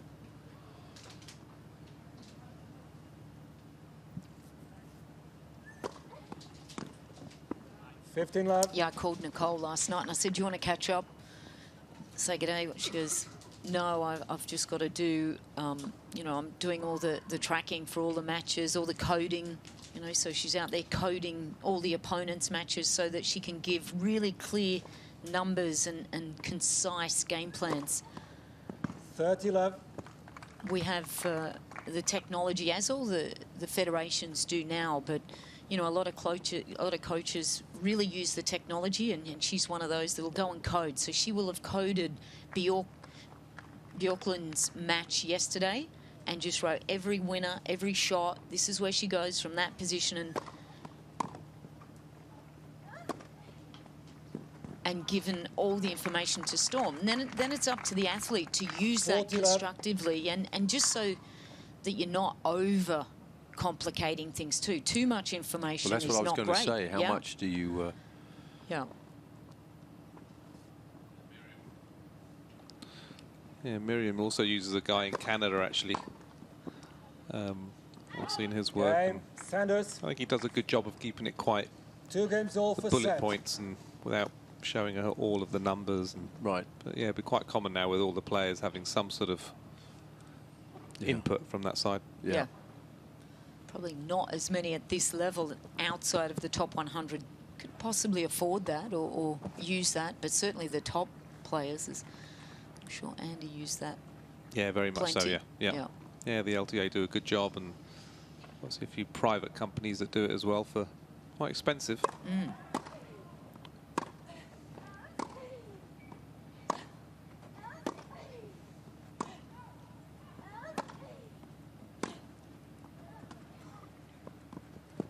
That's a classy point again. Boy, she's aggressive.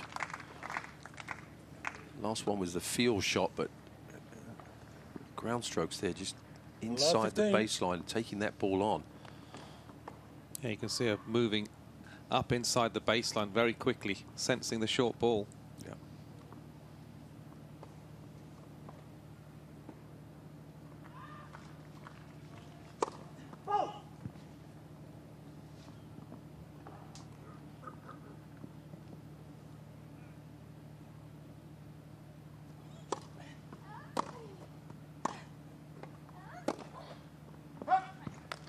just not moving the feet there, just getting a little stuck. 15 all.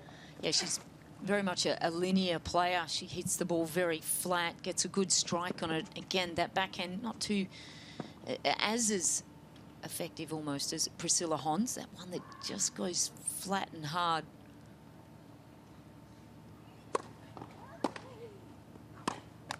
Doesn't work as well on clay, but certainly 15, on a fast hard court and on grass, so effective.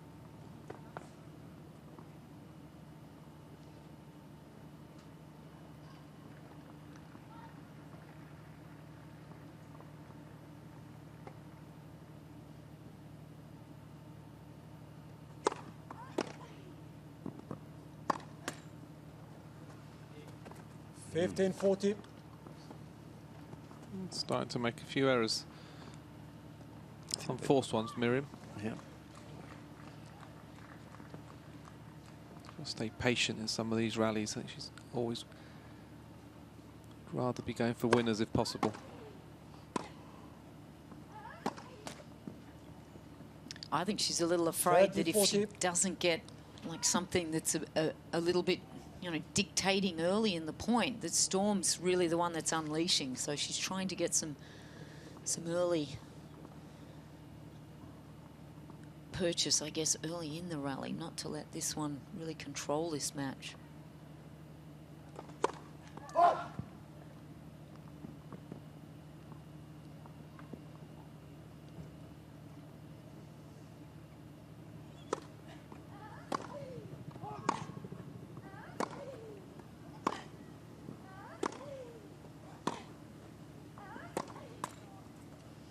Good depth.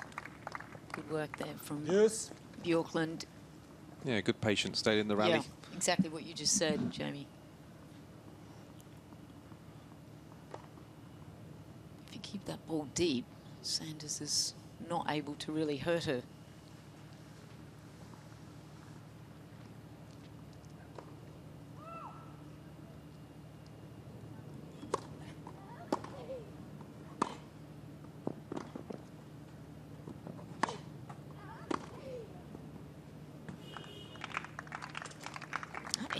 Oh. Thought that was looking like it was sailing long. Wow. Guessed the right way. The approach shot dipped in the last second. It's too far back though. Got to be closer than that.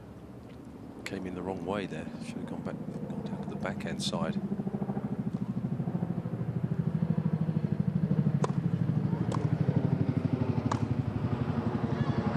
Sanders. Well, good turnaround here from Sanders.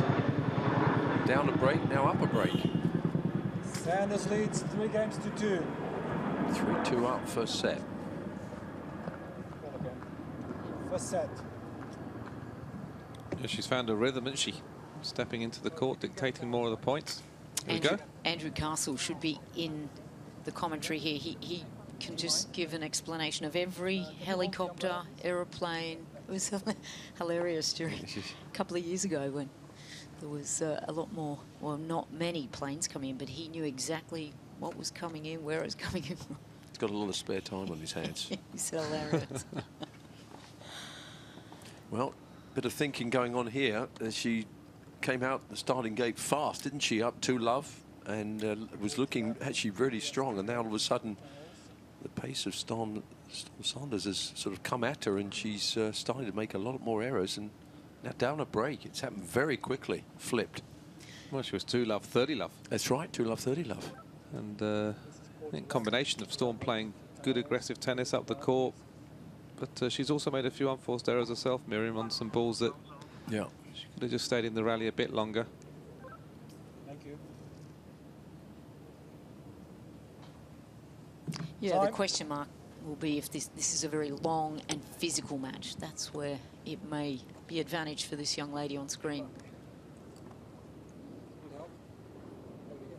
So Miriam has been doing some physical work with Matt Little. There's a sort of online business that he has, and it's Miriam's mum, Maria, in the picture there.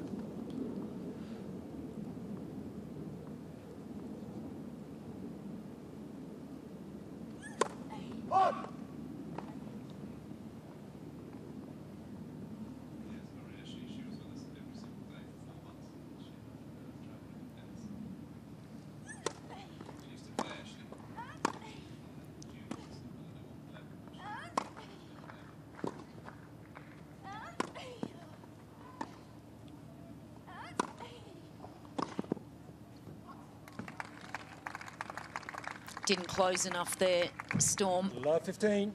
And just didn't quite get any width or depth on that. That's a good shot from Miriam, just staying focused, just looking for that passing there.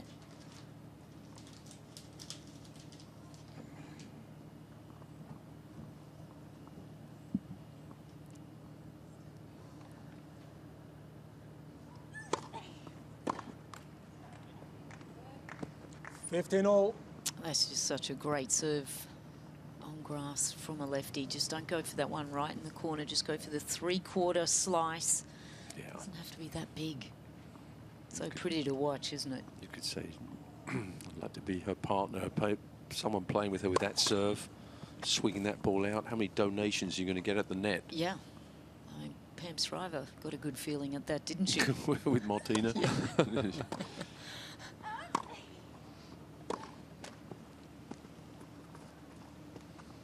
Trying to get a bit anxious now, Miriam.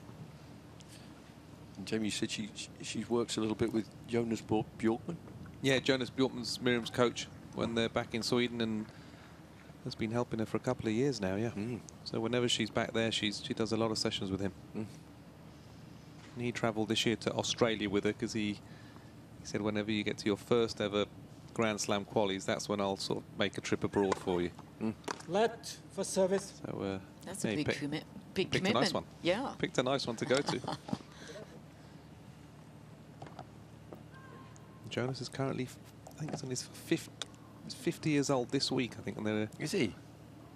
Out on holiday somewhere, yeah. Is he?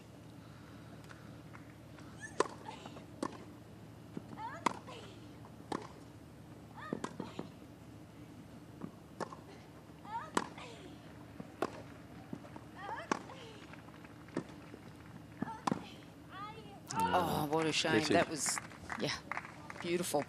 The forehand down the line for a lefty, if you have that shot, well, you can do a lot of damage. You serve wide, forehand down the line. Storm, when she's really on, it's a little bit tougher to do that change direction on grass, but when you've got time, she does that quite well.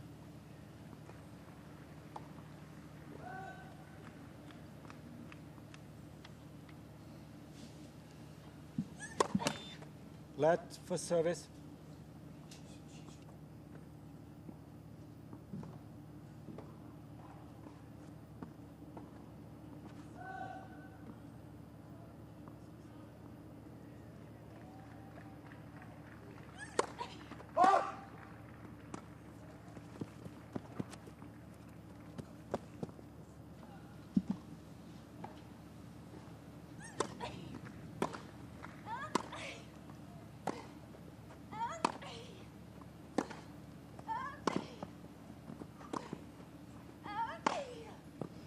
Oh, that is huge. There's that forehand down the line. That's the one you were talking about. Yeah. 40-30. Well, if you've got that combination, the heavy forehand cross court, push your opponent back, you've got all day Sunday to hit into that forehand down the line. Such a sweet striker of the ball, isn't she? Both sides. It's very clean.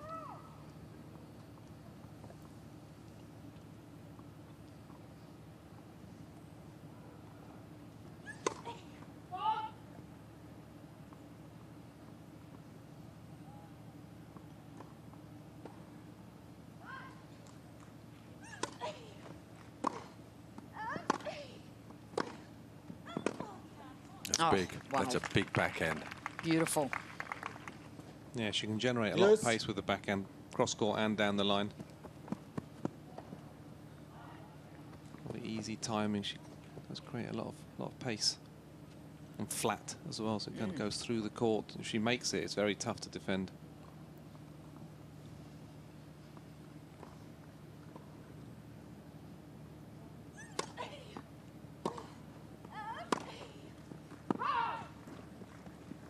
Advantage, Björklund. She almost got the ball she wanted then. Just went a little too big. Opportunity here now for Miriam, which is good to see her just being really tough.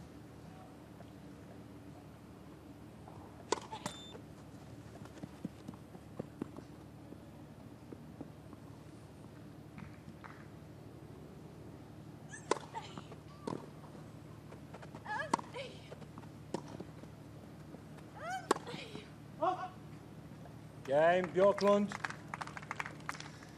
3 games all for set. Got a little bit lucky there. A couple of missed opportunities from Storm, but good play. She's fighting hard, just keeping a lot of balls in play. Yeah, I think that's something that she's improved this year and moving up the rankings, is getting more balls in play and sort of starting to understand that she doesn't need to hit winners all of the time and play A-star tennis all of the time. She can be effective by playing more solid at times and sort of grinding out a few more points.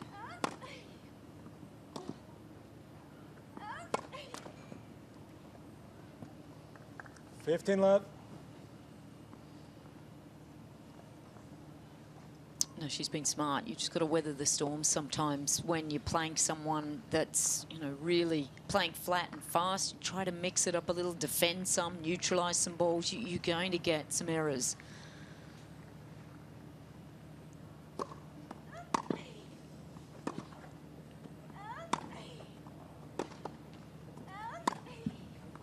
Out. I just missed. 30 love. I forgot, you said her nickname is Stormy? Yeah. It is Stormy. Stormy. Okay. Stormy. Stormy weather. Weathering the stormy weather. Weathering the stormy weather. Yeah. Perfect.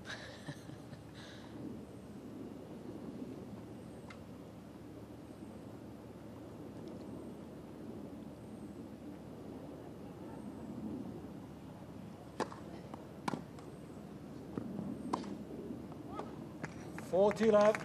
Nice 1-2 combination there. Very simple.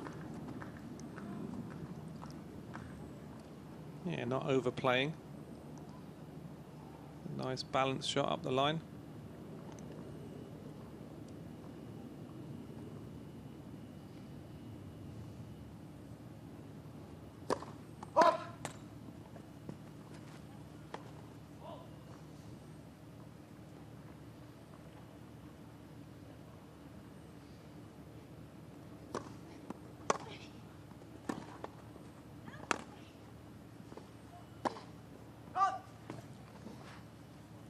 I guess if you're going to miss that one, it's okay at love 40.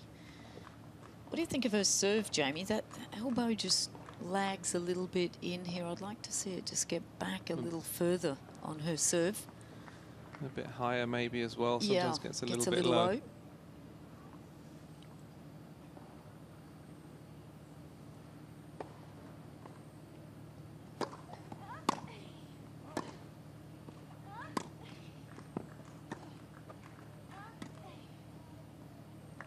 Oh, good feel. A couple of fantastic backhand drop shots up the line. And this is a shot that doesn't really come natural for a player like Storm as well. Just to have that touch, you know, you get such in the front of the mind just to keep hitting. So she's really thinking out there. That's a great shot.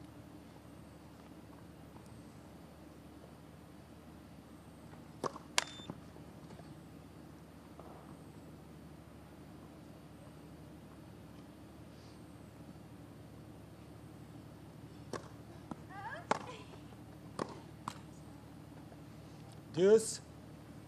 The ball sort of shot through quite low there. I think Miriam was sort of reaching it, didn't get down with her legs at all on that one. Again, a good second serve return straight up the middle of the court. Amazing how many times it works.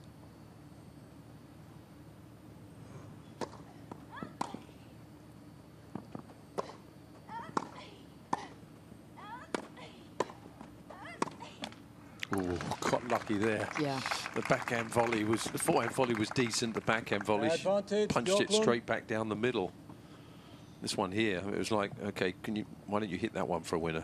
And then she just clips the top of the net, but I think she might have been leaning the wrong way as well. Björklund had no chance on that one.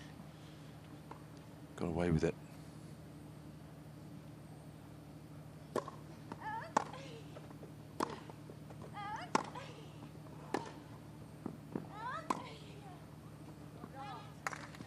Good hold. And Björklund. New balls, please. Björklund leads 4-3 for set.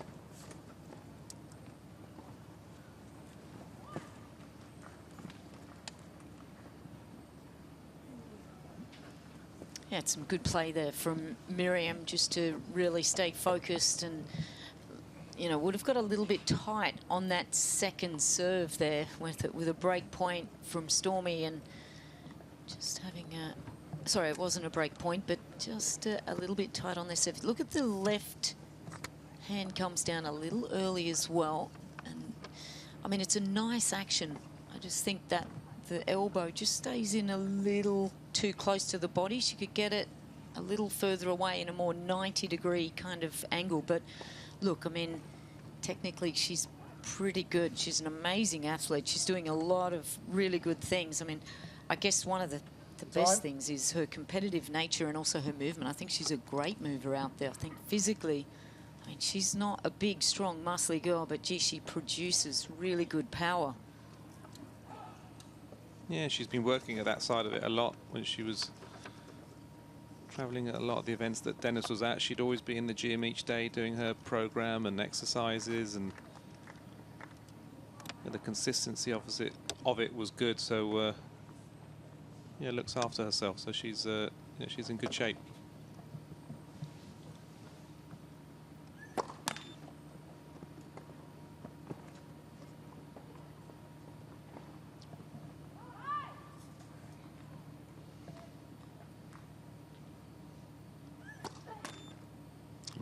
Love 15.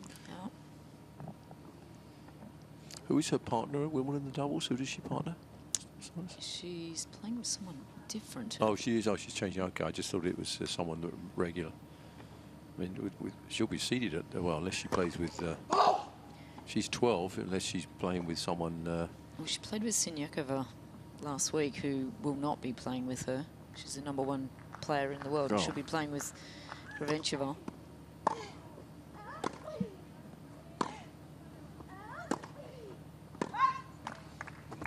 Love 30. Poor errors here.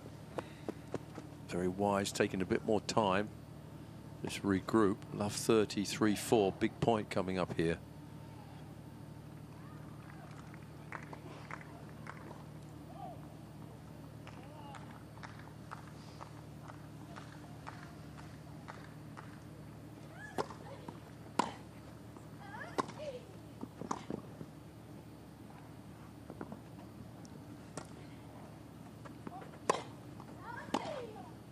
Oh, well done.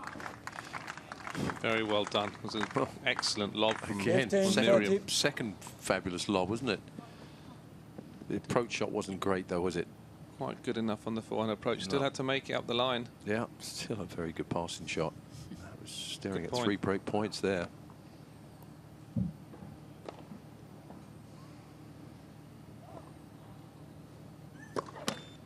Lad for service.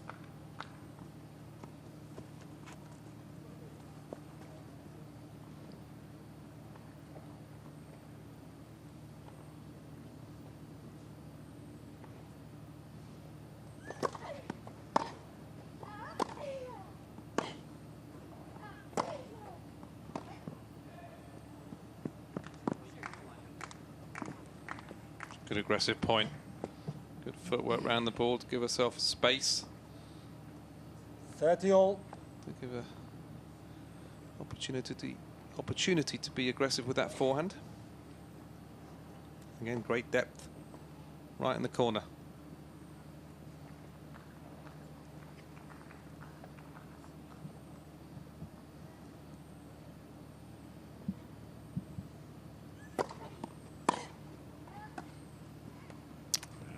Disappointing there, too deep in the court. 40. Not the right choice of shot there. That was a little bit of a brain fade. Yeah, exactly.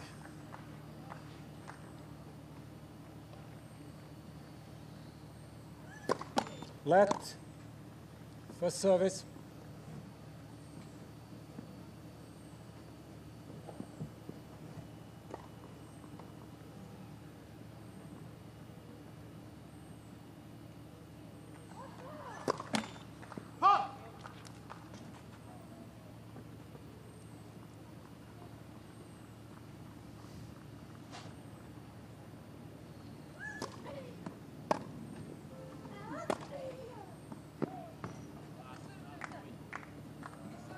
Deuce. Really close. Could be either way for me. Really close. I saw that as well, yes, but it was really, really close. She stopped. She thought it was out.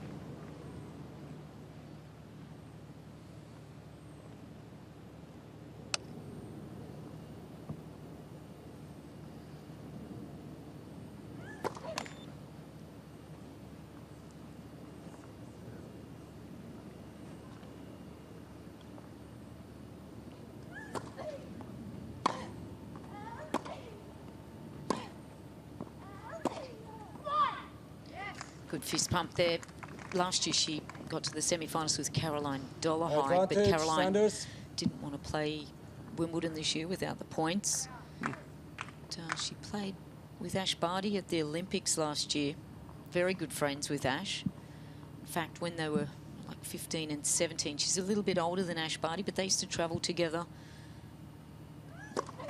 as juniors. Left for service.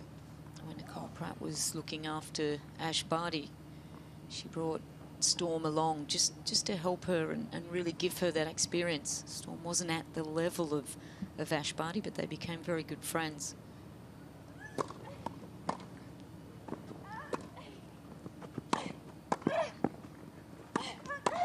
Ah, that's just great work. Dan Sanders. Wow. All Double over. skills right there. Yes, exactly. A few people in the draw absolutely praying they could play with her. It's kind of an average approach, but she did so well to cover the net. Oh, good lunge, but control on that, keeping that racket face in the right place. And then again, anticipation there. That's the natural movement from a good doubles player. Anticipates where they're going. Good hold.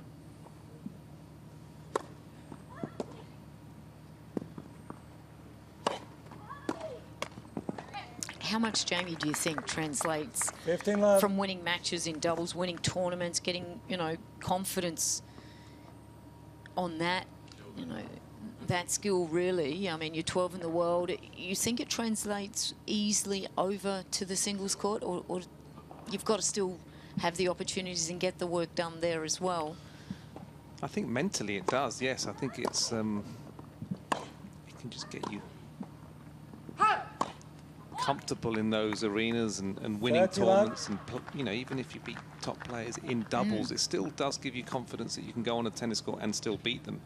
I think in singles it's just a different skill set, isn't it? The movement is much more of exposed if that is a weakness of yours, and more ground strokes to play. But I think mentally, I think it helps, yeah.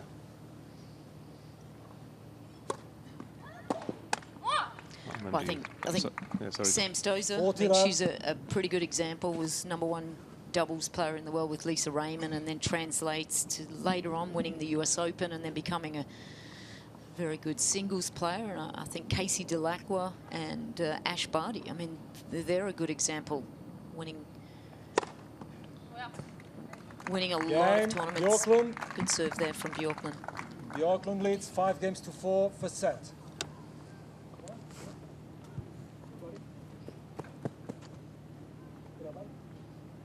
Yeah, I think it's an interesting equation, how much pays in, what, you know, but I think, you know, self-confidence and just that attitude on that court, that feeling that you can do it, and whether it's singles or doubles, and you're right, I think movement is possibly the next thing that you miss out a little bit when you're covering half of the court. And, you know, that lateral movement is certainly something that you're going to miss. I remember Radek Stepanek coming to Doha, and he'd kind of semi-given away singles. He was 250 in the world, and there to play doubles. He was doing very well in doubles. And played qualifying, got to the quarterfinals, I think, and his singles career kind of started from there. Where kind of mentally he'd kind of given it away. This is years ago. Time. And obviously, in the end, he ended up having an excellent singles career as well. But yeah, there's a few stories like that where people kind of giving away the singles, but they're for the doubles, and next thing you know, it's boom. They're doing great in both. I saw him last night, actually, Radek Stepanek. They're about to have they've got a new senior tour coming out, and he's one of the players. They have like 12-man draws. Good players in there. Tommy Haas and I think Songa's playing. He's only just retired. That's a bit unfair.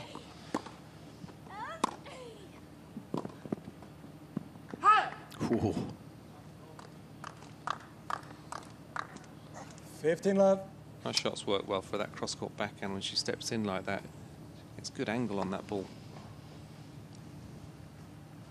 A real test of character here for Storm.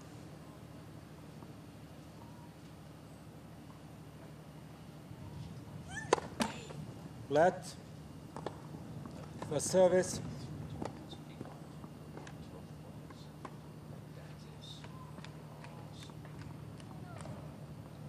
Wait, please. Could you, somebody close the gate, please?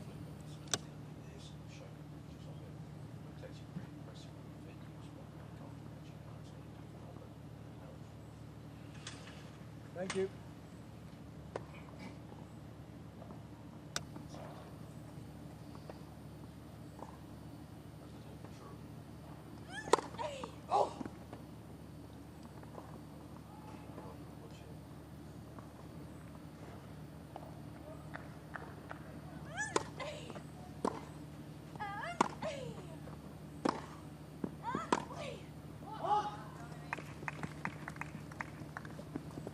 Fifteen all.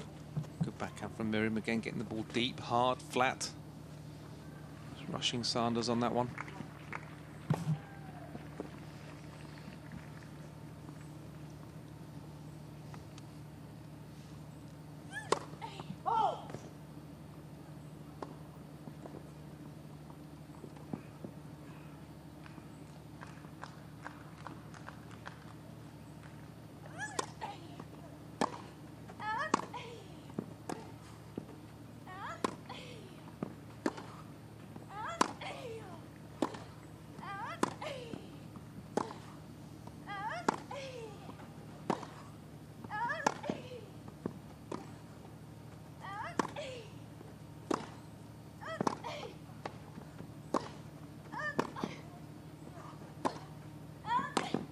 That is just brilliant. Ball striking.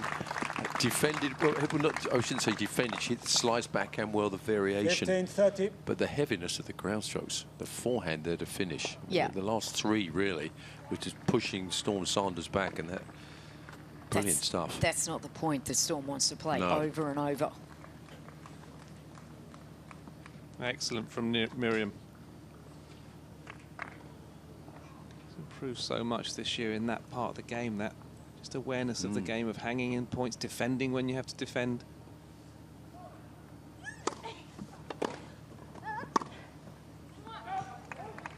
Right, another good return in play. 15-40. Yeah. Well, this has been a tremendous game so far for Miriam Bjorklund. She brings her up to 2 set points.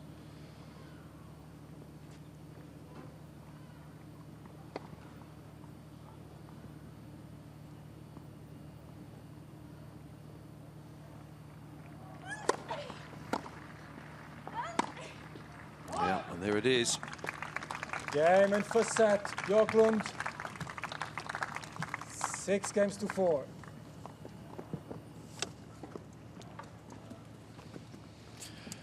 And a well-worked first set there. Well, there's some great tennis being played all around this complex at the moment. Interesting story behind me, which I'll tell you about in a moment or so. First of all, though, let's go to court 16. And this is a match, the old French affair that we were talking about earlier on with Anne Kiothafong, between Tessa Andrian Jafitrimo and Jessica Ponchet. And it's Ponchet who's come out on top, and she has been talking to Anne. Jessica, congratulations. How was it for you? It's a very good match. It was very tough because Tessa is playing very well, so I'm very happy with the result and my game today. And how much or how well did you know your opponent? Obviously, she's from the same country as you in France. Yes, exactly. But actually, I just played against her like 2 times, I think so, in maybe 10 years. And I lost 2 times, so it's the first time I win, so I'm very happy today. Now, I have to ask, your technique is very unique. Who taught you as a youngster? Actually, my mom is playing exactly the same, so I think it's maybe genetic. I don't know. I don't know, and my game is working very well on grass, so I'm very happy to be here and play Wimbledon one more time. Yeah. And final question, you didn't play much in the juniors. You turned pro at the age of 14. What was the idea behind that?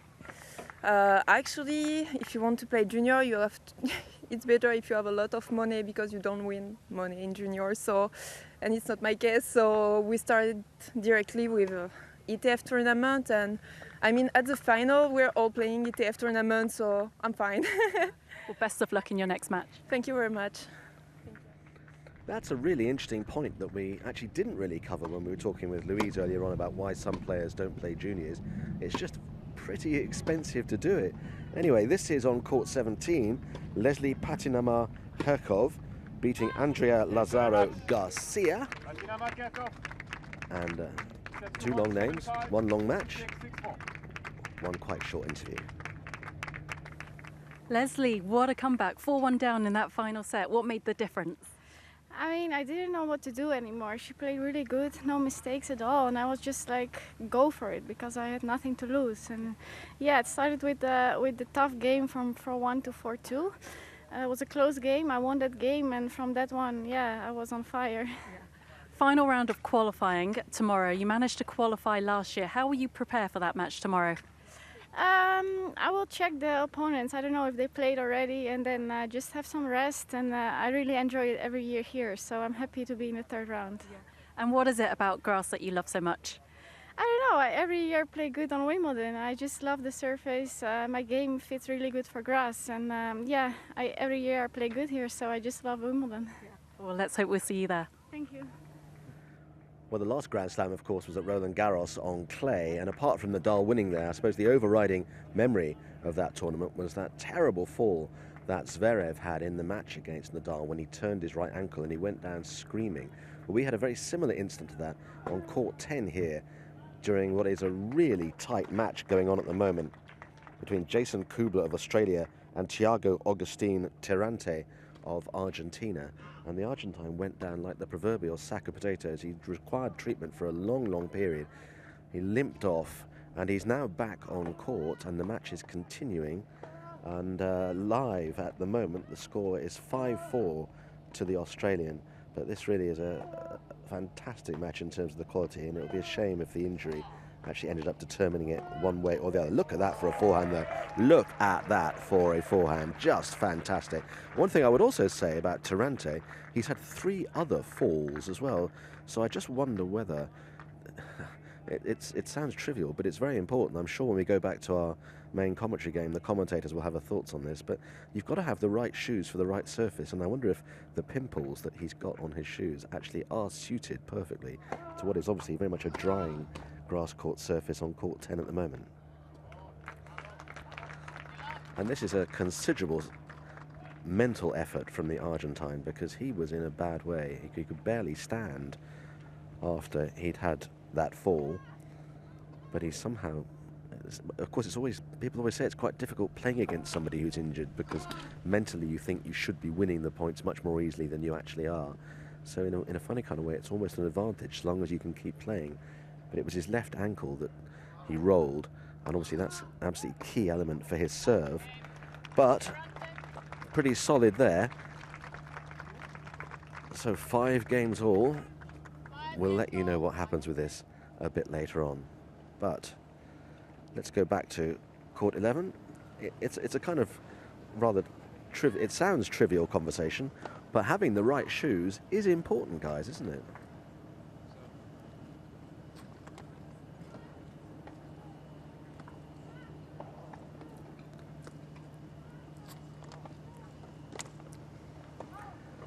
The score in this match currently, a set and 1 love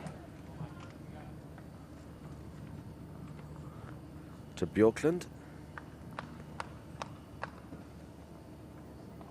So what has Storm Sanders got left in her?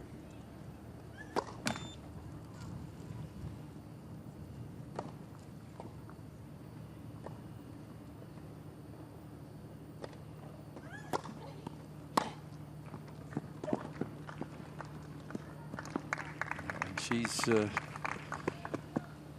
against Love it now. 15. Bjorklund has really, the last 2 or 3 games, has really just stepped up her game, and this is obviously a crucial game for Sanders. She's got to re-establish herself a little bit. She's starting to get moved around the court a little bit too often there with some of these very powerful ground strokes. Left. First service.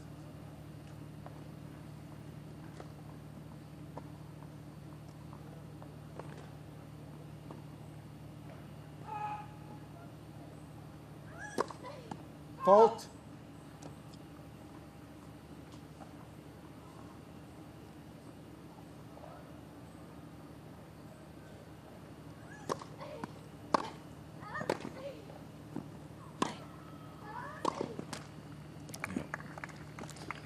Just constant pressure, isn't it? A lot of returns in court and controlled aggression, ground strokes from Miriam. Making Sanders move. It's tough going right now for Sanders.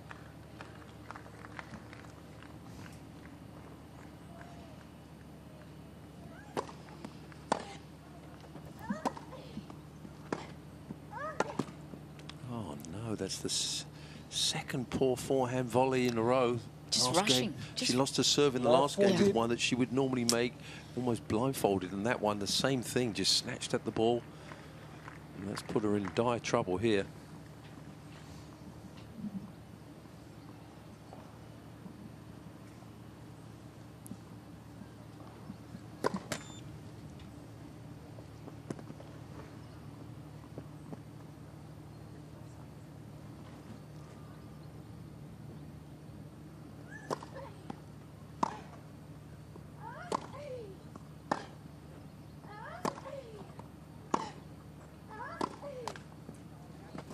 Not a good game. Game Bjorklund. Bjorklund leads 2-0, second set. You'd have to say, though, Bjorklund now, ground strokes just are looking very solid, aggressive, but not making any sloppy mistakes. And looking well in command at the moment with a set and a break. Yeah, excellent game from Bjorklund there. Sensing the importance of the game and just not giving anything away. Smart, mature play.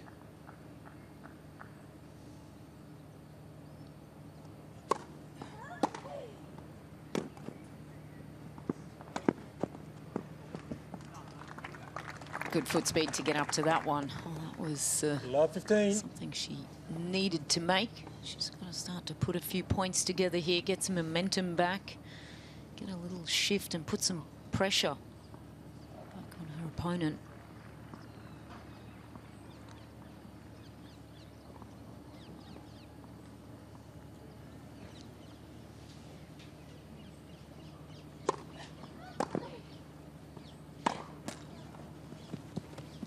Love 30.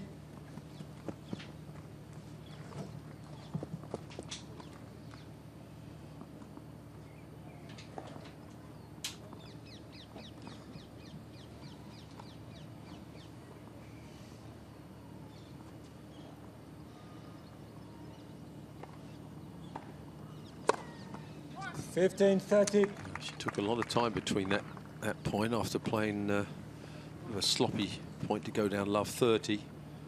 Took her time, visualised that serve and smacked away an ace.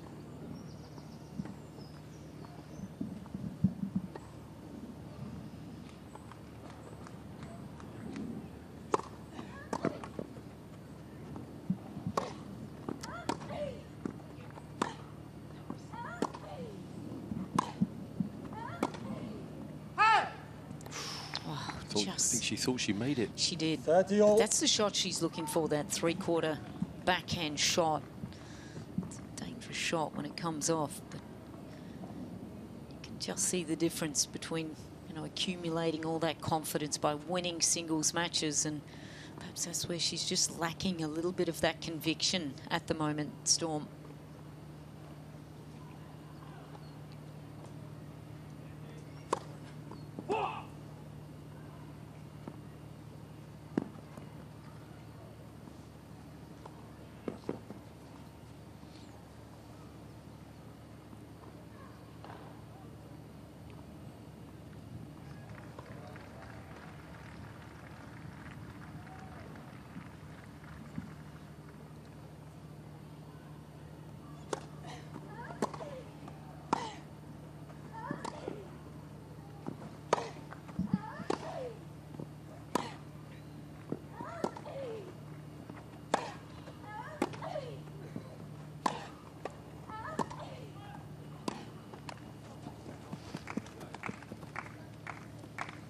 Some heavy backhands in 30, that rally 40. from Saunders.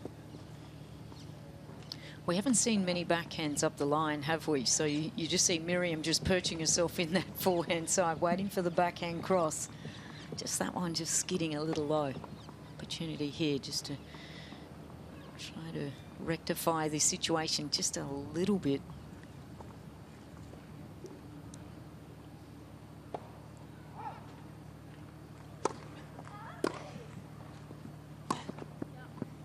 Came in too soon, too far back. Yeah, it wasn't enough on that, really. No way. Quite a straightforward passing shot. Well, also when you're coming in on someone's forehand, you just see here that Miriam's kind of got all day. Her chest is facing, she can see Storm coming. Okay, I'm just going to go cross-court on this one. Well done.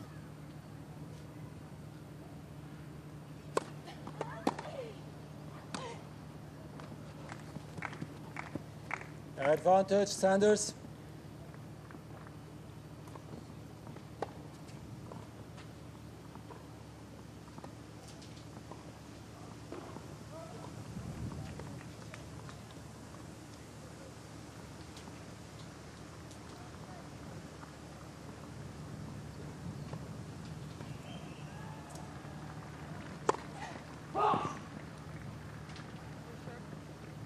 Just out, yes.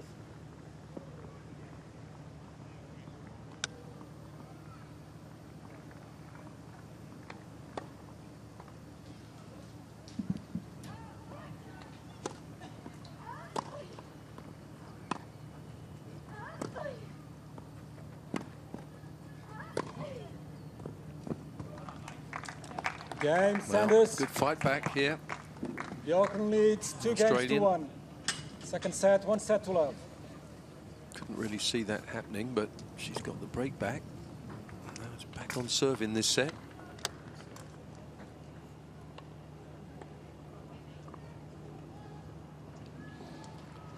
Certainly look like it's got a lot windier out there.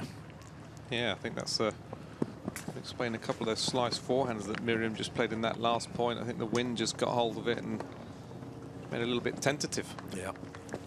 Yeah, she did look a bit conservative in that game, didn't she? Yeah, I've been impressed with Miriam's performance so far, the consistency of it, and not that many sort of crazy wild shots she's played. Measured tennis.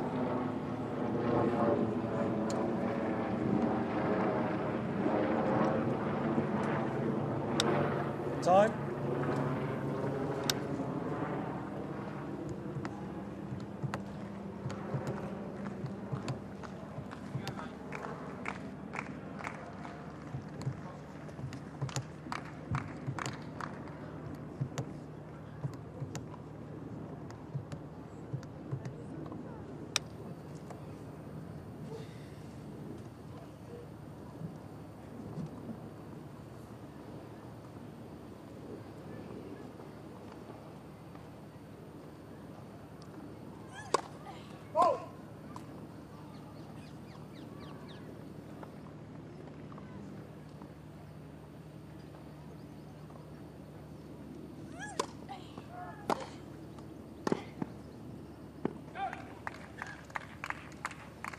Love 15.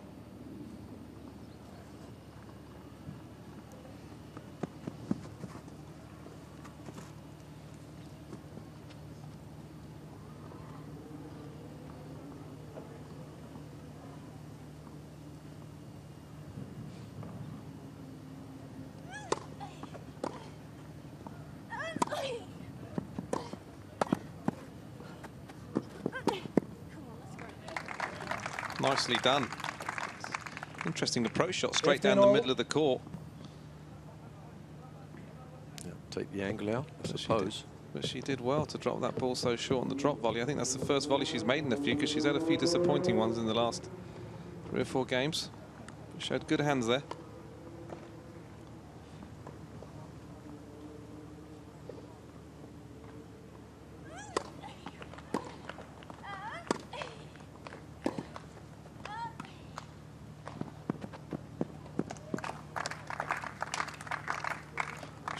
Got a very good feel on that shot. That's a few now that she's played. 30-15.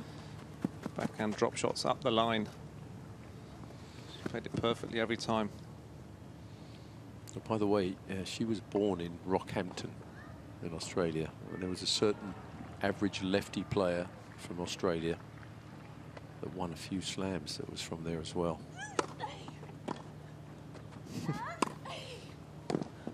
Great Rod Laver. 40-15. Where do you sit on the all-time greats? On the all-time. That's a tough question. It's a tough one.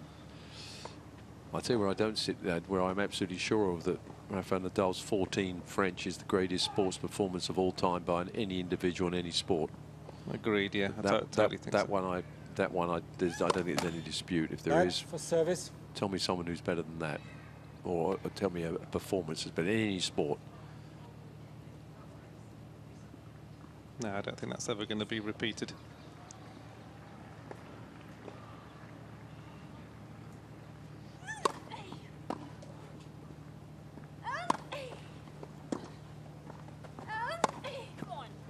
Well, this is a good performance. James Sanders.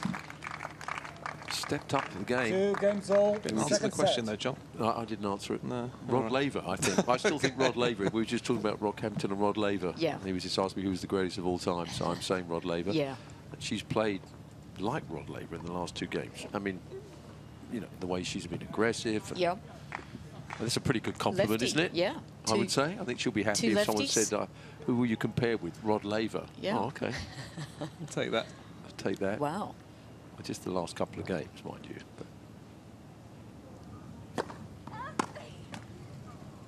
But He had an unbelievable backhand Love slice, the though, team. didn't he? he had unbelievable everything. Everything, really. And the most modest Yeah. champion that ever lived.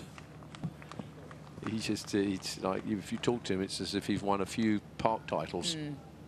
Just the Rockhampton Open and the Wagga Special and the Tulibuck, the Puckapunyal, the Kickatinlong, the Largenbone Open, you know, any of those ones. Are there seriously places like that? Yeah. Seriously with those names? Yes. Wagga Wagga, Woi Woi, Puckapunyal, Kickatinlong, Largenbone, Gundawindi.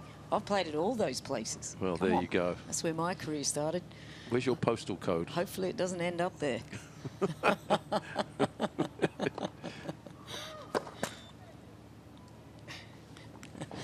Some of those names are real. Most of them aren't.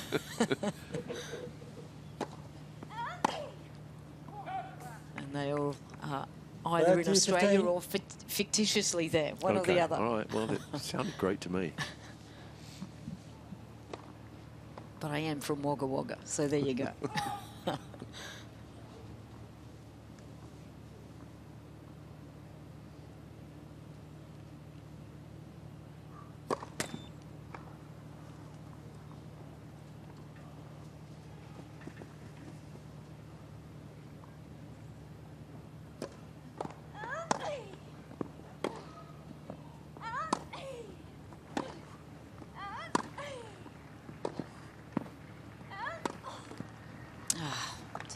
There, that one just didn't bounce up. Not too many other tennis players actually from Wagga. Do you remember Carl Limburger?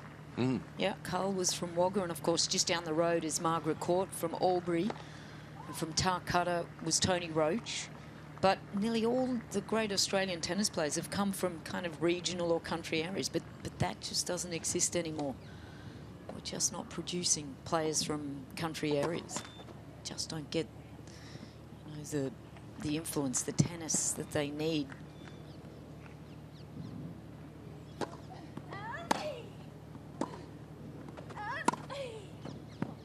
Oh, did it just catch the edge of the line? 40-30. Good preparation on the forehand there, almost a real open stance. Just covered it really nicely.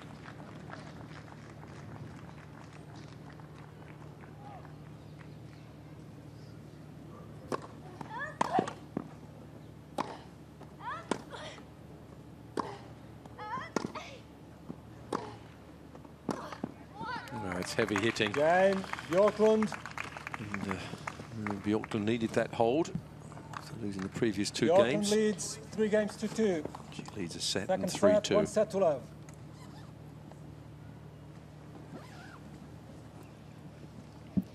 you sometimes think when it becomes a bit of a tug-of-war, you almost back the player that's just going to be that one that's just going to be a little bit more conservative and a bit more consistent. And I just feel that's Bjorklund at the moment. She's really just been a bit more steady. She's just not really gone really high, hasn't really dropped really low, but had that constant kind of approach, which I think has been pretty good today. Yeah, I mean, Sanders has had these bursts, hasn't she, where all of a sudden for a game or two and you go, OK, here it comes, and then it just backs off a little bit and the more solid game comes up against her and she just overhits them and then loses a couple of games. But you still don't feel that confident, though, that this match is...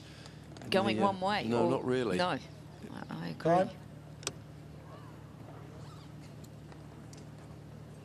Look at all these courts. So this is one of the best values of tennis in the game, I tell you, to come out here for what they pay and to watch all these great matches. What is it, £10? Something like that. Wow, that's amazing. That's about £1 for every court you can go and watch. That's not much money. Gee, how is it per court at Wimbledon? Yeah. Let's times that by quite a lot. You can get so close to the courts as well, can't you? Get a real feel of the intensity of the matches. Let.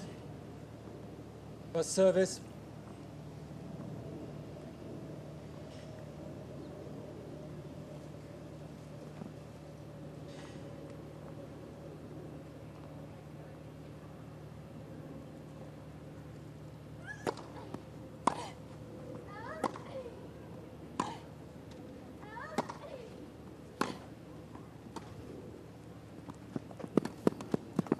Oh, superb.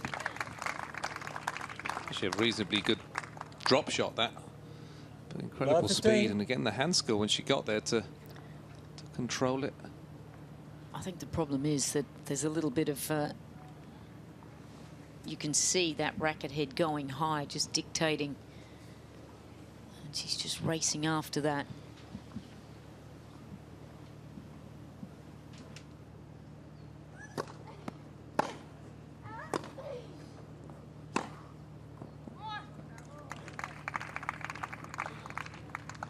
Great shot from Miriam. The right, perfect timing of when to be aggressive.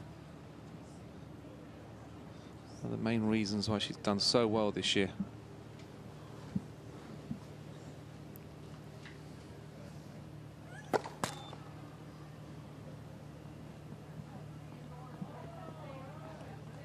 Big second serve right here at love 30. Let.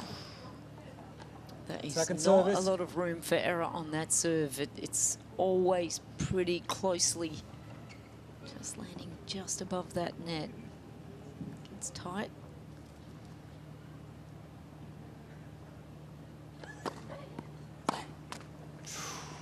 That's a let off. 15-30. Yeah, she'll want that one back if she could.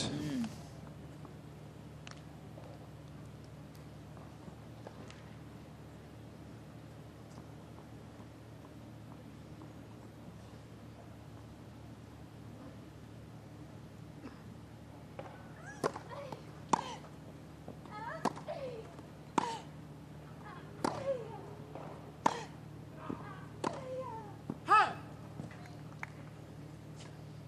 15-40. And it's just Miriam just being a bit more consistent. Yeah, she knows the longer the rally, it just starts to, pendulum starts to favour her.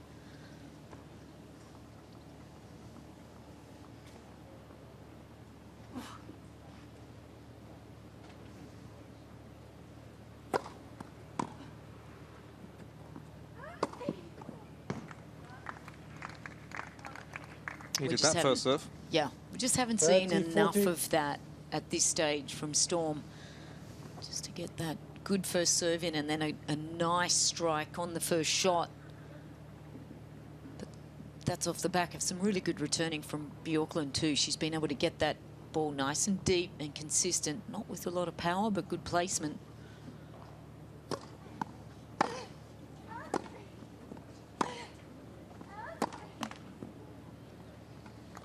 just rushing on that. That's the shot she wants, but it's just too flat. You're right. She's just not getting enough brush on that. Just going for just that too linear shot. Yeah, that wasn't a good shot. Now she's in big trouble. Setting 4-2 down.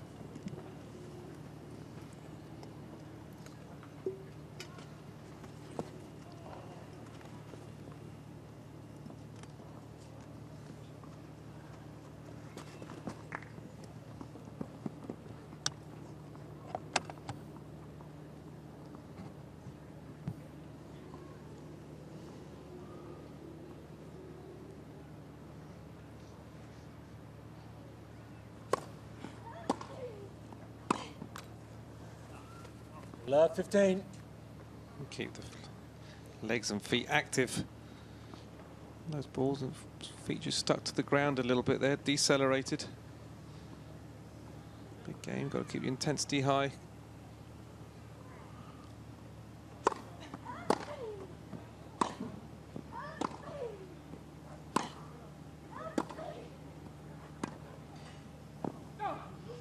Well, that's unlucky because she's really trying to move Storm around a little bit and be proactive and using good shape. Just that one there, just, again, a little static on that forehand, not really getting in a good position.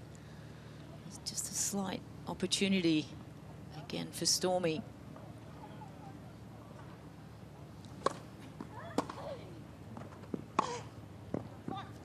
Beautiful. 15-30. Much prefers her backhand, more of a natural swing for her. Yeah. She never sort of asked any questions or always felt comfortable on that side. It was the forehand side that she wasn't quite sure how flat to hit the ball or how much spin and how hard. Backhand always felt pretty comfortable.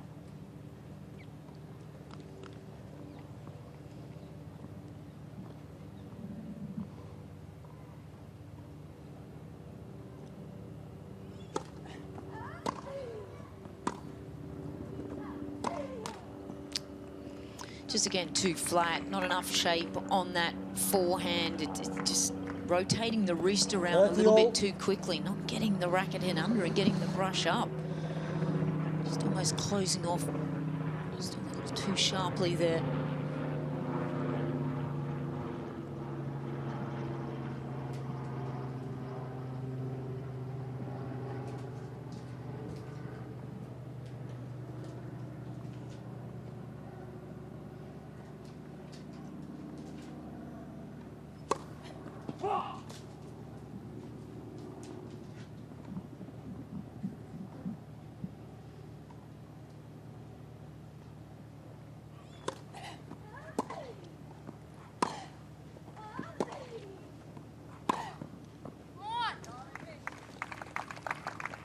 That's the way to play. Just open up the court and be really solid on that one down the line. That's a certain winner. You've just got to make sure you don't go too close to the line. That's beautifully played.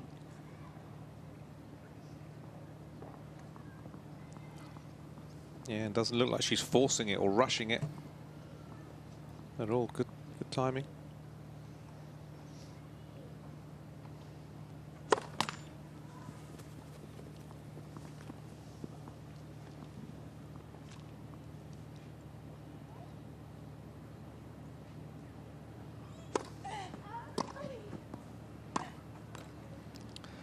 A couple of times now. I don't like it when she hits a slice forehand in the middle of the court there. There's no real need.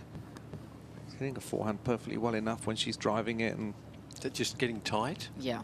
Yeah. You know, with the finishing poster. Yeah.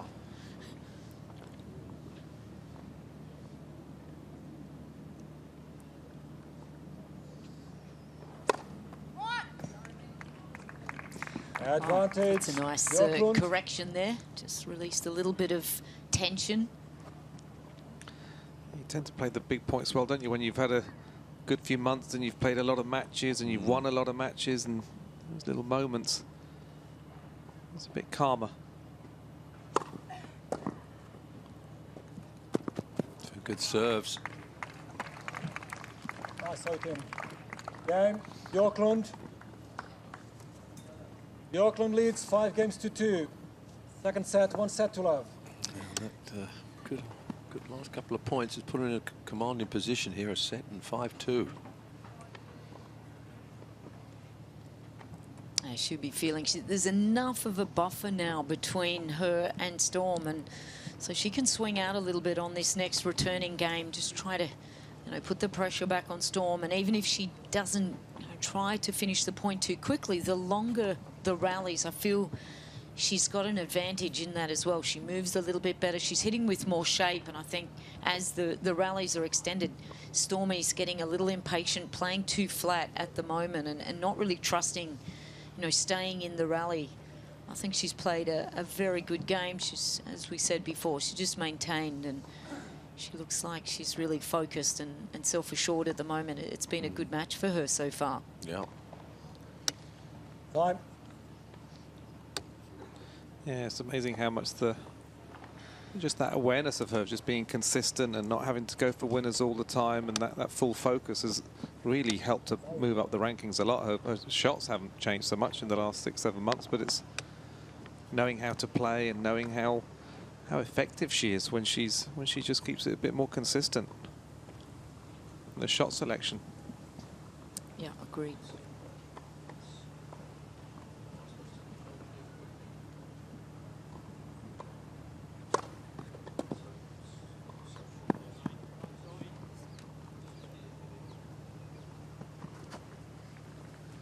Fifteen love.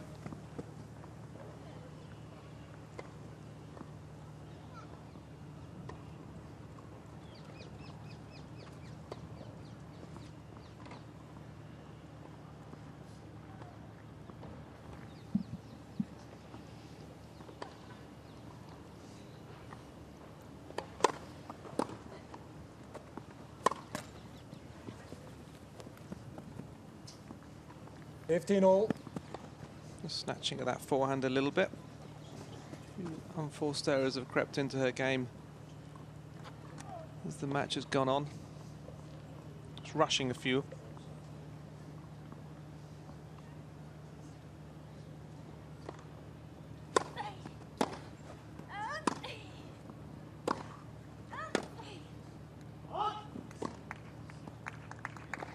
Fifteen, 30.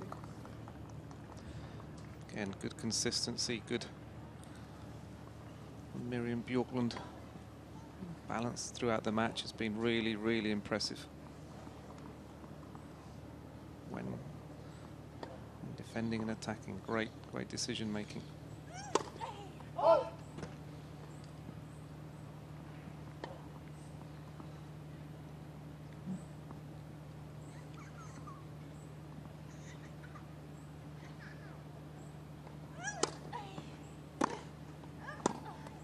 Fifteen, 40.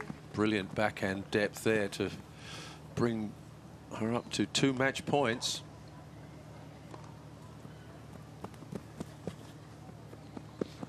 And deep and hard, straight through the middle of the court.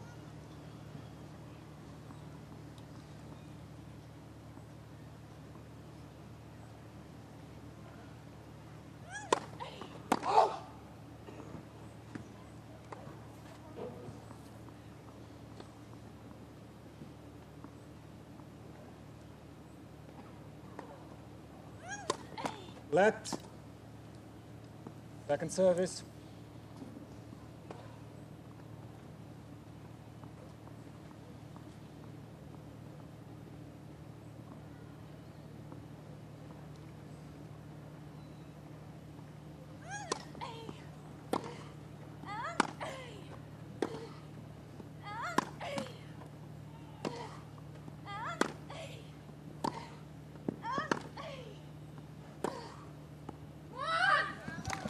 Well, that's a terrific match for Miriam Bjorklund, who is now into the third and final round here at Wimbledon Qualifying, and just a very thorough match. She'll be very happy with that. Disappointing for Storm Sanders, who has come off a terrific win just last week in Germany, winning the WTA doubles, but just not translating enough in confidence today to beat the third seed.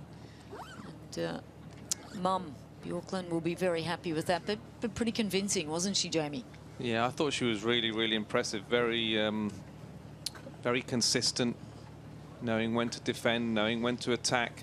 I think that balance of her game was almost perfect, really. She had a first set was ebbed and flow a little bit, but she dealt with those situations well, and you can absolutely see why she's moving in the rankings in the right direction. She's having an excellent year, and she's got a chance to qualify for Wimbledon.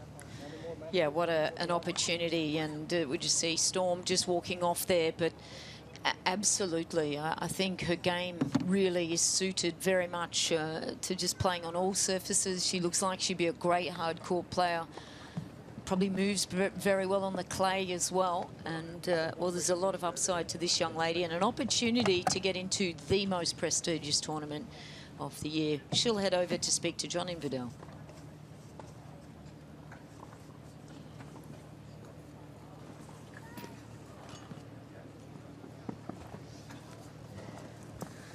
Miriam, congratulations. I mean, looking at the score there, was that more straightforward perhaps than you thought it was going to be?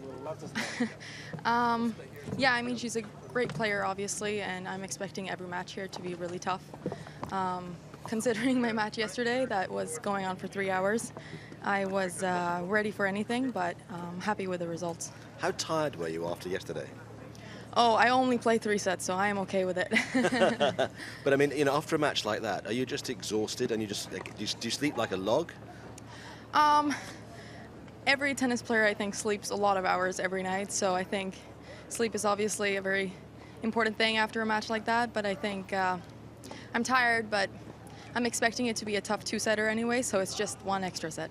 But will you sleep well tonight? Because tomorrow's a big day. Yeah, I'm going to try to have a good rest and prepare as well as possible for tomorrow. Jamie Delgado was part of our commentary team commentating on your match, giving you huge praise throughout. Just have a quick message for him. Yeah, I mean, I love Jamie. He's such a great guy, so appreciate the kind words, and I hope I'll see him around soon. And we'll see you tomorrow night, hopefully, all things being equal. All right, best of luck tomorrow. Thank you. Well, that must feel good, Jamie, to have Miriam just send that nice message to you. But she seems like a lovely girl, no doubt.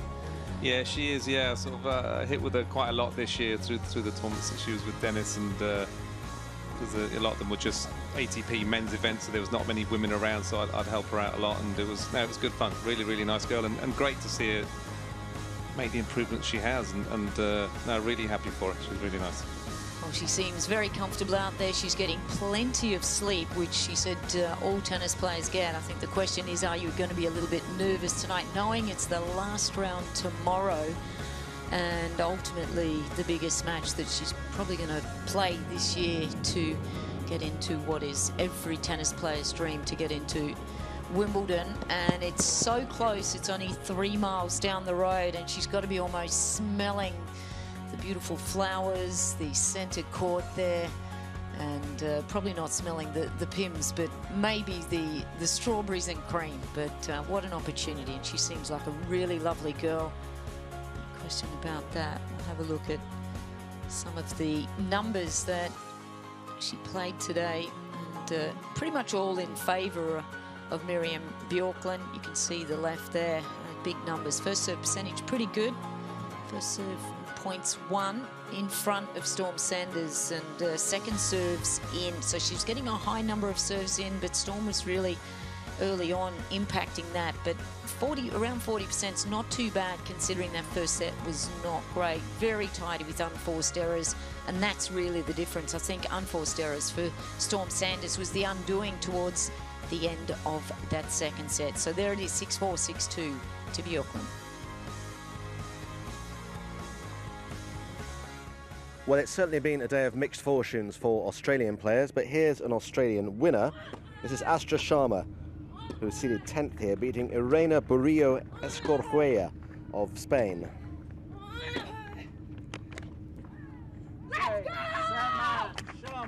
And that's just about the biggest shriek to greet any victory at Roehampton this week. Astra, what a match. How delighted are you about that performance? Yeah, really happy. I mean, obviously a bit of nerves, but no, I thought I came back pretty well in that third set and just held my nerve, especially in that service game down that end early on. So yeah, I was really happy with that. You're one of many players who attended an American college. You graduated and majored in medicine at Vanderbilt University. Are there plans to continue further your studies? Yeah, I've done a master's through the WTA, which was really good. Obviously, I'd like to do something after tennis, but not quite sure what, and yeah. No rush for it right now? Not yet. And lastly, I've been told to ask you what your nickname was at college. It was Roo. Just for, actually both because it's Australian and we were doing fitness testing and I had a pretty good vertical jump. So yeah, just kind of stuck and everyone was really delighted with that. Not me, but... Well, good luck, Roo, in your next match. Thank you so much. Appreciate it. Thank you. I feel like we're on Australian television here. Anyway, because here we go with Jason Kubler of Australia against what I think was the most exciting match that we've seen anywhere at Roehampton so far these first 3 days. An absolutely sensational game against Thiago Agustin Tirante of Argentina. And it ended with a smash that, I tell you what, Hawkeye might have called that out. But anyway, you can see the Argentinian is standing there going, really? Are you sure? Anyway, for Jason, it was in. The umpire called it in. That was all that mattered, and he was through after a really dramatic match that involved a fall for the Argentinian. It went on for a long, long time. I had a quick chat with him afterwards.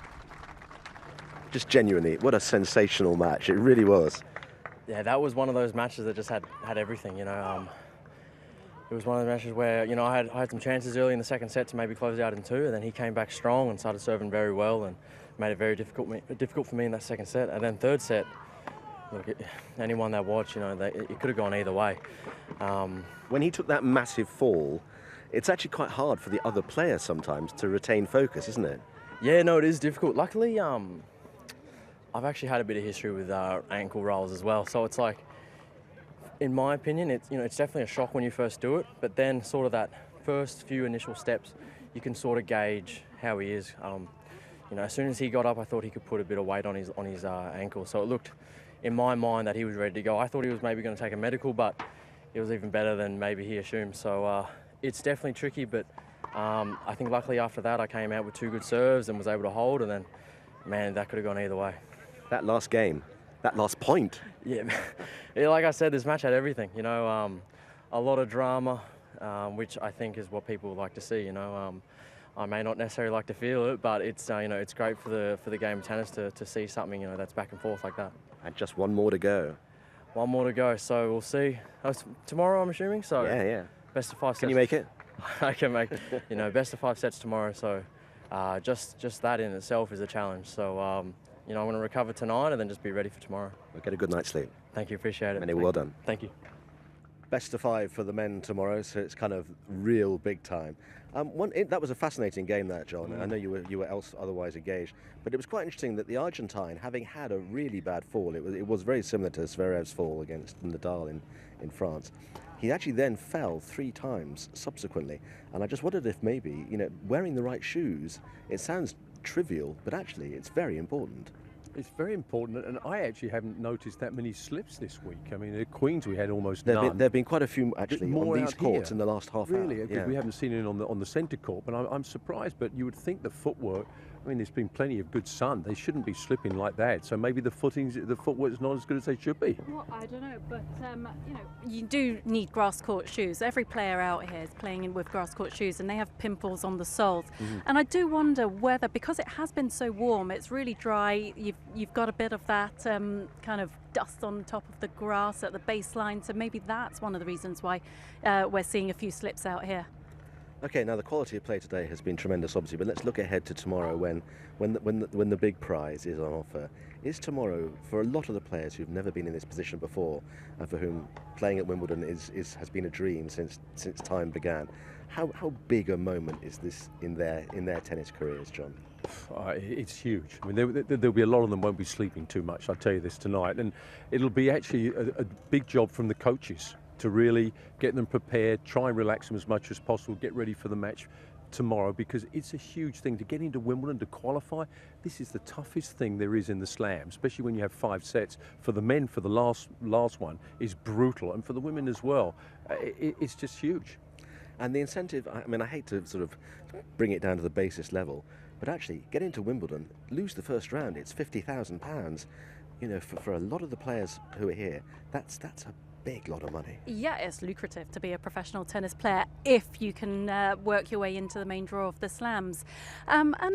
Look, I don't think prize money will be at the back of their minds when they're fighting their butts off tomorrow. But in the final set, you're not seeing pound signs. No, but after, if you've won the match, then yes, you are. You're wondering whether you can upgrade your hotel or, you know, stay in a better room. Those thoughts do go through your mind, because I may not have qualified here at Wimbledon, but I remember those feelings at the US Open, at the Australian Open, and being able to qualify at the other slams, and the relief I felt, you know, once I qualified, and that feeling of belonging as well. Right, I'm in the main draw. I'm really part of the tournament proper now. Yeah. I remember Doohan, the guy who beat Boris Becker in 1997, I think, and he was staying in the YMCA down literally in the road that I lived in, and the moment he beat Boris, he checked out and he moved into a hotel. You know, that was exactly what the point you're making, isn't it? Yeah. You're suddenly in a different upgrade, and also from that point of view, you know, the role that the coaches and the team around them have is key. If you're on your own, is it that much harder? Yeah. Definitely. I think coaches sometimes maybe get a bit too much credit. Sometimes they get not as much credit. But in these occasions, before big matches, a lot of it is in the head, as we all know. And if you can say the right things the night before and the right things in the morning before the match, that can be the difference. And if you're on your own, you're definitely already at a deficit. Yeah, I do think the best quality in a tennis coach is making the player feel good about themselves. I mean, that's especially in the women's game. Most of the time, I don't actually think it's about technique or anything tactical, because once you've got to a certain level, you know what you need to do out there.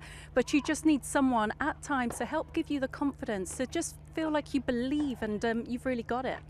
I'm interested to say the night before, because part of me would think actually, you'd say, we're not going to talk about it now.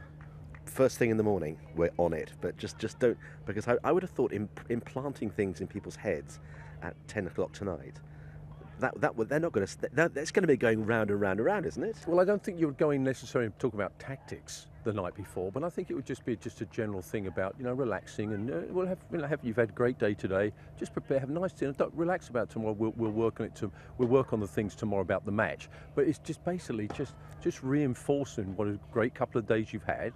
And we've got one more to go, no big deal, get a good night's sleep and we're back to business tomorrow. Very simple. Yeah, no, tennis players are creatures of habit, so for sure they'll be following whatever routine they had the night before, which worked on that particular day. They'll be recreating again to make sure they can put in the same performance the following day. And if you want any sort of evidence of how important this is tomorrow for some people, just go back 3 years. Coco Gauff out here, and look where she is now, playing in a final at Roland Garros only a couple of weeks or so ago. And there could be players in the women's draw playing here tomorrow, in the men's draw tomorrow. Think about Emma Raducanu, who played in qualifying at the US Open and then went and won the entire tournament. So there are players that we're going to have on show for you here tomorrow that are outstanding players, but whose lives could literally tomorrow be about to change, because they'll be in a main draw at Wimbledon next week, and after that the world really is their lobster. Anyway, so talking about lobsters, it is that kind of a day, actually. It really is. What was the phrase that old Stefan used? Scary hot or sneaky hot. Sneaky hot. It's been sneaky hot today. I think let's hope it's sneaky hot again tomorrow, and we'll see you for the denouement of qualifying at 11 tomorrow morning. Bye-bye.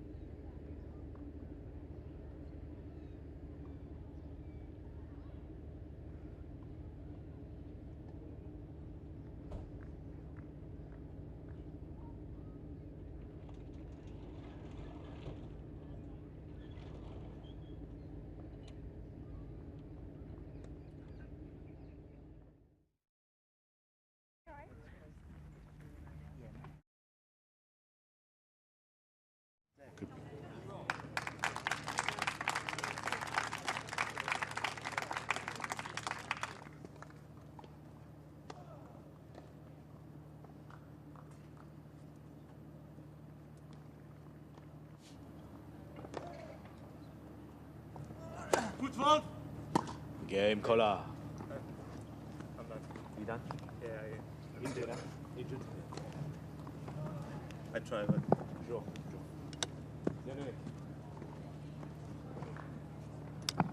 Ladies and gentlemen, unfortunately due to injury, Mr. Villiers Martinez can no longer continue playing. Game set match caller. good luck, eh? Thank you. Thank you.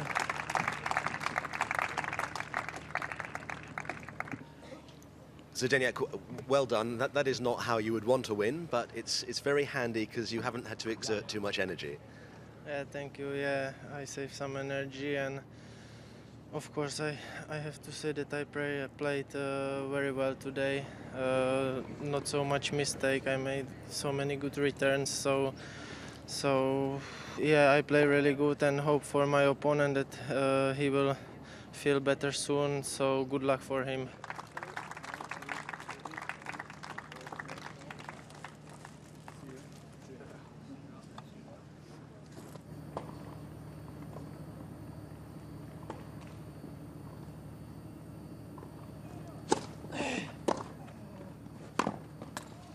Game, set a match, Seppi.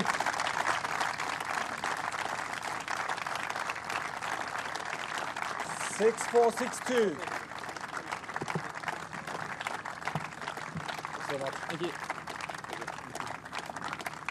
Yeah, happy for sure with the performance. It's always nice to, get it done in 2 sets, and had some trouble at the beginning with the return game, and as soon as I started the return a little bit better, I felt much more comfortable, and I think I played a very solid game, yeah.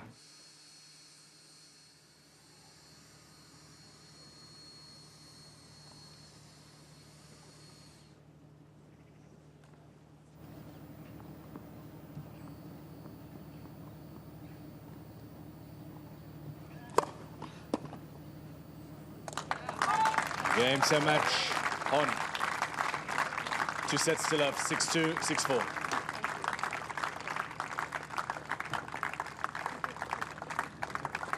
Thanks. Obviously, I've never played her before, but I knew I was in for a tough one. I knew she would make me play a lot, and every single point would be, I'd have to play really well to get the win. And so I was really happy with the way I served. It definitely helped me. If I didn't have my serve, it would be a lot tougher out there.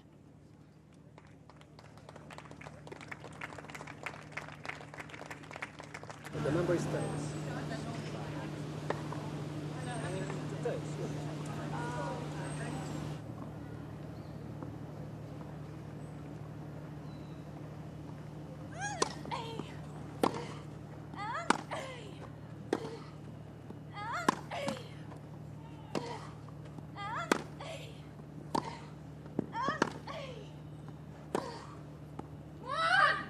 Game, set a match. Björklund. 6-4, 6-2.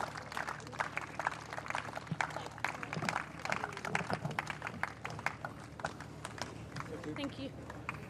Thank you. Yeah, I mean, she's a great player, obviously, and I'm expecting every match here to be really tough. Considering my match yesterday, that was going on for 3 hours, I was ready for anything, but happy with the results. How tired were you after yesterday? Oh, I only play 3 sets, so I am okay with it. But I mean, after a match like that, are you just exhausted and you just do you sleep like a log? Every tennis player, I think, sleeps a lot of hours every night, so I think sleep is obviously a very important thing after a match like that, but I think I'm tired, but I'm expecting it to be a tough 2-setter anyway, so it's just 1 extra set.